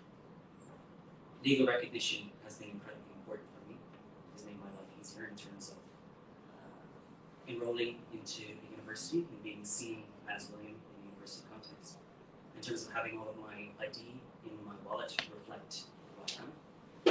But legal recognition is also a form of control and also a form of surveillance. And in order to get a passport in my name as William, I had to have my deed poll enrolled in the High Court, which means that there is a public record of it. So it is searchable.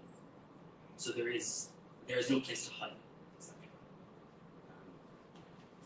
When we are talking about the legal and the criminalization of acts, we should also think about the pathologization and the medicalization. So I started off talking to you about trips to St. Columcille's Hospital in Dublin. Because in order to gain access to gender-affirming healthcare at the moment in Ireland, we still work under a model of pathology where it is seen as something to be diagnosed.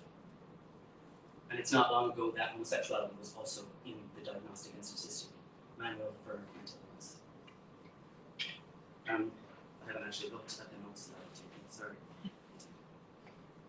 I think I'm going to read from my pamphlet, Son. But because I've been attending these talks today, I wanted to really bring in some of the notes that I had taken during these conversations. And the fact that I am grateful to have legal recognition, and I'm grateful to have access to medical health care, but not without significant difficulties and waits. The current wait list in Ireland for trans healthcare is upwards of 10 years. At the time when I was accessing trans healthcare, it was 3 years, so it was a 3-year wait for me. So reflecting on that change as well, too. Howard Kerrigan, in his talk earlier, brought up the fact that a lot of the rhetoric that was used during the marriage equality referendum from the opposition side, and before that, talked about children. Think of the children, or is this not going to indoctrinate or harm children? That same language is being used today to talk about trans children. I was a trans child.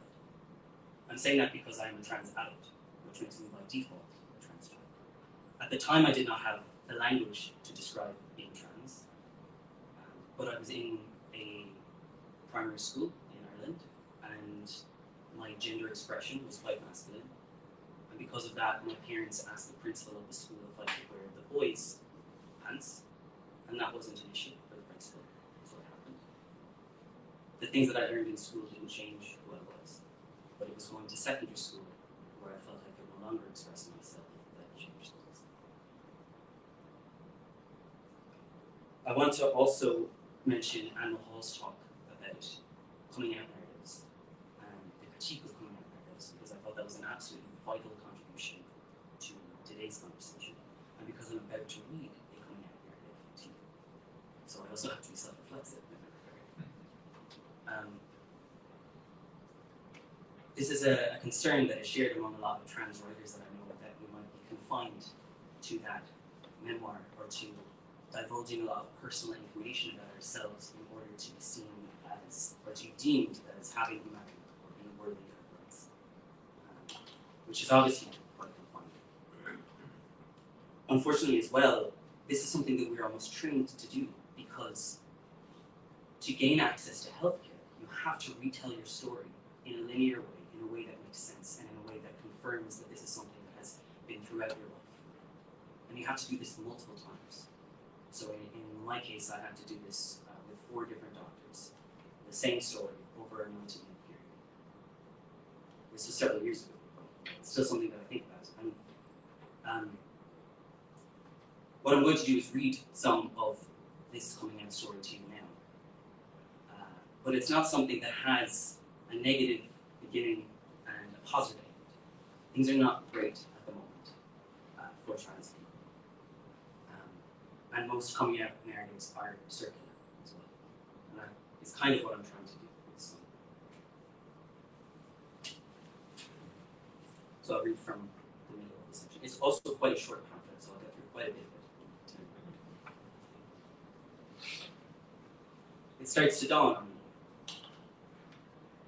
It rises slowly and it pains me to look close at it. So I don't. I shut it out. I sit through my exams and finish school. I go to college and I move away from home. Most nights I think about it right before I go to sleep. I look up information on my phone. Alone at night, when I was old enough to put myself to bed, I used to look up at the stars and wish for something on the brightest one. I'd close my eyes and picture it and hope. I'm grown now. I don't wish anymore. Only I wish I could have known from the beginning. I wish that I could change without changing anything. If I could wake up in the morning in a different self and body, but keep all the rest the same. I want to wish again, but I know it won't come true for me, for other people. Online, I learned how other people change and choose new names. I read about them and I watch their time-lapse videos. Clearly what they've done is good for them, and they seem happy. I'm happy for them and I'm furiously jealous.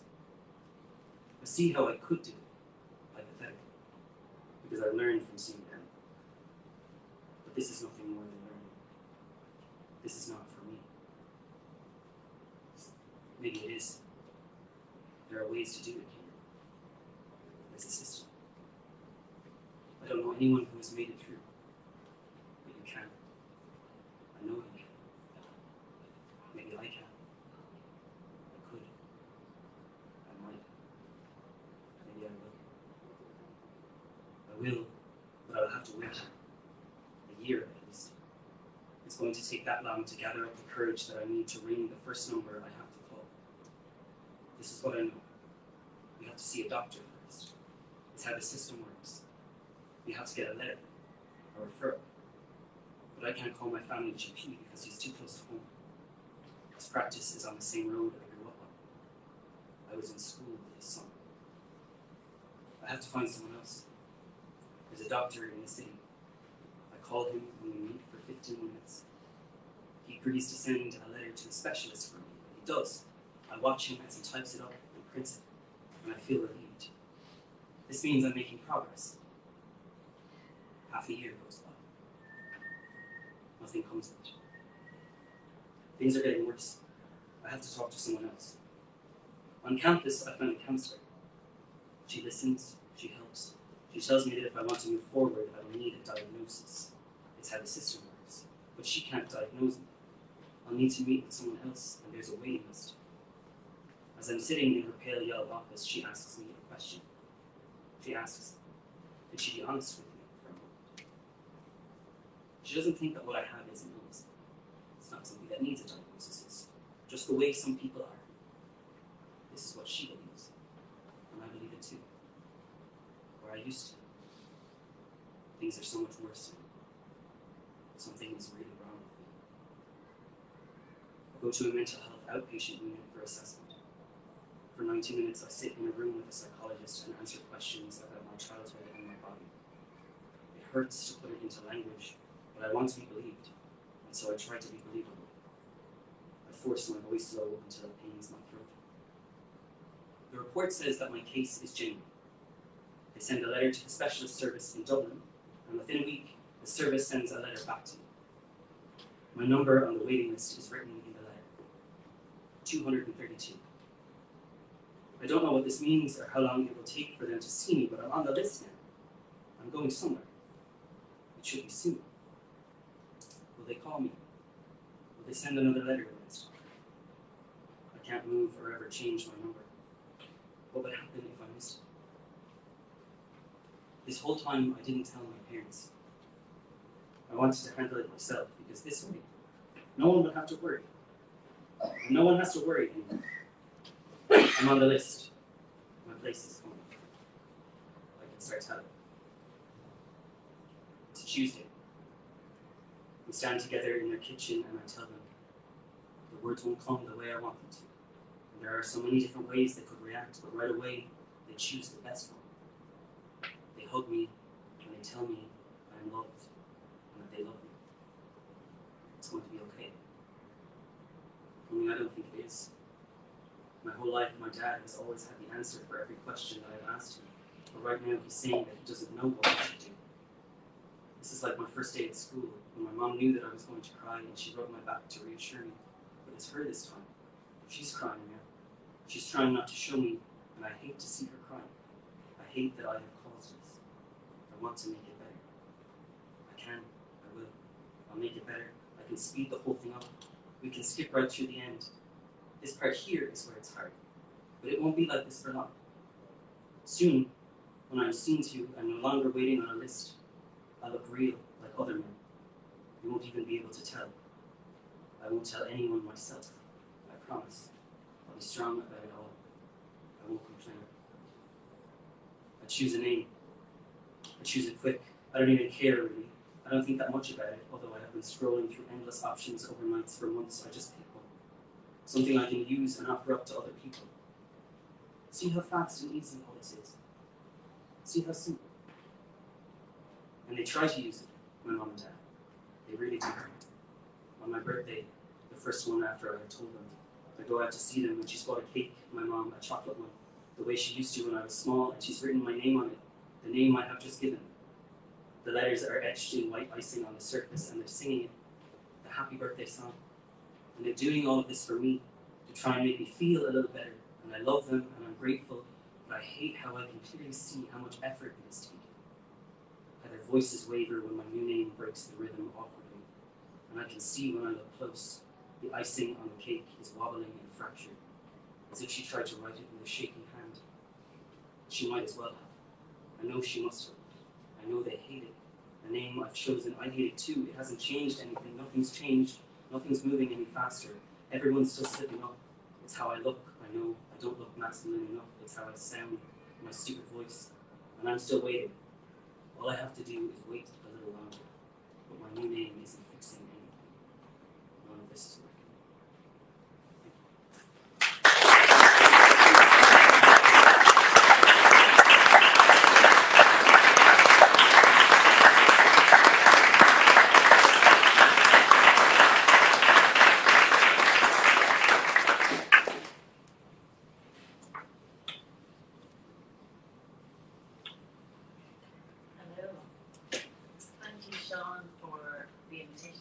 Sean, who would be reading if he wasn't hosting us all, and thank you to Tom Walker as well. I've just been really enjoying myself sitting listening to all these papers and sort of forgot that I now have to get up, and it's really awful to read after Will, whose work always makes me cry.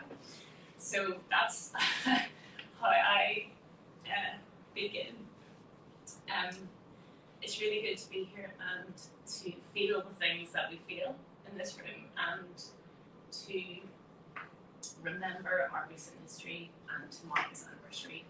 As I'm from the north, I feel that I must mention and honour Jeff Dudgeon, who found justice at the European Court of Human Rights in 1981 in the case which led to the decriminalisation of homosexuality in the north, and 1981 was the year after I was born. So I was born into an Ireland and a part of the UK where homosexuality was illegal, and I suppose my childhood and adolescence was shaped by Section 28.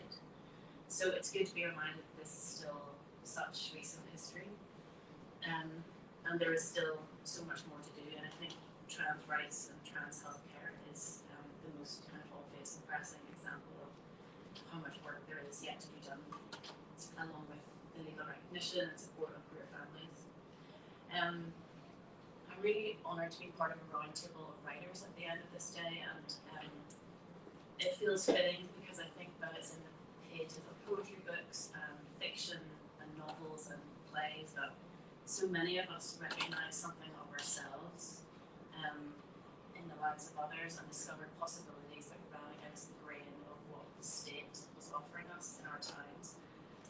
So a word, I suppose, in praise of books and a little biographical background. It was lovely to hear Dermot just speak about religion, because I grew up in a very religious family. I was in a kind of evangelical, Protestant evangelical tradition, a charismatic one at one point. And when I was 18, I kind of ran away to become a missionary, which was like the craziest thing I've ever done. And it was completely mad in England and in Brazil.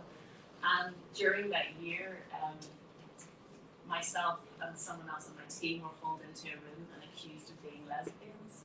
And it was this extraordinary moment of being shamed for being something I wasn't even entirely sure I knew the meaning of.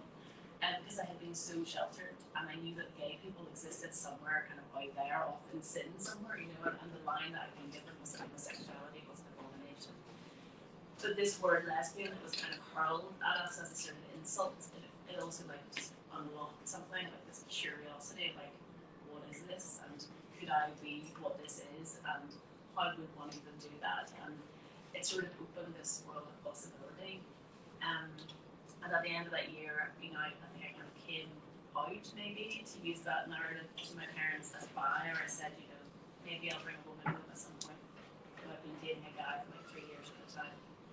And then I went to university, and honestly, I just felt too religious to be queer and too queer to be religious. And I just thought these worlds will never touch each other. Like, how will I ever find my way through this?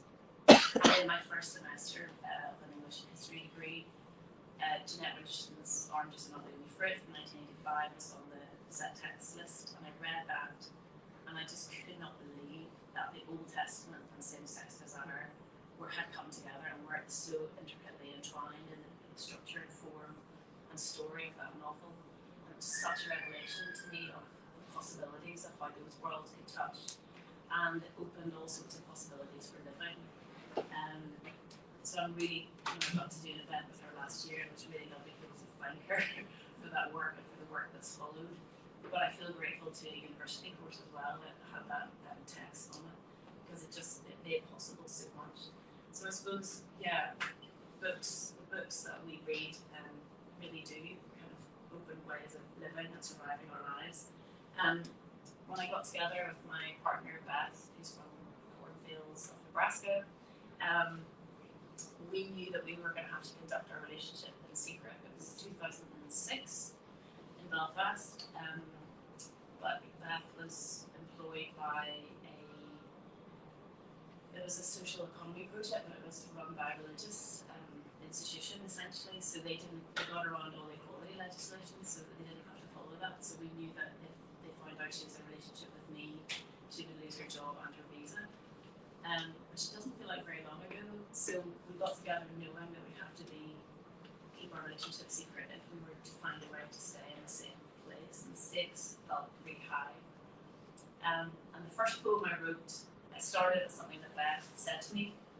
It was the day of the solar eclipse in 2015. I was lying on my bed reading. Beth was about to leave the room, to leave the house, and she turned to me and said, "Don't look at the sun." She knows I'm stupid that way. And it struck me as such a brilliant phrase. I thought, oh, I have to write that down. And I kind of reached my laptop, and it became the first line of a poem, which I'm going to read to you in a second. And it was the first poem. I went on to publish it in the Manchester Review. And I until this point I was writing about Irish poetry. But I was sort of given the gift of this phrase, and it just opened something. And then after I published that poem, I got such a kick out of it. I just thought, I'll keep trying to do that, and write another and another, and so on. So the poem itself, I suppose, charts the origins of our relationship, really, and the ways that we made ourselves more and less visible to each other and the world, and also takes stock of a really difficult period in our relationship where the connection was more vulnerable, and where we face kind of looking or looking away, and where we face sort of leaving or staying. So as I say, it's happening in the context of an eclipse where Bonnie Tyler is like trending on Twitter, and the we is existing somewhere between, I think, the planetary and the local shopping centre, which is probably how it always is. Anyway, read the poem again. So this is called Totem. And it's a big long thing that's sort of in these little bits, separated by asterisks. Don't look at the sun. This is the last thing that you tell me before you leave, or one of the last things. You can look at it through a colander. That's another. The thought of standing in the garden with a colander on my head is not appealing. Then I watch a video online. Stupid, pre-caffeinated me. I read that the birds will stop singing. The first time I kissed you, we were in the dark. I walked you home as the sun came up over Collinswater. We had been a secret from everyone, including, at first, ourselves. These last few weeks have been... I'm going downstairs to find the colander. The grout between the tiles on the bathroom floor began to crack and shift as this began to happen. I think about the ground beneath our feet. The grout sticks to our soles. And I'm not sure what just happened. Black is white and cold is heat. These celestial bodies overlapping in full view. The sensation of a sharp-edged sliver of grout embedding in a slightly clammy sole that pads the tiles this way and that way. Oh, my appetite for spectacle, and for other people's appetite for spectacle, and for other people's tweets about their appetite for spectacle. Like a big dandelion head made up of wee crescent curves, that piece of paper I held up in the breeze. I couldn't photograph the shape, the flowery shadow with its punctures, because I had the colander in one hand and the paper in the other. Trending and trending in the widening. The night it all came out, I had my first panic attack, then my second, and my third. Bonnie Tyler's hair is almost as big as ever. Where am I without some digital witness? This thing we do, this life we share, terrifies me. The truth our love withstands. Nothing should be this real, surely, these flimsy days. I know you told me not to, but I looked. Self-portrait with red plastic, Swedish-made colander under my arm.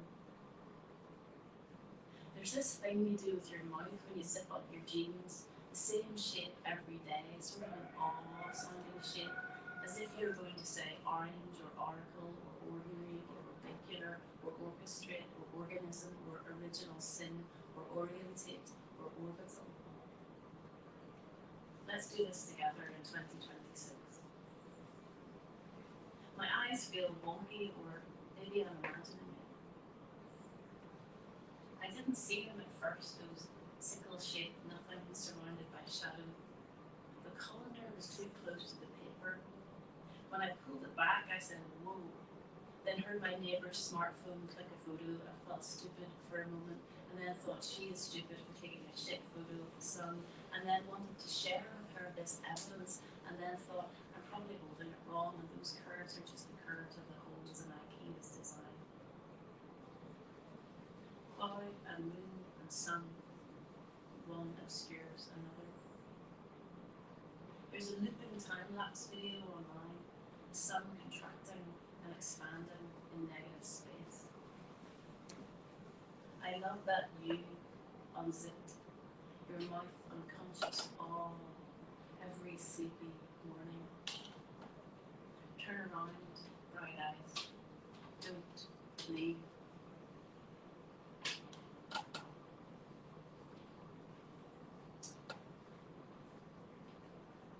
So in 2019, I published a pamphlet called Father Mother, which is an exploration of parenthood beyond the categories of mother and father.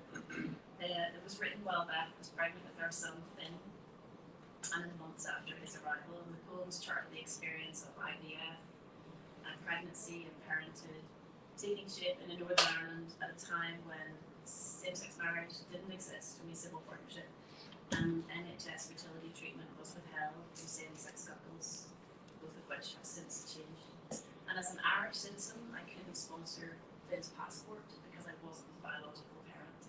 So Beth, a US citizen born in the cornfields of Nebraska, and a new Irish citizen, sponsored his visa. And I'm not sure if that's changed yet or not. I'd be interested to find out if anybody knows. So no doubt the Northern Statelet's failure to support queer family making and the state's failure to recognise me exacerbated some anxieties about what kind of parent I would be to Finn and what he would call me. And some of those anxieties kind of make their way to this pamphlet. Father Mother is this kind of nonsense word that tells the truth. It's kind of a mixture of father and mother. I suppose I was interested in thinking about gender and queerness and parenthood and what kind of parent I would be to Finn and how we would form our relationship and attach and connect to each other. So yeah, here's a poem in which the word appears. I have often longed to see my mother in the doorway, Grace Gilly, because having a father made me want a father, Sandra Newman. Untitled Villanelle. I have often longed to see my mother tap dance in a top hat like she did before he died. Having had a father made me want a father. A nether is a measure that keeps its shape, holds what's stored inside. I often see my mother. Mistype the word, it stretches to a father. A cartload carries fodder hitched outside. A father made me. You come to know the one against the other. You measure till the meanings coincide. I have often longed to see my father. My mother's mother died before her daughter was a mother. Alone, she gave me all she could provide. Not having a father made me want to be a father. What am I to you?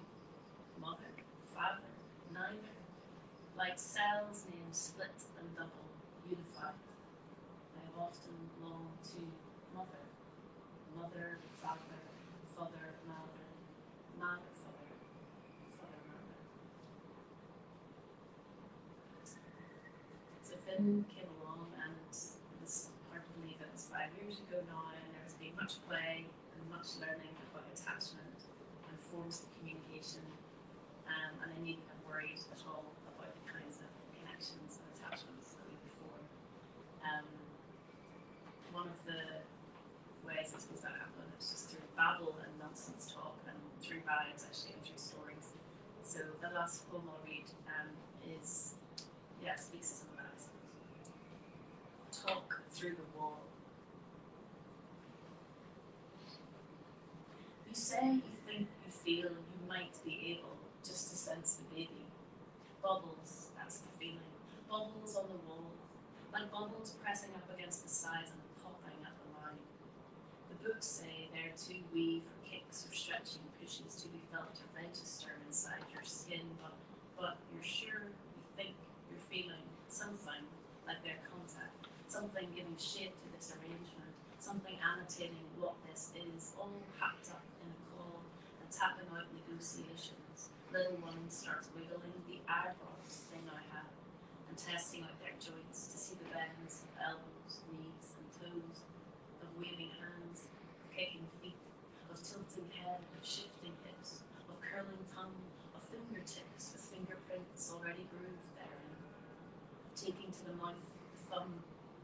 testing out all texture and of placing fingers on their fine-grained skin, their covering, as flexing limbs find boundary lines, know what it is to be inside, to be within, to grow, attached, and not to lead through blood and cord. We make another way to fasten each to each. Nightly I speak with you, talk through the wall about the day, and tell you of the work I did and didn't do, and read you rhymes like London Bridge is broken down. Though who is this gay lady who's rebuilding it with iron steel? With iron steel that bends, the dance goes on, returns, repeats. Dance over, my lady, dance over the 3 or 4 or 5 ply yarns bowed for you in air. Jump before it sweeps the ground I burble on, in skipping songs, in chants that come and go, from the bottom of the deep blue CCC, the heel, toe, and the barley bone.